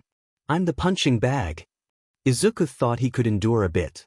He was scared of quirks like Kaminari's. His quirk was shock absorption, and he knew best than to mess with electricity. It could fry his organs inside his body. Izuku had learned in school that it was irreversible and a painful way to die. Unless he found that girl again, no way he was going to be that lucky twice. Keep your eye at Kaminari, we can't let him get too close, Izuku told Dark Shadow. Uraraka was still up in the air, but they could see how unstable she was. Oh, my baby is out of fuel. I will need to add a bigger tank, and find a way to make it lighter too. Izuku smiled a bit. It was good not to be the only one that thought out loud. Uraraka, now. They needed to last 4 more minutes. Izuku saw Todoroki's team getting closer. He needed to be careful. Ida was fast, and he wasn't using all his engine power to reach them. Uraraka landed on top of them. That was it. Every single group charged towards them. Not gonna happen, Kaminari said. Izuku saw Kaminari bursting electricity everywhere. Even though it seemed like a high voltage, it flowed everywhere and went down to the ground. Even so, a few waves hit Izuku's body. Nothing too big, but enough to make his muscles tingle. He felt numb, his entire body didn't answer the way he wanted. Recipro burst. He heard Ida's voice and his brain seemed to scream for him to move. But he didn't. Nor did any of his friends. Or so he thought. Todoroki's team came rushing next to him. But he didn't grab the headband. Uraraka had, somehow, been able to press the button in the jetpack that pushed her upwards and avoided having their headband stolen. She was now falling again, not from a high place, but the impact would still hurt a bit. For Tokoyami, that is. Sorry, she said when Tokoyami groaned when she landed on his arms. Don't be. Izuku grinned when he saw the small smile at Tokoyami's face. That had been amazing. Truly amazing. 3 minutes now. The temperature dropped. Izuku checked the wall of ice Todoroki had created to isolate them. That was going to be difficult. Guys, I need to be facing Todoroki. Izuku didn't want to steal his quirk. Not again. But, if it was the only way to win this, he wouldn't back down. It wasn't only his team. He had other people that trusted him to be useful. He couldn't let them down. Besides, he could just give it back later. Yet, with the amount of points they had, they would definitely go to the next round. So Izuku wasn't harming him nor his team. They waited for the rival team to be only a few meters close to turn Izuku, so he would be facing them. Izuku felt like everything was happening in slow motion. Shoto's eyes formed a thin line as he was getting closer. His left hand was going towards the headband, but he didn't plan on Midoriya's hand going to touch his arm. He couldn't let him touch it. If he did, a small fire emerged from his left side. It had been minimal, unnoticeable for anyone that hadn't been near. But still, Izuku saw how Todoroki's face contorted with some sort of disgust. He didn't care about it. He could heal his hand later. Izuku touched Todoroki's arm with his left hand and he saw the boy's eyes widen. A fraction of a second later Todoroki was on the ground, unconscious, and the alarm that indicated the end of the battle resonated at the arena. Katsuki woke up in a hospital bed. A Fanji hospital bed. As if he needed something like that. He ignored the slight headache and how cold his fingers were, focusing entirely on one thing. His quirk. As fast as a cat, he sat on the bed, trying his best to make the sharp pain unnoticeable, and tried to blow little explosions. They were there. As if they'd never left. Katsuki tried to get up. He wanted to go back and fight that son of a bitch. But a voice stopped him. Thank God you woke up. Only then he saw the 3 guys sitting on some chairs. His eyesight was blurry. It will vanish eventually, he thought. The one that had spoken was Kirishima. He had a concerned look in his face that Katsuki wanted to blow up. He didn't need their pity. Katsuki was a bit dizzy and his mouth was dry. He would treat that later. He needed to get back to the arena to fight. He needed to win. Don't even think about it, young man, an old woman who was taking care of some extra told him. I'm going to finish the test. Was she dumb? He needed to do it. There is no test to finish, man, Kirishima said with a sad grin. It ended a few minutes ago. What? He'd slept through the entirety of the exam? It wasn't a lot, about 5 minutes? He was said. He needed to be. He wasn't sure why that feeling was there, but it had come back. That weird stomach twist that made his arms tremble. Hey, dude, are you okay? Dunce's face asked. Yeah, he was fine. Fine. He was tired of those morons looking down at him. He didn't need them to be gentle. He never needed it from anyone. Peachy, his voice was hoarse. Katsuki ignored the complaints about him leaving that room. He needed to find that BSTRD. He needed to see who won this shitshow. Tears came rushing through his eyes. Angry tears. He was no Deku to cry for stupid shit. These were just because he was angry. Katsuki noticed the hallway was empty and darker than the other ones. He had no FANG clue to where he was going. He leaned against the wall and muffled some sobs. Why the hell was he acting like that? Man up. You're the best, right? You shouldn't cry. I'm sorry about that. An annoying voice cried, coming from the hallway next to where Katsuki was. I'm not here to talk about that, actually. Another voice. Was that half and half? Katsuki got as close as he could to them without risking to be seen. He could, perhaps, find out what happened in the battle. Without asking anyone. Have you ever heard of quirk marriages? As half and half explained, Katsuki's eyes widened. What the actual F-dash? That was unexpected, Izuku thought as he tried to make his thoughts slow down. Oh boy, there was a lot of information and trauma that Todoroki had simply shared. Was that normal? Izuku wasn't that close to people his age, so he couldn't tell. He was shocked, a bit confused and more than that, scared. Was that the number 2 hero? How in hell did this manage to be a secret for 15 years? It was surreal. And Izuku felt disgusted that a person with such a positive position could be a monster. But still it didn't make sense. It could be Izuku's own hypocrisy, the fact that he'd grown up without a quirk, or the fact that his quirk had nothing to do with his family's, but he couldn't understand Todoroki's train of thought. I'm not saying that your father doesn't esikus, Todoroki, really he does, but this is so much bullshit. Izuku saw Todoroki frown. What? The boy sounded almost outraged. I mean, you using your fire side or not won't change a thing in your father's life. I won't use his fire quirk as a way to deny his. You're aware this is not his quirk, right? And not even a fire quirk and an ice quirk. It's one quirk only. And it's yours. You're being childish. Izuku knew he could be a bit more gentle, but he really didn't think he could pass the message any other way. He knew more than anyone that gentle words weren't appreciated. The mean ones stayed with us longest. Have you ever studied quirk theory? Shoto shook his head negatively. He never had. To be fair, his father never allowed him to have time to do anything else that didn't include physically training his quirk or studying for school so he could pass in UA. But he had heard the name before. So, there's a lot of unknown facts about it, but amongst the known ones, it's proven that a person's quirk also makes changes in their body, even if it isn't a mutation one. For example, a person with an ice quirk is obviously more resistant to colder temperatures. Made sense. He remembered Fuyumi didn't feel so cold in winters. His mother too, if he remembered correctly. Someone with an explosive quirk would be more resistant to heat and probably have stronger eardrums to withstand the noise.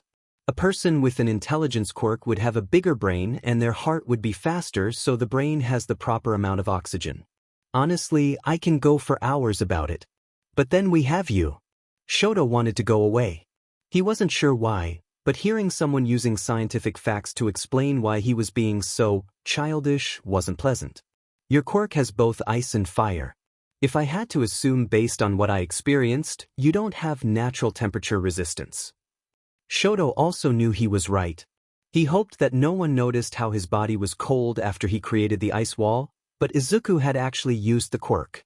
Basically, you depend on both of your sides, one cancel the other's effect, and in the end, you only have to worry about your stamina. It's a really powerful quirk, and it has lots of potential.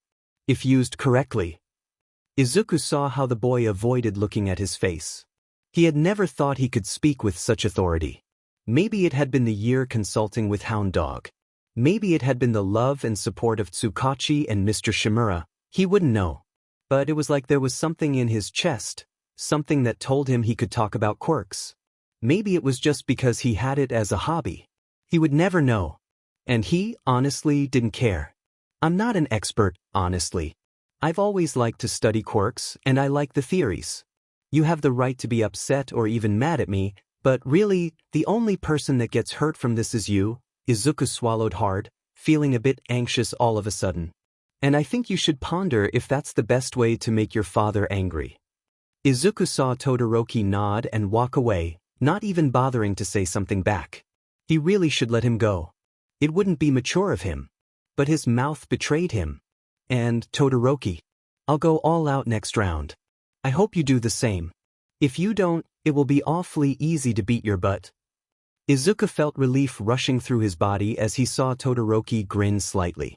If there's anyone I'd like to beat, You can be sure that's you, Midoriya.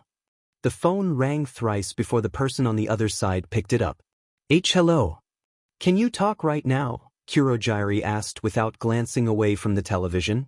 Yeah, just a sec. Shigaraki was watching everything awfully close. If he weren't so stubborn, Kurogyari would ask him to get a bit back so it didn't harm his eyes. Not that Tamura would care about it that much. I'm here. What do you want now? The impatient tone in the kid's voice was noticeable. I wasn't expecting that performance in the cavalry battle. Impressive, Bakugo had fainted. He must be said if all the intel they had on him was correct. I had literally nothing to do with that. It was that other guy's fault. Nonetheless, it is a great opportunity. Make sure that the anger doesn't fade, okay? Sensei says it would be beneficial for us. For you mean? I am not a part of this hellhole. Kurogyari could laugh. Young teenagers had such a temper. It was annoying, but he could be amused from time to time. I think you forget what's at stake, honestly. The silence was enough for him to notice the boy understood. Fine, I'll do it. Anything else? No, I think that's everything. Kurogyari was still waiting for Sensei's answer about anyone else they needed to keep an eye. When I know more, I'll call you. Have a great day, Kirishima. Phew, was the last thing he heard before the line went mute. Izuku was still thinking about all the things he said once he got back to the stadium. Even though there were plenty of people screaming, Izuku barely heard as he played every expression Todoroki had done, which weren't a lot, in his mind, trying to see if he hated him. It was a possibility, but Izuku really wasn't trying to make enemies so soon. What if Todoroki told the others he was rude? Izuku hoped he didn't. He wasn't looking forward to a middle school replay. Why did I even open my mouth? Okay, contesters, let's begin the third round, Midnight said with a velvet-like voice. We all know it's the individual rounds, but who will face who? The drum in the background to build tension was overly dramatic. Izuku turned his eyes, searching for his name. Who was Shinso? He had no idea. But still, to get to the third round, he needed to be good, right? I'm sorry, Midnight, but I'd like to give my spot up, Ojiro said. Izuku turned to look at him with a baffled look. But he wasn't the only one shocked with the boy's decision. The entirety of the participants started to ask him several questions. But this is a golden opportunity. Are you sure? Do you need a doctor? I can barely remember the cavalry battle. Only the end. He looked at the purple-haired guy that avoided to stare at anyone. Probably his quirk. Izuku remembered him. He was the one being carried by those people during the race. If his quirk manipulated the mind, yeah, it was dangerous. I know it is a golden opportunity, and also know it's stupid to throw it away, but everybody put so much effort in it. Everybody here did. I feel like an imposter. I don't deserve to be here. Don't worry about it, Ojiro. You can show your value in the fights. Hagakure cheered him up. Izuku was still baffled. He couldn't give up, could he? No. It's not like that. It's a pride matter. I don't want to be here if I didn't fight for it. I would also like to withdraw. A boy from Class B, Shota, if Izuku remembered correctly, spoke. Everybody looked at Midnight. The silence seemed impossible to reach since the place was filled with people. You are both naive and immature. The two boys looked down. Just the way I like it. Izuku decided not to think too much about Midnight's thought process. It wasn't worth his time. I accept it. It means two people from another team will get in your place. A few moments later and they already had the names. Ojiro and Shota had been replaced by Tetsu and Shiozaki. Now, the first contestants go to the waiting room. You'll have some time to prepare for the fight. Izuku started walking away. So, you're Izuku Midoriya, right? The purple-haired guy asked. Midoriya, can I speak with you for a moment? Ojiro called him, putting his hairy tail on top of Izuku's mouth. It's important. Tashinori watched as the third years got ready. Young Togata had a large smile on his face. Tashinori saw how he'd mastered his quirk. Amazing. Nedu was right when he told Tashinori about the boy's abilities. He had mastered a very complicated quirk, so it shouldn't be very hard for him to master a simple stockpiling one, right? his smile faded a bit with the thought. Perhaps he should speak to Sir. He definitely seemed to like the boy. That way, maybe, a bit of his enthusiasm would make Tashinori a little more hopeful. Izuku felt the weight of thousands of eyes at the back of his neck. He had no idea how All Might dealt with being watched 24. It seemed terrifying. Especially to someone that wasn't used to draw attention, like him. The first round starts now. From the hero course, Izuku Midoriya versus Hitoshi Shinso, from the General Education Department. Izuku breathed heavily. Ojiro had helped him. He wasn't going to speak. He would win this. He needed to fight Todoroki, after all. Izuku was really trying to keep himself calm. But he wanted to talk so bad. It was like that guy knew exactly what to say to make him restless. Growing up with such a powerful quirk must have been a charm. Yeah, truly amazing. Because that was exactly what happened. Izuku wanted to scream back, say how offend you wrong he was. Oh, did I get it wrong? Did people hate you for how villainous it was? Izuku thought about answering back. Something in the way he spoke, it wasn't just to PSS him off. The way he contorted the side of his mouth, how his Adam's apple moved up and down. Did that happen to him? It would be possible. In Aldra, Izuku wouldn't hang out with other people, but he would often see people mocking this girl that had a quirk that allowed her to steal energy from other living things. If she doesn't like you, she can kill you. They also bullied a guy that had a mosquito mutation quirk, saying that people shouldn't get near them or else he would SCK their blood. And it didn't stop when he explained he didn't do it. It didn't stop when she said she couldn't kill somebody because she had limitations.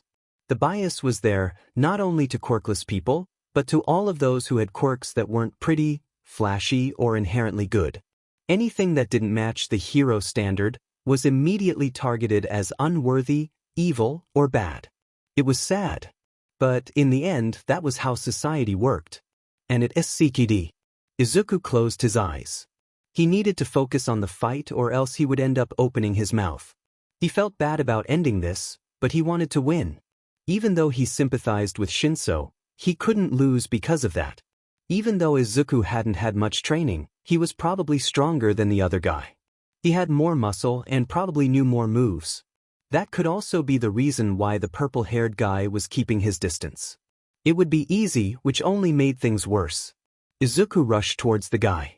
He saw how Shinso gave some steps back, trying to keep the distance. He hadn't much space to run through. Izuku grabbed him by the uniform's arm and collar. He definitely needed to work on his moves. They weren't as clean as Mr. Shimura's, but it was enough to throw Shinso on the ground and then immobilize him. It had been quick. Even. But Izuku didn't care about it. He just hoped Shinso wouldn't hate him. Midoriya wins, Present Mike said before complimenting with, a bit boring as the opening fight, but whatever. The boy offered a hand to Shinso, but he rejected it. Thank you, but I don't feel like risking it. Sorry. The disgust in his voice was clear, while he got up on his own. It took Izuku a few seconds to understand what the hell he was talking about. And when he did, he felt dumb. He didn't even ask if the guy was okay after the fight. He must have looked so rude. He had every right to be mad about that. Izuku's quirk had the same villainous technicalities as Shinso's, in the end, and he didn't even give him a chance to use his. One way or the other, they were the same. The difference was that Izuku hadn't had to endure the bullying about being a villain. Yeah, being called useless was horrible, but he got help. He knew he wasn't useless. He got into Yui, damn it. But Shinso, he didn't have that peace of mind. I'm sorry. I didn't mean to upset you.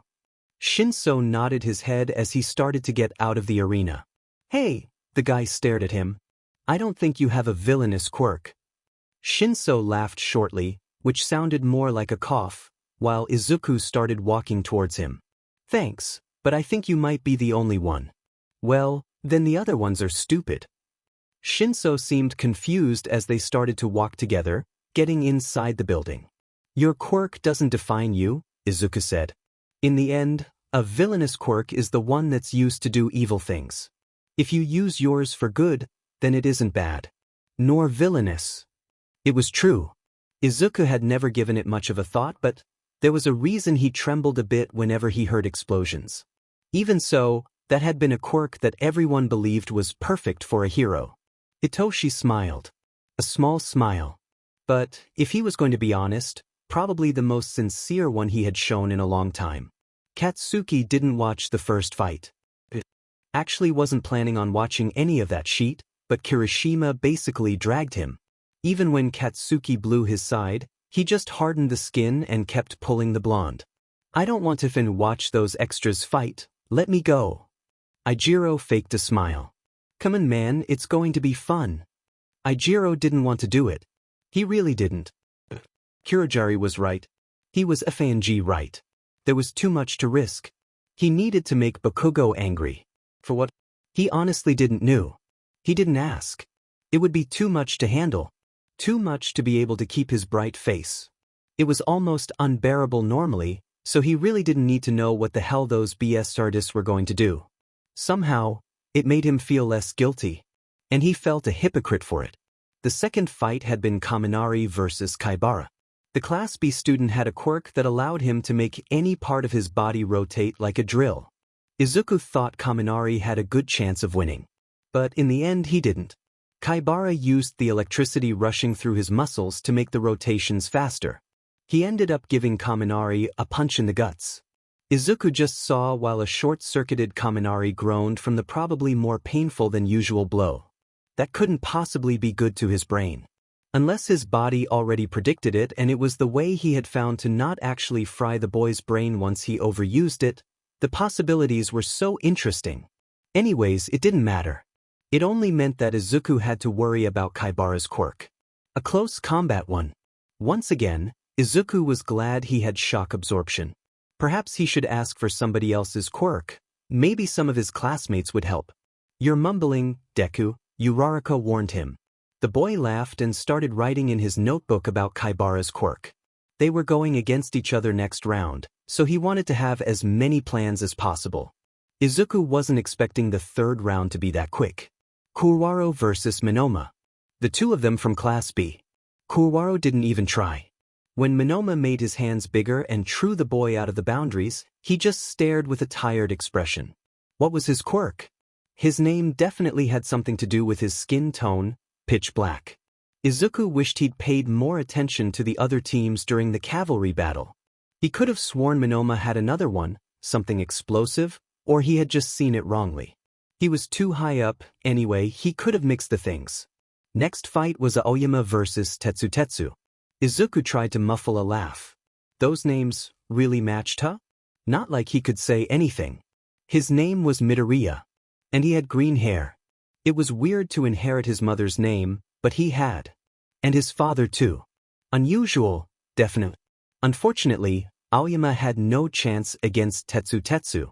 His naval laser just ricocheted off the metal skin. After that, it was a matter of seconds before Aoyama was down on the ground, defeated by his quirk side effect. Class B was really amazing.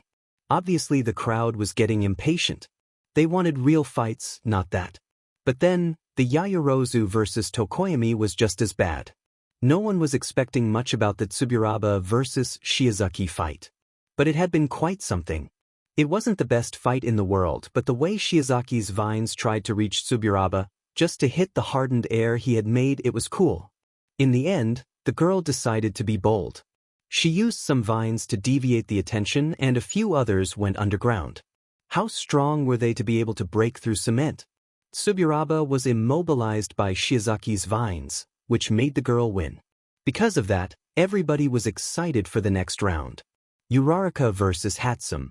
It was nothing like they imagined it would be. That support girl was crazy. There were 10 minutes of Hatsum showing off her babies, while Uraraka tried to touch her so she could win. In the end, Hatsum just stepped out of the ring, as if nothing had happened. Okay, this is boring. Kirishima's voice echoed behind Izuku. IFNG told you it wouldn't be interesting. Those extras are a bunch of losers. Katsuki had his arms crossed and a pout while Kirishima tried to cheer him up. Izuku didn't say anything. Katsuki would probably scream at him if he did, anyways. He just waited. The next fight was something that he wanted to see. The last fight in the first round. Todoroki walked calmly into the arena. His face was bland, but the intensity in his eyes, it made Izuku feel goosebumps. Shoto, on the other hand, felt like his own body was about to pour with hate. That a-hole had tried to talk to him. As if Shoto needed it. He knew it wasn't going to be a simple good luck. Endeavor wasn't the kind of person that wished these things to others. But he wasn't expecting his father to basically insult him either. You should use your fire side and win this. It's already a shame you got beaten up by that green boy twice. Use the perfect quirk I gave you. No, he wouldn't. Ida was getting ready, flexing his legs. Shoto knew he wouldn't use them. As the start echoed, Shoto used all his rage to make an ice wall. It was big. Too big, if he was being honest, but he needed to be sure. Ida's quirk generated heat, so it wouldn't hurt to be extra careful. Besides, the look at his father's face would be unpayable. The people watching were impressed. Shoto could see by the way they whispered to each other. Ida, can you move? Midnight asked. Ida denied and Shoto started melting the ice. I'm sorry. He felt a bit bad about doing it. Ida had a brother that he looked up to, right? Shoto understood the want to make him proud. But, unfortunately for Ida, Shoto wanted to win more than help a classmate. You won by your abilities, there's no need to be sorry. Ida's voice was professional, almost. Wow. That was quite something after those other fights. Present Mick's voice was high. Todoroki wins. Shoto looked to where his classmates were. Midoriya glanced at him with a small smirk. It will be awfully easy to beat your butt. They would see about that. Sooner or later. Shoto looked at the score. For him to fight Midoriya? It would be in the finals. This time he was the one that smirked. Tashinori looked at the number Nedu had sent him. His hands were shaking as he dialed it. Each ring made his anxiety peak. Hello? The deep voice asked on the other side. Sir? It's Tashinori. All Might took a deep breath.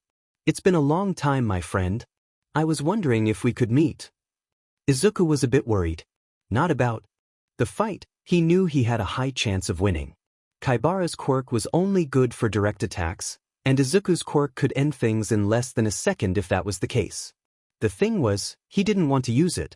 The fight with Shinso was still playing in his head.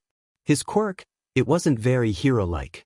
He'd used it on the cavalry battle, yeah, but he was sure no one in the audience understood exactly what it was since he didn't use Todoroki's quirk. Would the people watching him judge his power? The heroes watching this, maybe they would decide he wasn't fit for this and he wouldn't be able to do internships, and if it happened, then he wouldn't be able to be a hero and all this work and his dreams would be crushed. Izuku stopped thinking about it. Nezu told him he could be a hero, right? Okay, the rat bear dog was crazy from what Tsugauchi told him, but people respected him. And Aizawa didn't expel him either, even though he could have. He had absolutely nothing to worry about. For now. He would just do his best. Izuku got into the field. Kaibara was also coming, a frown emblazoned in his face. As soon as Present Mike announced the beginning, Kaibara started running towards Izuku. Wasn't he at least a bit worried? He must have talked to other people before that. He must have had some idea about Izuku's quirk.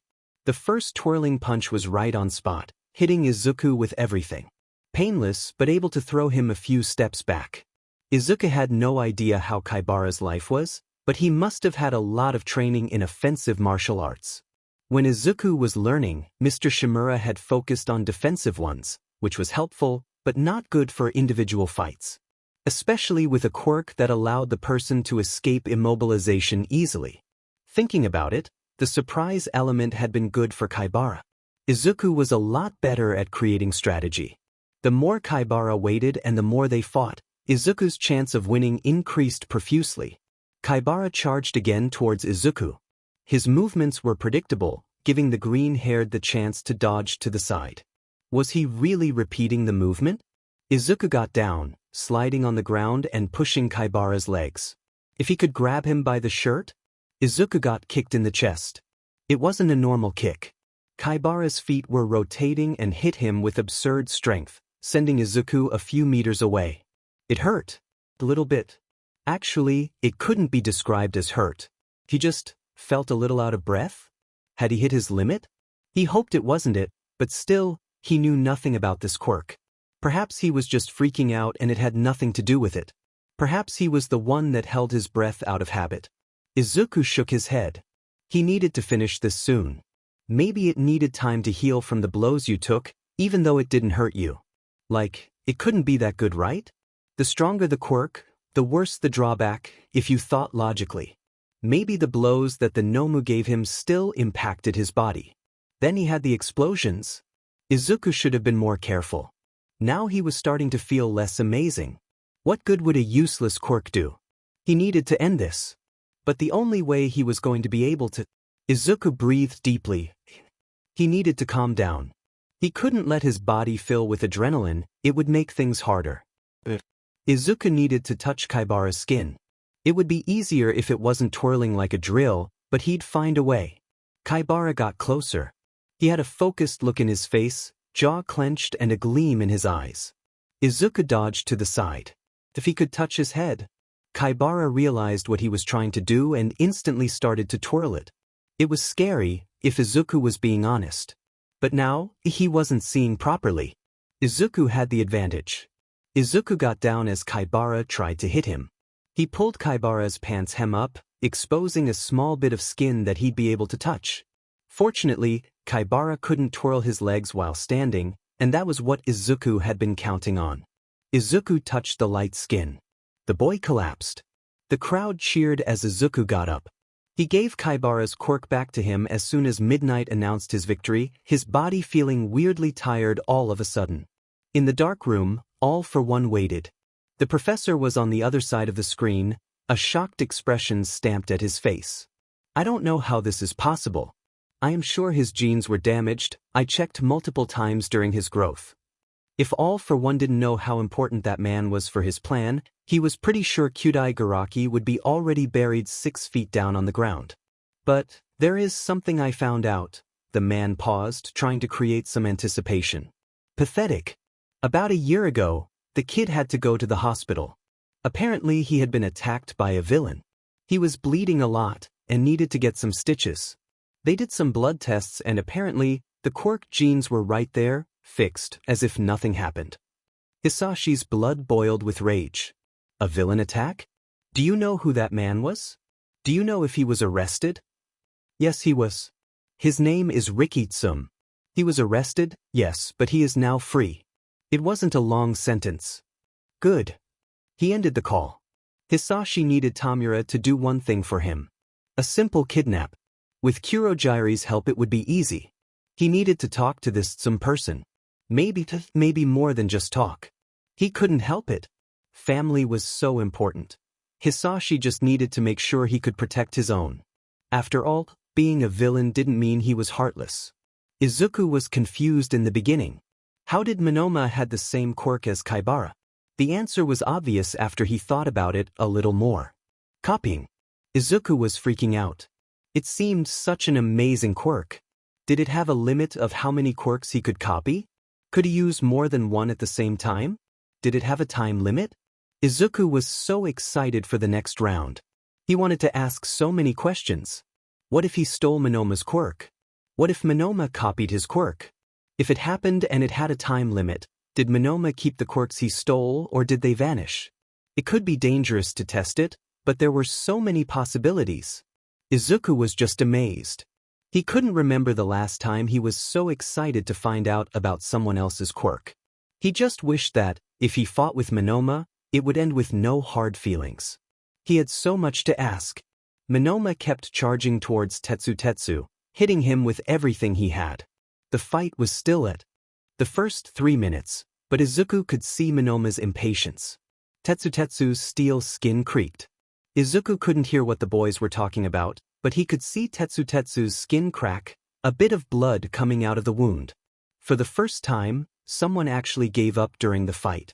When Tetsu talked to Midnight, Izuku heard the words, iron fatigue?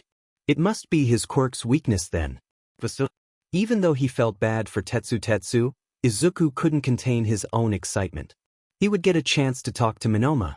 He just hoped he didn't freak the guy out. Tenya answered the phone with a dreadful feeling. His mother was calling him? It was unusual. And it was not like he needed to get ready for any other fights, so answering wouldn't be a problem. Hello? Forgive me, Mother. I was defeated. Tenya's voice was a bit raspy. Oh no. That's not why I called you. Tenya, I need you to keep calm, okay? Your brother. Tenya's hands grasped the phone tightly. Tensei has been severely injured by a villain. If I'm being honest, your fight was probably the coolest one, Uraraka said while she and Izuku watched the next round, Tokoyami vs. Shiosaki. Tokoyami was using Dark Shadow to cut through Shiosaki's vines for a while now. It wasn't very glamorous. Thanks, but Todoroki did a great job too, right? I mean, it's not like mine was that flashy or anything like that.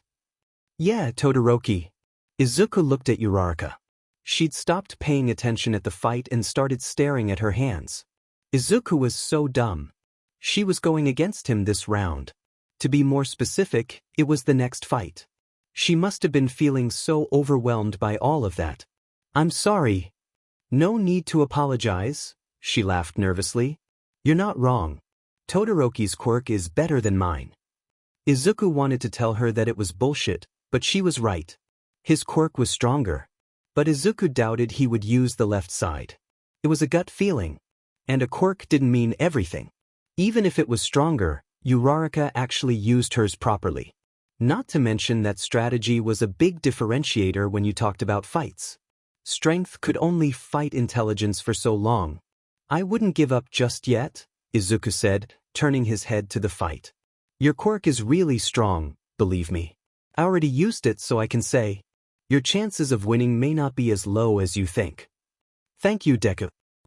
I think I'm gonna go to the waiting room now. Izuku nodded before focusing again on the fight. He was a bit sad for Uraraka. He wanted to cheer her up. Todoroki was powerful, but with the right plan, she had a chance of winning if she didn't let herself get caught in one of those walls. She just needed to be careful. Nedu said he was going to drink some water. He was lying. He just needed to calm himself down a bit. It was ridiculous. His next fight would be ridiculous. He would lose. He knew that. Midoriya had basically a stronger version of his quirk, with no time limit nor quirk limit. He wouldn't be able to beat that. And if what he'd heard about him having a shock absorption quirk was right, it meant that the 5 minutes Nedu had to use the powers would be useless. He wouldn't even scratch Midoriya. He had taken his anxiety pills in the morning, he was sure of it. So why in hell was his breath so gasping? He didn't want to go there.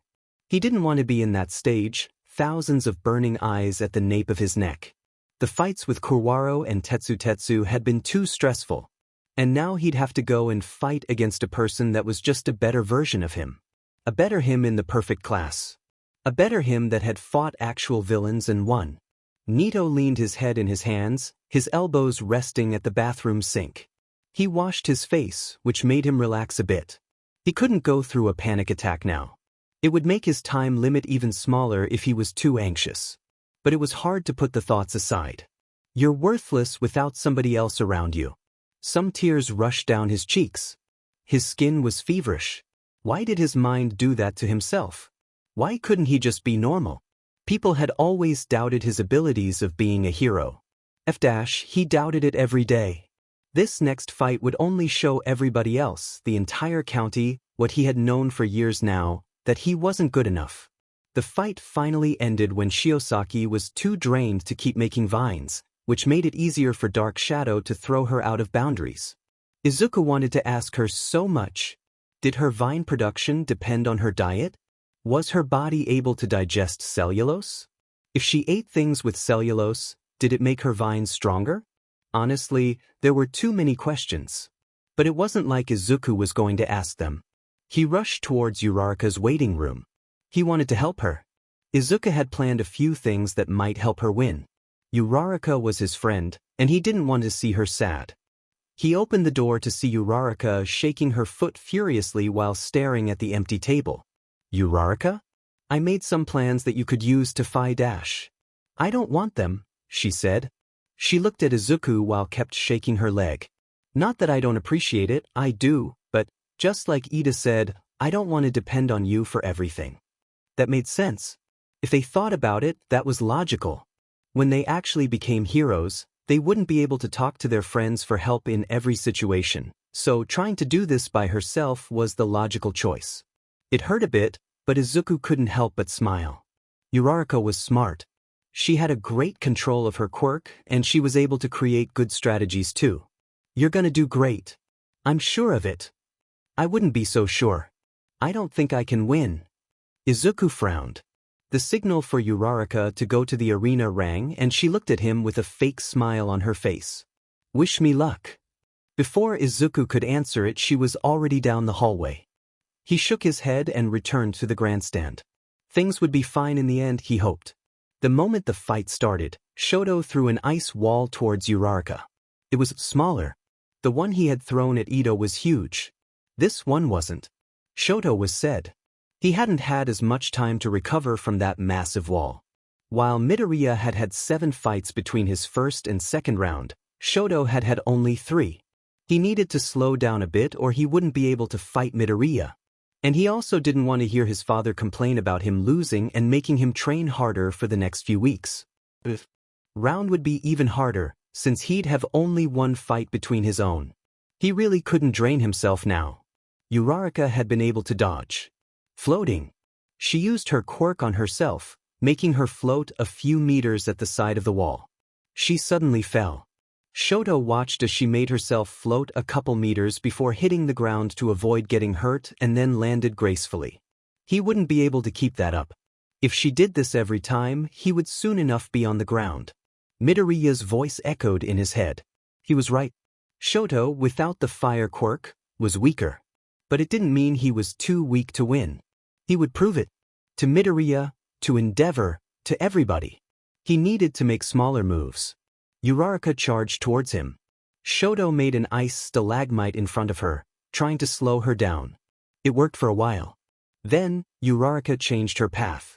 Shoto needed to tire her. He remembered Midoriya mumbling something about Uraraka's quirk making her sick when she used it on herself. She used it twice, which meant she must have been feeling nauseous at least. If he could make her a bit more tired, then perhaps she wouldn't be able to escape his trapping wall. Shoto kept creating stalagmites, not too big, but enough to make her change paths. He could see her frowning. It wouldn't take much now. She needed to change directions every few meters, which was both tiring and didn't help her sickness. When the path became too filled, Uraraka made some stalagmites float. The more, the merrier. Shoto though. Maybe he could give her quirk fatigue. It would also work. He kept on doing the stalagmites, paying attention to her face. She seemed to become tired by the second, each stalagmite that she touched making her frown a bit deeper and swallow hard. Shoto grinned when she stopped, using a hand to cover her mouth. Perfect. Shoto could do it now. He walked towards her. The closer he got, the easier would be to make the wall. Suddenly, Uraraka stopped covering her mouth. She touched 4 of her fingertips, leaving only her pinkies separated, a small smile stamped in her face. Thank you for the help. She touched her pinkies and said, release. It was only then that Shoto looked up for the first time. The ice, it was falling. Right on top of him. There was no time for him to dodge. The ice would fall right on top of him. Bus. Todoroki cursed as he raised his left hand. Could he survive the ice? Probably not. He was said. A fire jet reached the ice. It was enough to melt it and make the water evaporate. He was furious. He hated this. He hated her for making him use this. He hated Midoriya for talking about it like it was something simple. He hated Endeavor for cursing his body with that stupid quirk. He wanted to punch something. He wanted to scream. He wanted to cry. Shoto turned to face Uraraka with deadly eyes, only to see her collapsing to the ground, too tired. As Present Mike announced his victory, Shoto felt dirty. That wasn't how he'd planned this to go. Not at all. Izuku was in the waiting room, trying to come up with a plan and failing miserably. He had no idea what quirks Class B had. More than that, he had no clue of how many quirks Monoma would be able to copy. It was impossible. Izuku would have to wait until the fight started to come up with something. The anxiety was killing him. He was biting his nails when someone knocked on the door. Who could it be? Uraraka was still in Recovery Girl's infirmary and Ida had already left, due to a family emergency. There wasn't anybody there that could possibly want to talk to him. Come in. His voice was raspy. Izuku was confused when he saw Ashido's pink face popping in the doorway. What was she doing there? Had anything happened? Hey, Midoriya, can I talk to you for a second? Her face was bland, which didn't actually help Izuku's anxiety. Sure. Is there any problem? Do you need anything? No, it's nothing like that. I was wondering, you're in disadvantage in this next round, right? Izuku felt his face heat up. Yeah, he was. But it was fine. It wasn't like he was expecting to win or anything. Coming this far had already been a huge conquest. It felt almost surreal. He was sure Tsugauchi and Mr. Shimura would be proud of him getting to the semifinals. He was only sad for not being able to fight against Todoroki. Is it that obvious? He laughed nervously while scratching the nape of his neck. That's why I'm here. Ashido's voice got a bit higher. I know it may not be much, but if you want to, you can borrow my quirk for the fight. Izuku's mouth dropped and his head felt like it had been hit with a baseball bat. Was she serious about it? It felt so weird. She was offering him her quirk? It was not something Izuku thought would happen. You don't have to if you don't want to, she complimented quickly. It's not that strong, so I get why you'd prefer dash. No.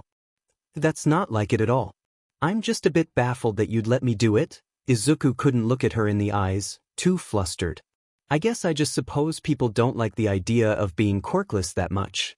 Even if only for a while. Come on. It's not like you're a bad person. I trust you. Besides, I kinda want to see you beat that guy's butt. He was the one that got us out. I guess you could call it revenge. Izuku laughed, feeling a bit more lighter. Ashido offered him her arm and the boy tried to calm himself down. He wasn't trying to make her faint. The moment Izuku touched her velvet-like skin, that thing he could feel started coming closer. It was so weird. Izuku felt like he would never get used to the feeling. Izuku expected to feel the tingling in his body, like it usually happens when he stole someone's quirk. He was also expecting to feel the power in some way. He most definitely was not expecting that.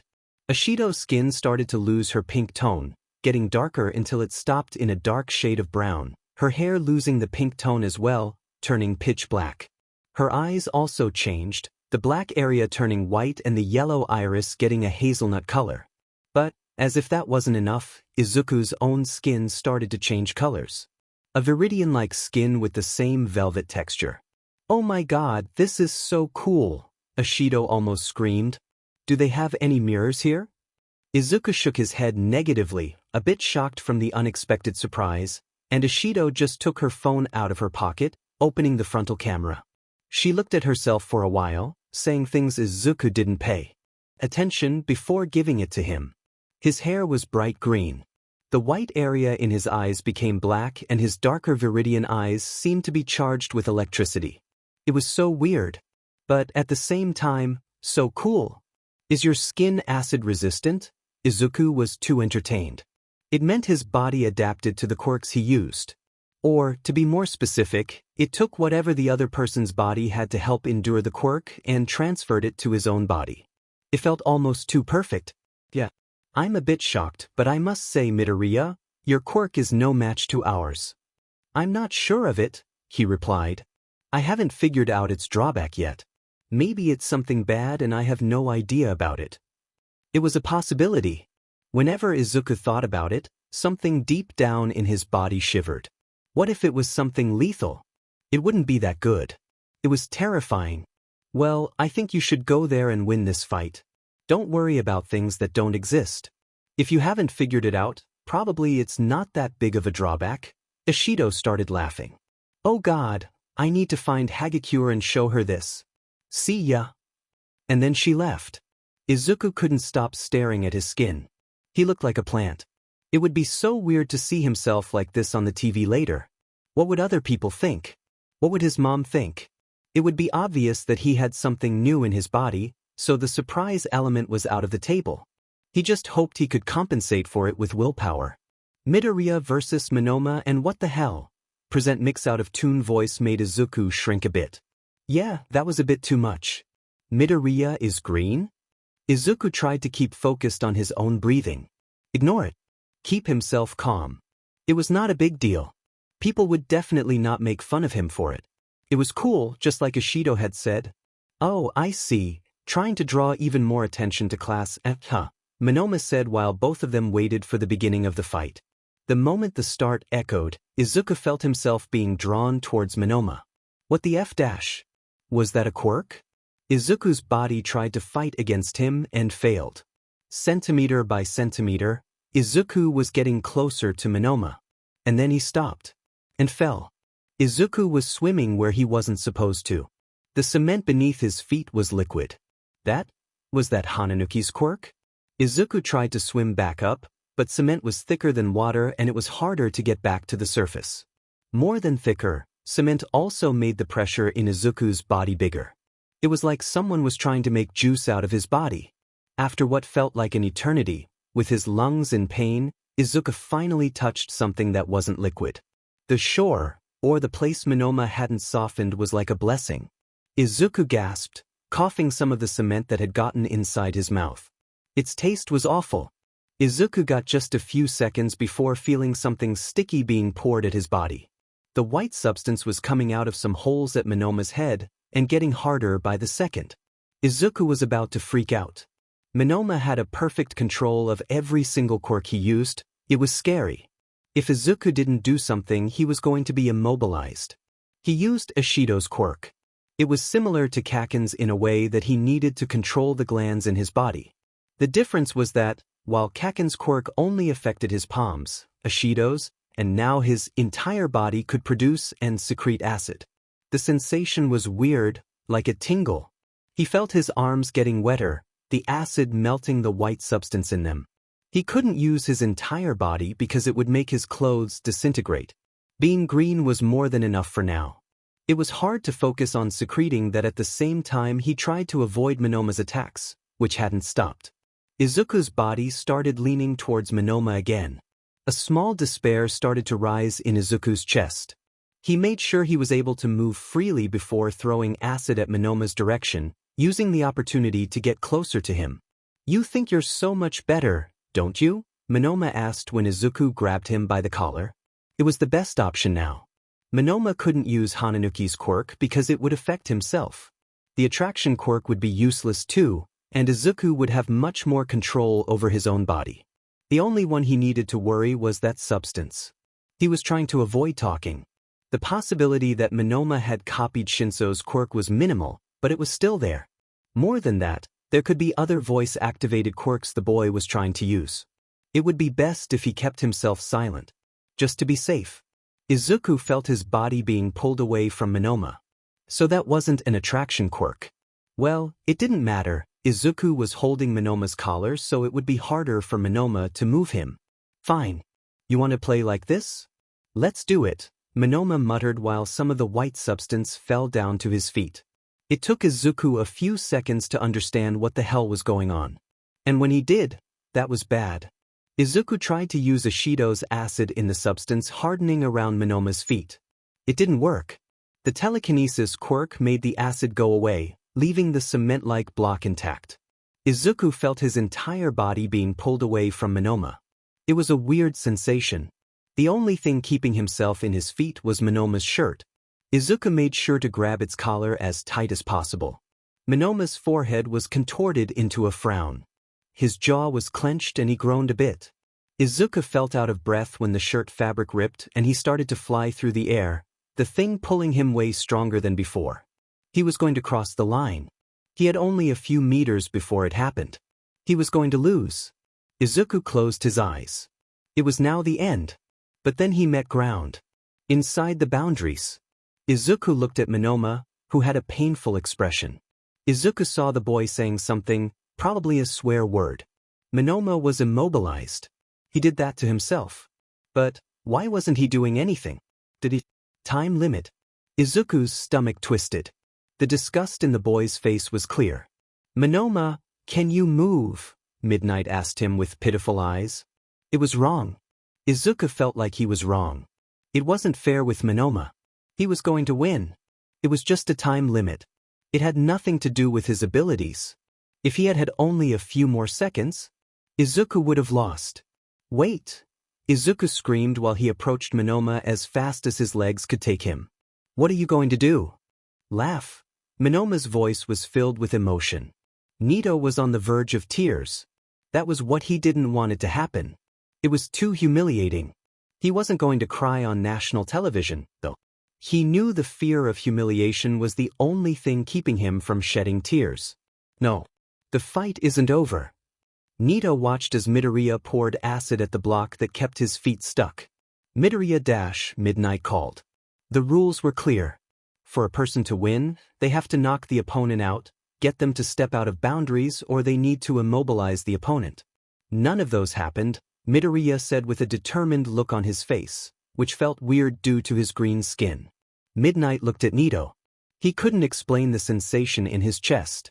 Was it happiness? No, it was different. It was something more like gratitude. Maybe not all of Class A were a bunch of idiots. Minoma, are you okay with this? Midnight asked, making Minoma smile a bit, relief rushing through his body. Yes. Shoto glanced at his left hand while walking through the hallways. He was trying to calm down, he really was, but whenever he looked at it, that perfectly fine hand, it infuriated him. But he had already used it 2 times. And the worst part? After the last blast of fire he shot, Shoto felt his body a bit stronger. The cold sensation that gave him goosebumps had faded, as long with the tick he had in his left hand. He was sad because, deep down, he knew Midoriya was right. But it wasn't fair. He didn't choose to have that F of a quirk. He didn't wanted it. Why couldn't he be like Fuyumi or Natsuo? He hated having this quirk. He hated using it. So why was he still there in the hero course? Sometimes he wondered if it was his actual will or just his father, making him feel like it was the only thing he could do. Anyway, it didn't matter. It wasn't like he knew what other things he could do. Endeavor had made sure that Shoto could only see one possibility. Finally, you stopped being a child. Shoto groaned at the unfortunately familiar voice. Go away, he said without looking at his father. He knew it would only PSS him.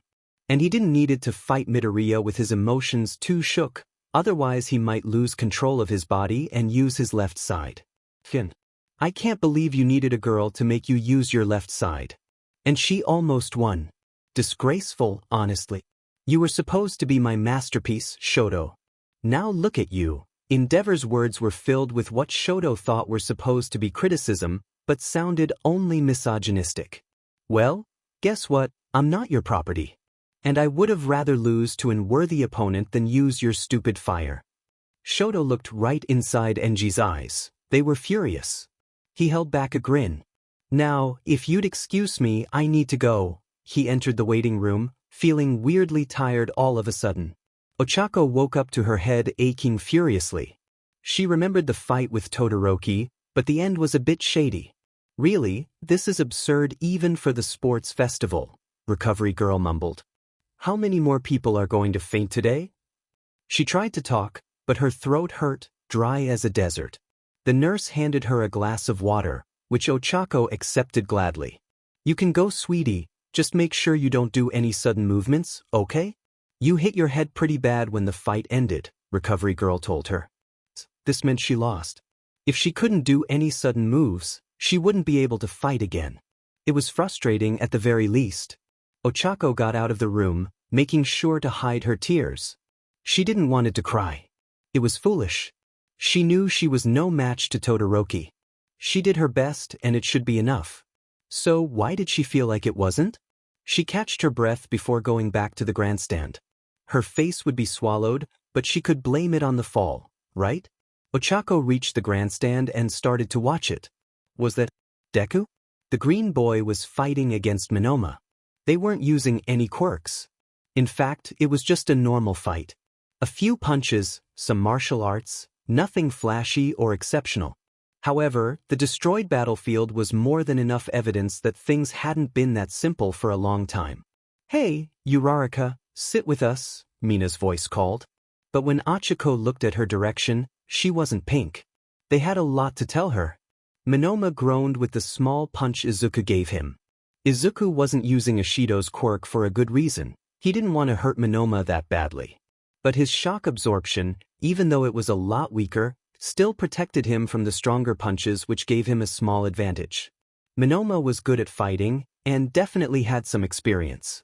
He had a good grip and clear moves.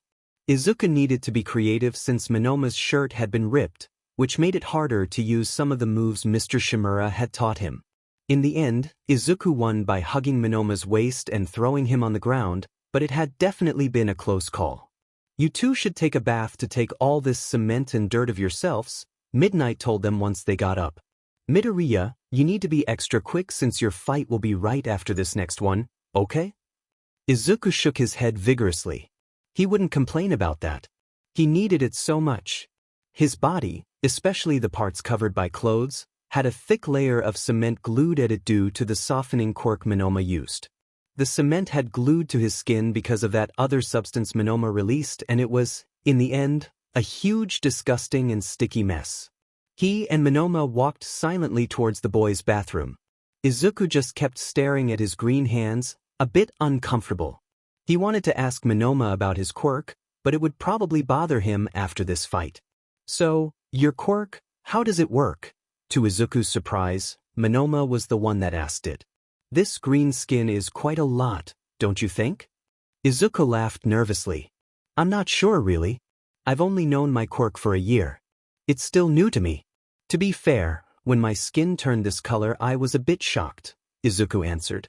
He was trying to hold his tongue. After all, he didn't want it to scare Monoma, but the words were faster than what his brain could process. "What were those quirks you copied?" "They were amazing. Class B surely does have some amazing quirks." "Your quirk is amazing too. It gives you so many possibilities." Izuku looked at Monoma's expression. He was frowning with his mouth partially open. The shocked expression made his body stiffness clearer. "I'm sorry, you must think I'm a creep." The awkward silence made Izuku's stomach hurt. He had one job, not freak Monoma out, and he had failed miserably. Nedu was feeling a weird thing. Had he just praised Class B? It felt weird. Somehow, he had just supposed people from Class A would naturally look down on them, which might have been right if he analyzed it based on that blonde explosive guy, but maybe he had been wrong? Maybe not all of Class A were as egocentric as he had imagined. "Not really," he said while checking his nails. "I mean, I also analyze quirks, so I get it. It's interesting at least." It was now Izuku's turn to frown. Was he serious? The only people that didn't think his quirk obsessions were weird were his mom, Tsugauchi, and Mr. Shimura. Everybody at school, they always called him a creep, a stalker. He never thought someone his age would appreciate it. But now, this boy he barely knew and had beaten up on national TV was telling him he didn't think it was weird? More than that, he did this himself? "Are you serious?" Izuku's voice was nothing more than a whisper. "You do know that my quirk literally depends on me using other quirks, right? It's basically a necessity, just like it is with your quirk too," Monoma said with a grin in his face. "For someone that entered by recommendation, you're not that smart, are you?" Izuku could take it as an offense, but he didn't hear any malice in his voice. It was almost like teasing, but in a non-aggressive way. It was weird. "I'm sorry." Izuku knew he would have to have this conversation sooner or later. It would be better to do it now. It would at least make it easier for Monoma not hold any grudges against him. "For what? Winning?" The boy's expression was calm. "Yeah. Well, if I'm being honest, you did look pretentious when you gave me another chance. I bet you thought you were better than me and could beat me, right?" Nedu said, trying to tease Midoriya. "No. It's nothing like that. I swear I was just trying to dash." "God, can't you understand sarcasm?" Nedu asked while laughing loudly. That boy needed to calm down a bit. "For real, I understand why you did that. If anything, I should thank you. And I'm only going to do this once, so pay attention, okay?" Nedu breathed deeply. He was not sure why it felt so weird to thank someone. "Thank you for giving me another chance." "Why, you're welcome, I guess," Izuku said nervously. "If you'd like to talk more about quirks later?" "Me mixing with Class A? In your dreams." Nedu could have not talked like that, but it was just habit. A way he'd found to get on top of situations, a way that made it harder for people to look down on him. If he pretended to be the best, then people would eventually believe it, right? They would stop looking like he was less. They would stop judging him for being weak. After all, if you told a lie too many times, It ended up becoming the truth. He watched as Midoriya shrinked a bit. Was he really that oblivious? God, you should really learn a bit more of sarcasm, it would be helpful. Izuku nodded nervously. He really didn't understood Monoma's way of expressing himself. It was weird. Izuku was used to harsh words. Yeah. He wouldn't have minded if Monoma meant those, but why would he say that if they weren't true? Yeah, we should totally meet someday to talk about it, Monoma said at last. Someone needs to figure out how that monstrosity of yours works. Why yeah. Sure. Izuku was paralyzed as Monoma got inside the bathroom, not even looking back, a small smile finding its way to his face. Monoma wasn't a bad guy, after all, just a bit complicated. Shoto watched as Dark Shadow tried to break the ice that had Tokoyami stuck. He was too tired, too stressed. The day had been like a roller coaster and he felt like he had been crushed by the cart. He would only have to fight one more time. The only one he actually wanted to fight. Shoto had been through all of that just so he could face Midoriya. So why did it feel like he had already lost? Izuku tried to clean himself up quicker. But, apparently, washing away cement wasn't as easy as you might have thought. He had to use the acid to make sure it unstuck from his skin without hurting him, and it was not a pleasant experience.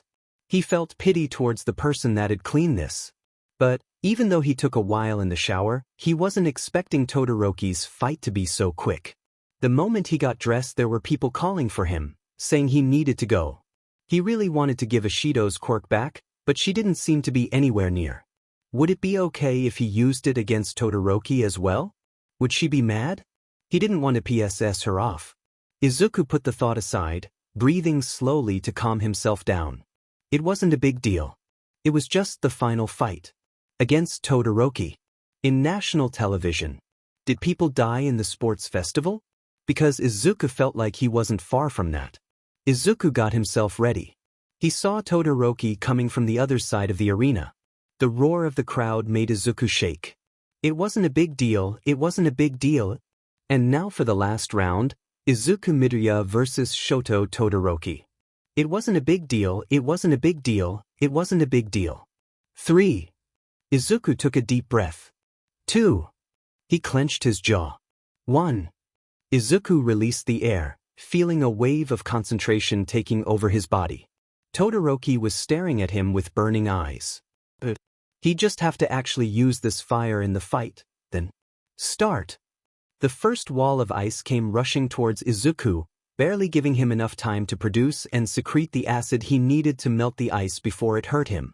Izuku positioned his hands forming a nozzle, trying to make the acid go as far as possible and making sure he could direct the flow. He was glad he hadn't found Ishido to give her quirk back, it was actually useful. If Izuku was being fair, he kinda wished he had been able to borrow another one. While the acid would work perfectly against Todoroki's ice, if he actually managed to make him use his fire, it would be useless. And then Izuku wouldn't have a chance to win. Nonetheless, Izuku didn't want to win the fight if Todoroki was using only half of his power. Not when he had used it against Uraraka. It wouldn't be the same. If anything, it would only look bad in the eyes of the pro heroes, which meant it would also be harder for them to get internships. After all, who would want to intern the boy who lost because he refused to use his quirk? Or the boy who only won because his opponent wasn't actually fighting seriously? It was ridiculous. Izuku was not going to let that happen. The ice melted rapidly, the water making the bland thinner, which also made the acidity of it weaker, preventing the acid from piercing through the cement or the boy's shoes. It definitely wouldn't be pleasant to step in acid barefooted. Izuku wasn't sure about what was going to happen next. The only long fight Todoroki had had was the one against Uraraka, but even so, it wasn't helpful for Izuku. He had no idea what other moves Todoroki might have since most of his fights had ended instantaneously. Izuku needed to get closer, but the ice would be a problem. Another wall of ice came rushing towards him. Another jet of acid was launched by Izuku. How many more of those was he able to toss before his body was drained? Another one came. Izuku felt a tingling in his arms. If. This couldn't be right. He knew a Shido quirk had a limit, but he didn't expect it to be so low. Those massive walls had needed lots of acid to melt down, so it could explain it, But still, if you want to make this a resistance fight, then let's do it, Todoroki growled. The next ice wall came and Izuku felt a sharp pain in his arms. His eyes shut instinctively and Izuku grunt. It was not what he was expecting to happen. Todoroki took the opportunity to jump towards Izuku. He had, apparently, used the wall to get higher, jumping right before the ice melted, and now Izuku was paralyzed, too dizzy with pain to think properly. Moments before Todoroki reached the ground, Izuku was able to toss his body back a few meters to dodge the punch, but it didn't matter. Ice started crawling towards him, grabbing his right foot.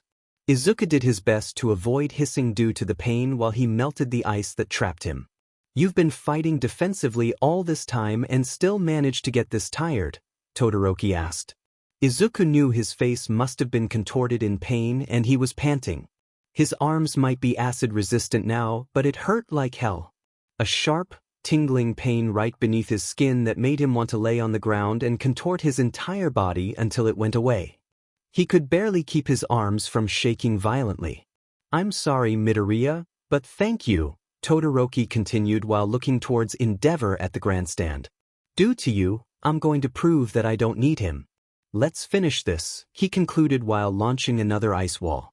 Where are you looking at? Izuku snarled, his voice tremulous and raspy while he threw more acid, going against every logical brain cell that tried to make him stop and just wait for the pain to fade. Izuku gasped, trying to muffle his groans. He was feeling like he had no chance. His entire body was telling him that this was over now, but then, he saw the small shiver at Todoroki's right side. And then his arm was shaking. Todoroki, you're shaking. Even though his entire body seemed to be crying for help, Izuku grinned. You've reached your limit too.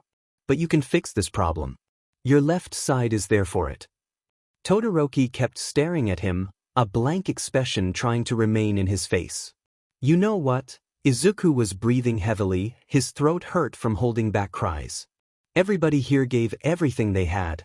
Everybody wanted to be the winner. Everybody has a goal. You want to win using only half of your strength. You didn't even touch me. So give me all you got, Todoroki. Izuku watched while his opponent's face contorted in disgust. What the hell is this all about? Why would you want that? The impatience in his voice was clear. Did that old BSRD buy you? This is ridiculous. All my strength? Todoroki started running towards Izuku. There were small ice layers covering his skin, Izuku could see. Izuku used all the strength left in his body, which wasn't a lot, and gave Todoroki a punch in the guts. It didn't make much, just forced his opponent a few steps back and made Izuku's fist hurt like a motherfucker. Todoroki launched another ice wall. Smaller than the others. Way smaller. Your ice is getting weaker, Izuku teased. His jaw was clenched. He couldn't even close his hands, the pain too excruciating for him to handle. Why the F? Do you want me to use it? Todoroki's voice was higher than usual. Don't you want to win? He had a painful expression in his face, almost as if he was holding back tears. Because heroes do their best. Everybody here did that. Everybody. Izuku cried as he got closer to Todoroki. He couldn't punch nor grab him due to his exhaustion, but he could use his knees and feet. I can't measure the weight of what you've been through, your story. Nor can I tell how much this promise you did mean to you, but, Izuku tried to kick Todoroki's legs but his opponent was faster and dodged. When I think about your decision to not do your best, just so you can deny someone else's plan, at least now, I think of it as a shameful decision. Shut up, Todoroki replied, making an even smaller ice wall, trying to prevent Izuku from getting closer. That's why I'm going to win. I'll surpass you. Because I am giving all I have. Izuku's throat was aching so bad. He just wanted Todoroki to use his power. When he did it, Izuku would gladly end the fight, even if it meant making him faint again. But Todoroki needed to use this quirk. Shoto was now meters away from Izuku. The green-haired had fallen to the ground, sustained only by his knees and breathing hardly. I'll end T-dash, Todoroki started saying only to be interrupted by Izuku. It's yours. It's your effing power. It isn't anybody else's. So why don't you use it? Shoto felt his heart sink. The words, his mother's words. He hadn't been able to remember them. He had forgotten about them, the ending at least. Everything will be fine after all. He wasn't sure if it had been himself, trying to deny his father, trying to justify his decision. It could have been that. But now it was clear as water. Her words reverberating in his head. You can be whoever you want to. When had he forgotten it? When had he forgotten his mother's sweet words? The ones that made his younger self able to sleep at night? When had he forgotten that he could be what he wanted? He could do what he wanted, even though his father already had a plan for him? His mother, she had told him that. She was everything his father had never been. Even if he was the one that made her go away. He released all of it. All the anger, the resentment, the pain. But those turned into hot and bright orange flames. You say you want to win, but you keep helping your opponent, Todoroki smiled. A terrifying one, but still a smile. And then try to say that I am the shameful one? The heat reached Izuku and made him lose his breath, the hot air making him feel like he was suffocating, making his eyes sting. But he smiled. Why are you smiling? You're hurt, can barely move and is trapped, Todoroki continued. You're crazy, he laughed nervously. Now you asked for this. Todoroki made sure his feet were stable and Izuku did the same. He heard some screams, but he couldn't understand them properly. The moment Todoroki shot a fire curtain, Izuku closed his eyes. He hoped it wasn't that bad in the end, but then a loud noise called his attention. The stadium blew. The thermal shock made Izuku fly through the air, and before he could understand what the hell was going on, he felt his head hit something stiff. And then everything was black. Izuku kept staring at his hands. They were still aching. Not only that, but his entire body just hurt. Everywhere. He laughed nervously when Recovery Girl told him he was lucky not to have a concussion. Izuku knew it was probably due to the weak effects the shock absorption still had in his body. You should rest today, sweetie, she told him right before giving him a caramel. My quirk will make you very tired, so you should take it easier tomorrow too. Sleep a lot. Izuku nodded. It wasn't like he had anything planned for the next few days. Ashido poked her head inside the infirmary, searching for Izuku. Once she saw him, the girl started smiling broadly and approaching the bandaged boy. Thank God you're okay, she said, making sure to use a tone fitting to the place. When you passed out I was so scared. Izuku laughed a bit before realizing what she was doing there. The quirk. He needed to give it back, obviously. I'm sorry I used your quirk against Todoroki. I know it wasn't what we planned and I understand if you're uncomfortable. Izuku didn't look in her eyes. It was still a bit hard for him to do it. It wasn't that he feared she would beat him or anything like that. Ashido was not that kind of person, but it was just habit. An old one. Hard to break. You don't have to worry. It was worth it. The fight was amazing. Izuku smiled thinking about it. Was Todoroki mad at him? He had a pretty weird expression in his face right before he blew everything up. And, hell, even if he were mad, Izuku thought it was worth it. He shook his head, ready to give Ashido's quirk back, only to be stopped by Recovery Girl. Before you do that, can you wait for a little while? The elder asked both of them. What? Why? Ashido seemed confused. Her voice didn't carry any impatiency or regret, it was only curiosity. This young man overused the quirk. Her expression made it clear that she was disapproving it. By the information you gave us, sweetie, the acid is produced by glands, to be more specific, the sweat glands.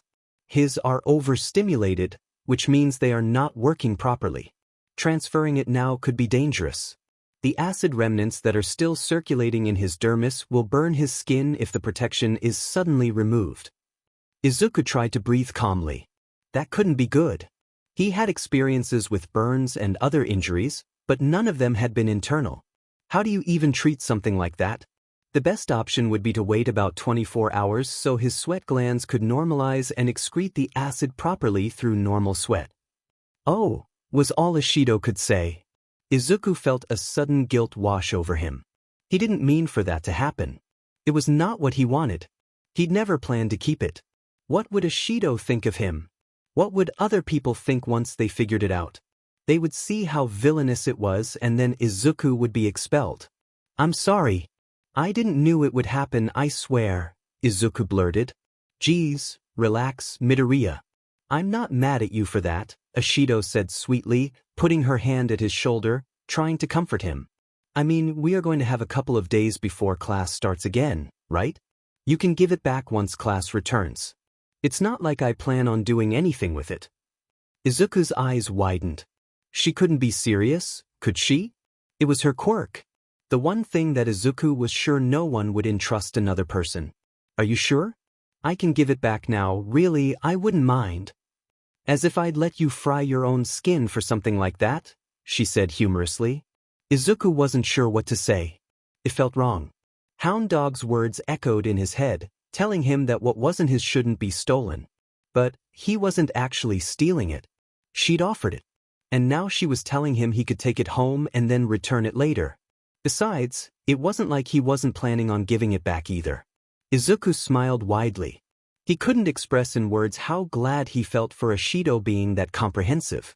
Thank you, Ashido, was the only thing he was able to say, feeling tears filling in his eyes. Tashinori was late. He had wasted too much time speaking to Sir, and when he checked the first-year classes again, it had already ended. And he was over at the third-year stadium. He had to dress up in his hero uniform and then go back so he could give the kids their medals. Hell, he didn't even know who the winner was. But he couldn't feel bad for it. Not when he had finally made amends with his old friend. They had avoided each other for so long, but now things were starting to work out again. He hadn't said much on the phone, for obvious reasons. All for one, being alive was not something he could just say like that. He knew how Sir would react to it. He warned him, after all, hadn't he? But Tashinori hoped mentioning young Togata would, at least, make things easier. He missed Sir. 6 years were a long PRD. The hero pushed the thoughts aside as he flew through the skies to get as soon as possible there. He was lucky he was right on time. Midnight had just announced his name when he landed on the ground, a few meters away from the podium. Tashinori's eyes started analyzing it. Young Tokoyami and young Minoma were both together in third place. At their right side stood young Todoroki victoriously as the winner. It didn't surprise Tashinori. The boy had a powerful quirk and absurd control over it.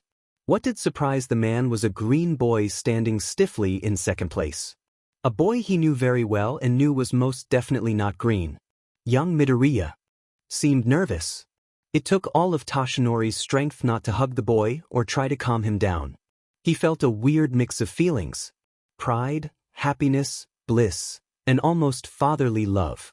But he couldn't show it. Midoriya knew Tashinori Shimura, not Tashinori Yagi. Besides, favoritism wasn't something the others would appreciate. He made his small speech and handed the medals, making sure to hug each one. Maybe he had wasted a second more with young Midoriya. He was only human in the end. Ochako's body went stiff once she found her apartment door unlocked. Who could it be? A thug? A villain? Someone that saw the sports festival and figured she would be too drained to fight? The moment she opened it, she saw her parents rushing towards her, arms embracing her and kisses being planted in her cheeks. Mom? Dad? What are you doing here? Her voice was low as Ochako tried not to cry.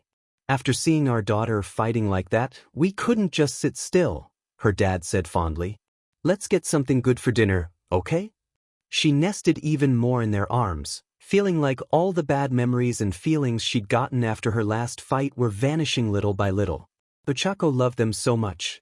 Tenya rushed inside the hospital, not even bothering to grab a mask. He needed to see him. He needed to see Tensei. His mother called him, asking for him to calm down. How could he? How could he ever calm himself down after that? The anesthesia's effect passed. Even though he is still a bit dizzy, he's conscient, a doctor told them. If you brought him just a few minutes later? He didn't need to finish the sentence. Tenya's body quivered with the understanding of what he meant. He couldn't imagine it. A world where his brother no longer existed? It was a horrible image. Tenya, his brother called. Tenya moved instinctively towards Tensei, his throat aching due to holding back tears. Even with an amazing brother like you, telling me I am your idol? I'm sorry, Tenya. Tensei's voice was low and cracking, his face contorted in some sort of pain. I couldn't live up to your expectations. Something inside Tenya's chest broke at that moment. Something he couldn't quite understand. The day after the sports festival, Shoto decided to go to the hospital. Are you sure? If Dad finds out you went there without telling him, Fuyumi had a worried expression on her face. I am, was all he replied. Why do you suddenly want to see Mom? She asked, but Shoto ignored. He had never seen his mom ever since that day. He was firstly scared. His 5-year-old self didn't quite understand what had happened then. Then he was afraid his mom wouldn't want to see him.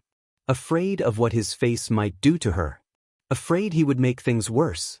But then, if he wanted to become his best self, to be able to become a hero, a true hero, he needed to talk to her. He needed to sort things out. He barely noticed the time passing. Shoto walked towards the hospital mechanically, too stuck with his own thoughts to realize what he was doing. He stopped at the reception and asked to see his mom. He stopped next to the door. His arms were shaking. She was there. The only thing between them was the door. What if she didn't want to talk to him? What if she asked him to leave? He put the thoughts aside as he entered the room, closing the door right behind him. Mom was the first of many words exchanged that day. 7 times, can you believe it? Ever since the cavalry battle I fainted 7 times. The last 2 due to dehydration. Izuku laughed a bit while he listened to his mother rant about everything. She had let him sleep right after he had gotten home, so he could heal faster, according to Recovery Girl's advice, and it worked amazingly. Izuku couldn't even feel the pain in his hands and arms. He went to the bathroom, ready to brush his teeth and enjoy the afternoon by watching TV with his mom. He stared at his image in the mirror. It was surreal. Yeah, he was living with a quirk for almost a year now, but still, until now, it wasn't that obvious. This was the first time Izuku could actually see he had a quirk. He was proud. But it was wrong. He wouldn't see this forever. He couldn't get used to the sight. He could barely remember how his hair color was before he borrowed Ishido's quick. It was now a neon green. So flashy and beautiful. Izuku's heart started beating faster. He couldn't get attached. He needed to remember how he was. He couldn't feel like this, it was wrong. It wasn't his abilities, it was Ishido's. This wasn't him. It was not right to have this mindset. What a JRK he was. She had trusted him. He couldn't forget it. It was wrong. Wrong. Izuku closed his eyes. He didn't want to like that image. He needed to focus. Focus on how he normally looked. How he actually looked. He didn't want to see the viridian skin. He didn't want it to feel like that. And so he felt a sting. Not actually painful, but enough for him to notice. Izuku opened his eyes and saw the pinkish skin in his arms. He looked at the mirror. It was him. Dark green hair, fair skin, normal eyes. What had he done? Was Ishido's quirk gone? Had him somehow erased it? Oh God. He couldn't lose it. How would he even say that to her? It would be ridiculous. Hey, Ishido, remember that quirk you entrusted me with? Yeah, I lost it, sorry. He couldn't say that. Izuku shut his eyes again. He needed to calm down. He breathed deeply, trying to feel inside him. He could feel the shock absorption strongly. It was like it was all around his body. But Ishido's quirk. The small, restricted. It was there, surely, but it was almost like it was sleeping? Too quiet to draw attention. Izuku poked it. He wasn't sure. But he felt it starting to move, making the weird tingling disappear. He opened his eyes again. The viridian skin was there. Izuku tested it one other time. He tried to poke it again, but now wanting to make it smaller. Fair skin once again. Izuku rushed to his room, picking his phone as quickly as possible. He searched for the number he had registered the day before and typed a message. If, hypothetically, I could activate and deactivate the quirks I had in my body, would that be a good or a bad thing? His head was already bursting with the possibilities. It was amazing. He could use 2 quirks at the same time. He knew it from the fight with Monoma and Todoroki. Even though the shock absorption was weaker, it worked. Would that mean Izuku could only mix passive and active quirks? Could he use 2 active ones? Like explosions and acid. The phone rang before Izuku could forget about his surroundings. I suppose this wasn't a hypothetical question. Am I right? Minoma's voice echoed on the other side. He didn't even wait for Izuku's answer. Meet me at the location I sent you, we're going to make some experiments.